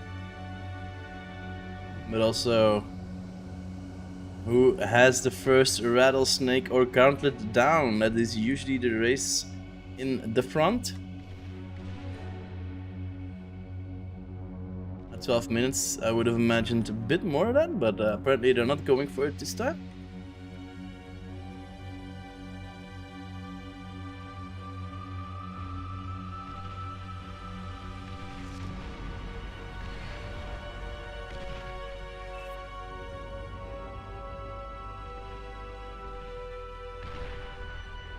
Thank you, Fire. Mr. Draco. A lot of nanos here coming down. I'm wondering what he's planning with those nanos so far ahead. Maybe he wants to get a constructor up here and quickly put up another rattlesnake or gauntlet.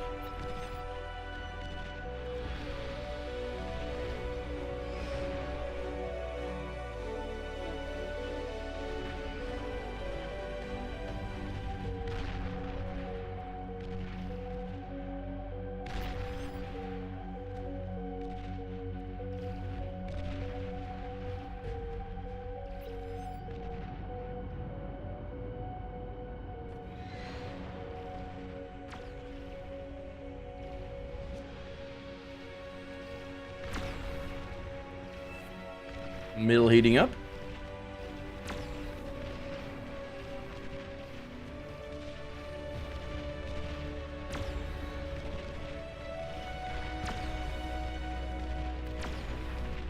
Pretty weird position for Pitbull. Can he shoot over the hill?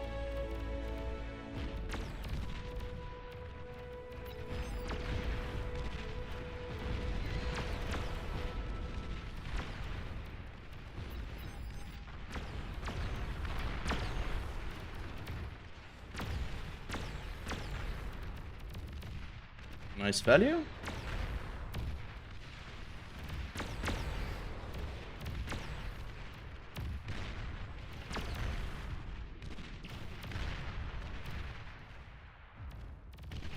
There goes the rattle.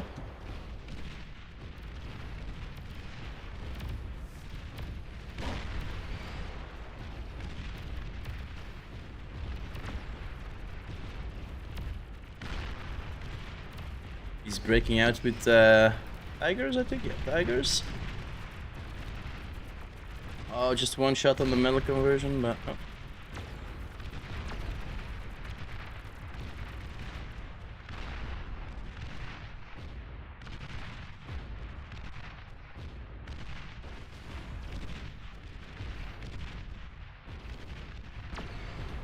What is Shizato up to?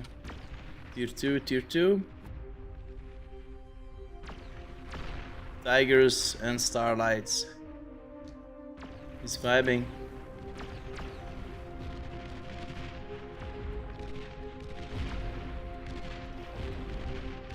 Still trying to get through on the canyon. Not succeeding at the moment, but is building a Bazzy with a hell of a lot of range. No. That's gonna be problematic for them. If that gets up in about 1 minute.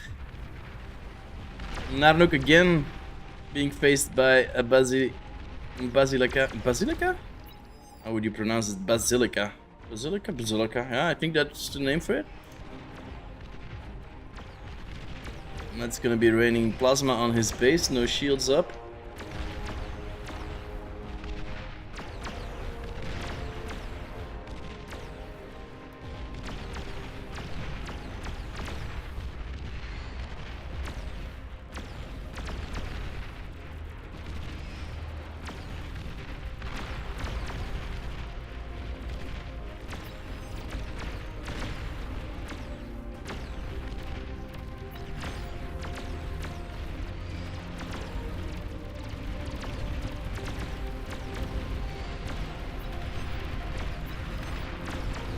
Big push here. Very big push. Killing a commander. Getting down the starlights. Attempting to stop tigers with shooters is commendable, but I don't think very effective. Getting down the anti-nuke as well.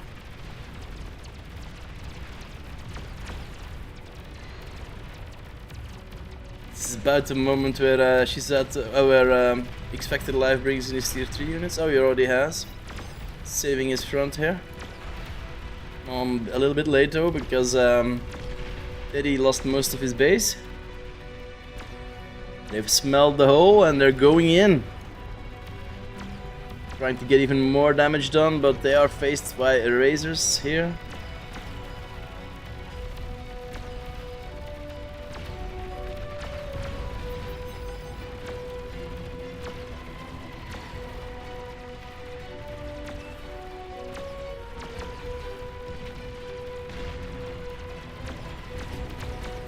While the Basilica is completed and started to bring down plasma on Narnuk. What's he targeting? He's going straight for the E-Storage from Shisato. I think it's Shisato, sure. Oh no, this is Sashkarin. Shisato is over here.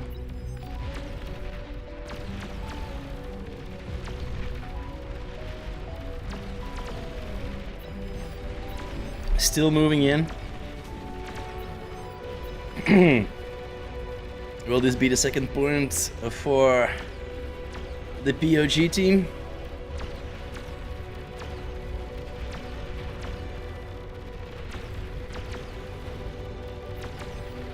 It's starting to look like it, although the eco is still highly in advantage of the red team. Pretty amazing though, with the one base completely gone.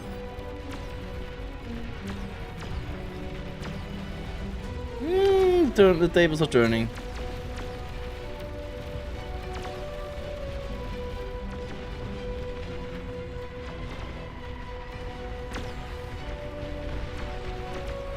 Sniping down two mixes, tier 2 mixes.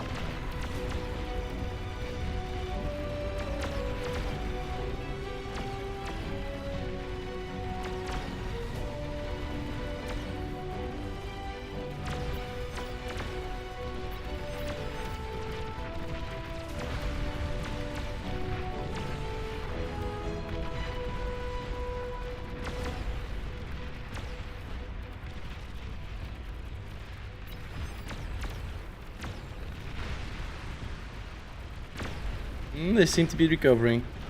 They might still be able to equalize.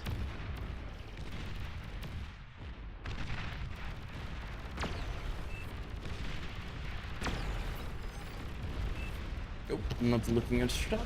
Excuse me. Now Nook this time is of course a little bit faster with his shields, but he has they have broken through. He's losing a lot of his frontal base. That is a lot of damage on Sash and a lot of damage on Narnuk. Still, a lot of the battle is focused right here in the middle.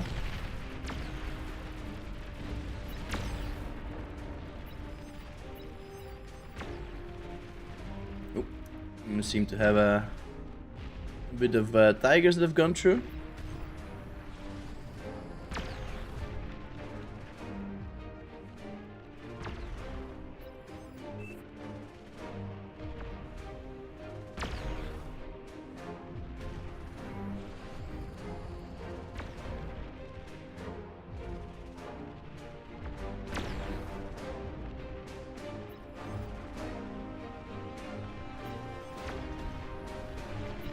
They seem to be able to push this advancement back though, with the help of those 2-3 units by X-Factor Live being sharing them with his teammates.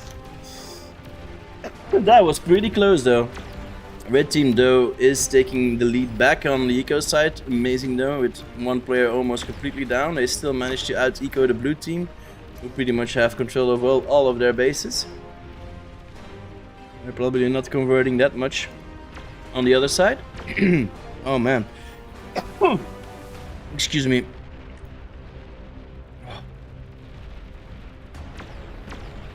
I'm struggling a little bit.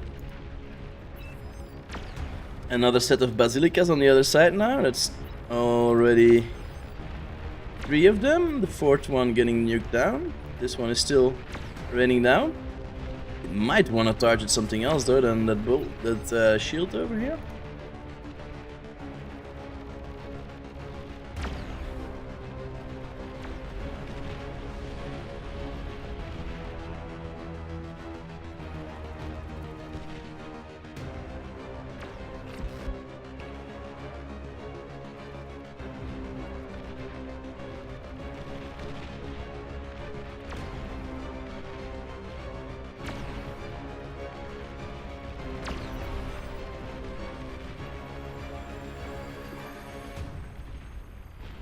Can they get the shield up? 20 seconds? They cannot. That's probably not so good for these basilicas. While Narnok has a bit of an issue here.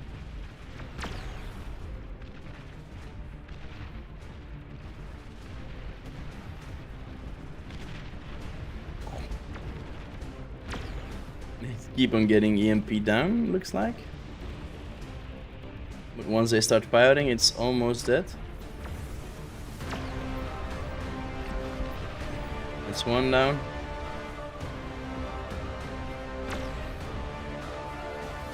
Also up just in time though. That Razor is getting close though. Oh, he moves it back. Could have gotten this one. Now he might be a bit late. Still one buzzy up. Maybe want to get up a second shot. Is it doing anything back over here?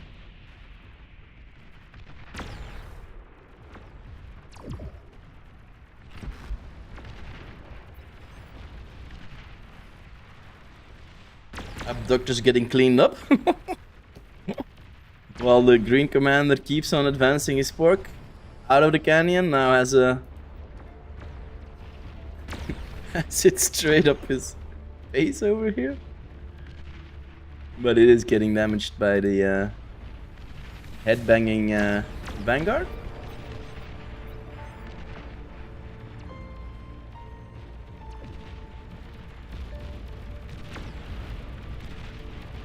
That's a lot of pawns. Grunts. Oh, there's grunts. They need to get a few of these plasma shots in. Getting pushed back by the Razor. And the plasma. Abductor's trying to help.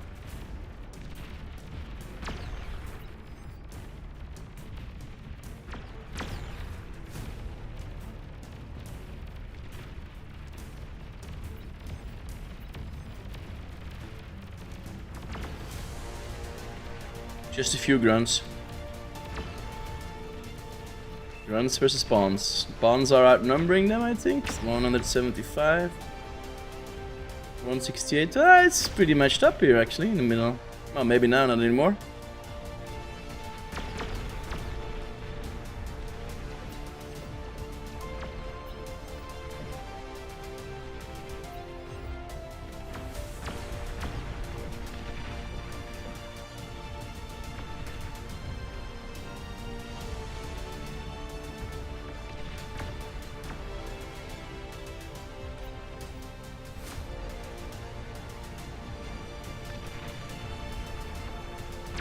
And we have Taurus on the battlefield. Nice EMP shot there.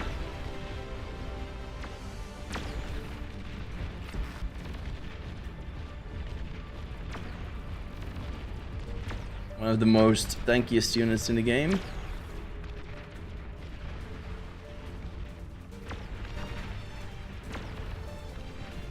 Still pretty healthy.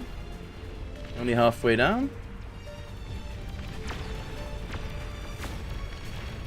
Might want to use another of those missiles, or did he shoot them both already? Yeah, yes, no, yeah.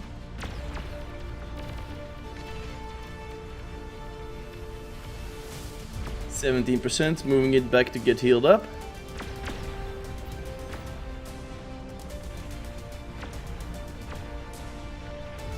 It does look like the blue team is the only one really providing pressure on the other side. Oh, also using basilicas now.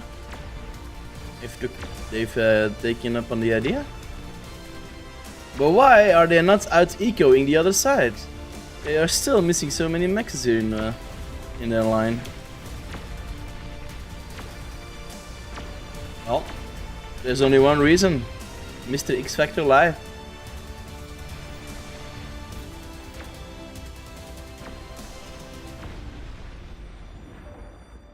What would be the meaning of all of these turrets?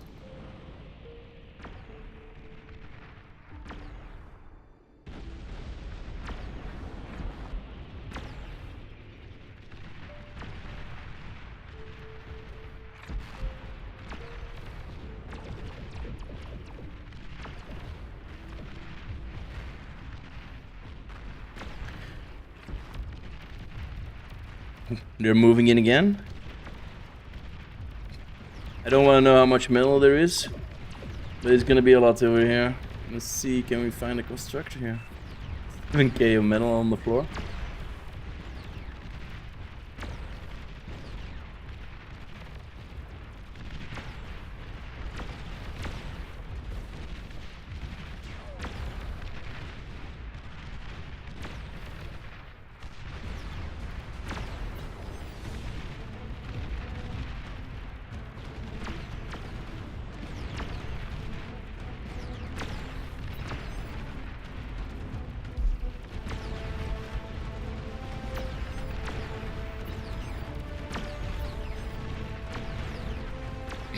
Sorry for being a bit quieter. My voice is giving up on me.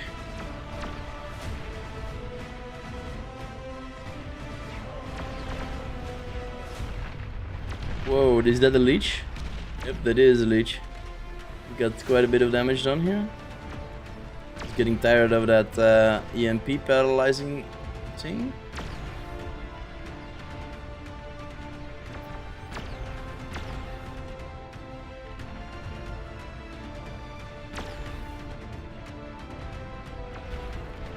Tables have been turned. Canyon now being cleared up a little bit by this Titan. 2 Titans actually. Shoddy sneaking around the corner, waiting for the degun possibility.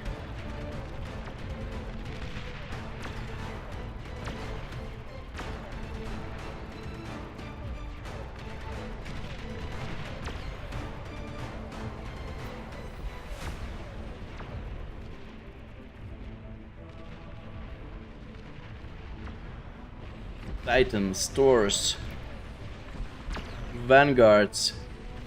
Come on, let's bring out the jugs. Let's bring out the demons. We want to see all of the tier 3 units.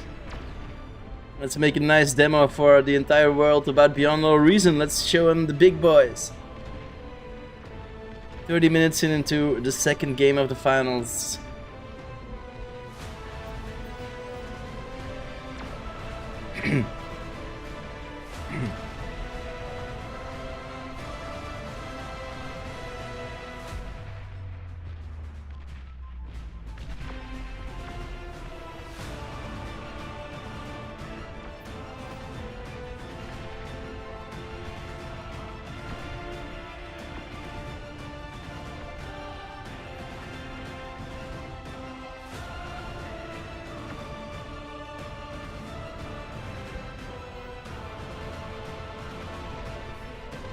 The music is a bit loud, right? Let me turn it down a bit.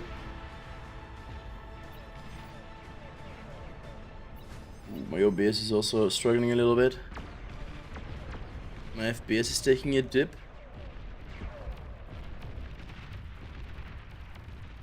That's probably because the air is moving. Yeah, the air is moving. Oh, big ass bombing run incoming. With a shield wall. Well, the shield wall, the firewall in front of it.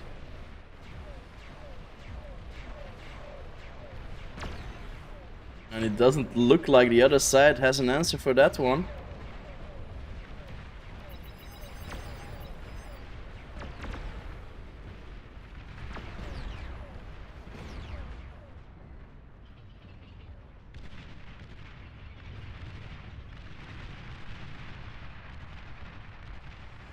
Excuse me? How did that survive?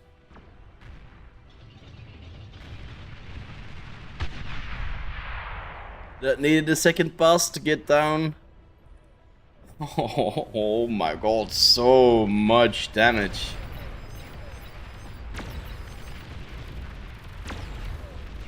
That's a complete eco player out of here.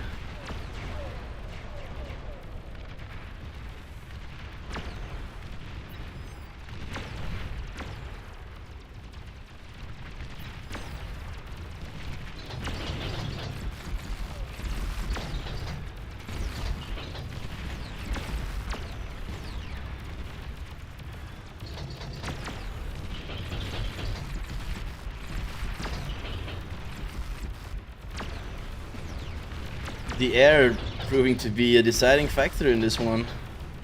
Oh, actually, there's a door broken through.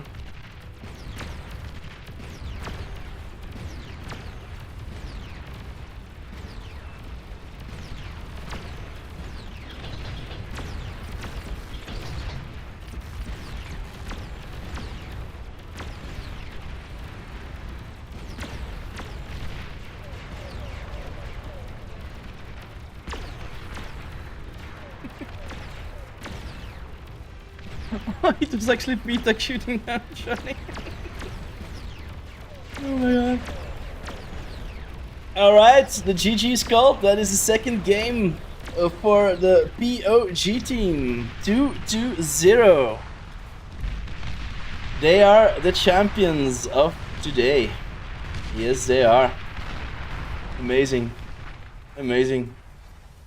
My congratulations to X Factor, Narnuk, Teddy, 8D, Sashkorin, and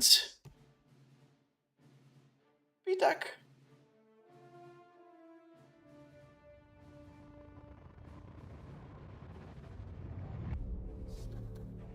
Alright, we have a winner. Let me update the graphic for you.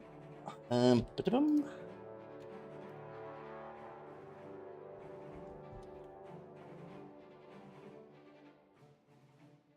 We have our winners, the POG team.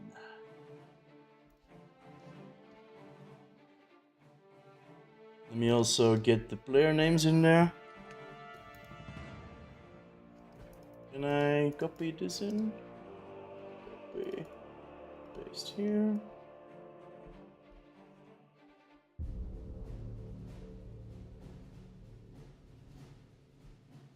Yep, like that. Maybe make it just a tad smaller. Topography to 64. Like that. Should be okay. Yep. Let's export it. Up. Into the brackets. Save. Yes. And here we have it. Our champions, the POG clan. X Factor Live, Narnuk, Hellshound, Teddy, 8D, Sash, and Pitak take home the victory. I don't know. I don't think Hellshound has subbed in this one. So it's all up to these guys. Congratulations to our champions. They go home with 500 euros, $500, 500 smackaroonies, however you want to call it. And I do believe that the largest upset will be going to Ape, but I'm not too sure about that. I leave that to the tournament organizers to figure out. Thank you everybody for watching. I hope you enjoyed what you've seen. The ATG tournament is probably going to be back next year or maybe even sooner. And the next one on the list is Fight Night, which will be happening tomorrow afternoon at 5 in the evening, I think 5 p.m. or 4 p.m. So yeah, there we have it.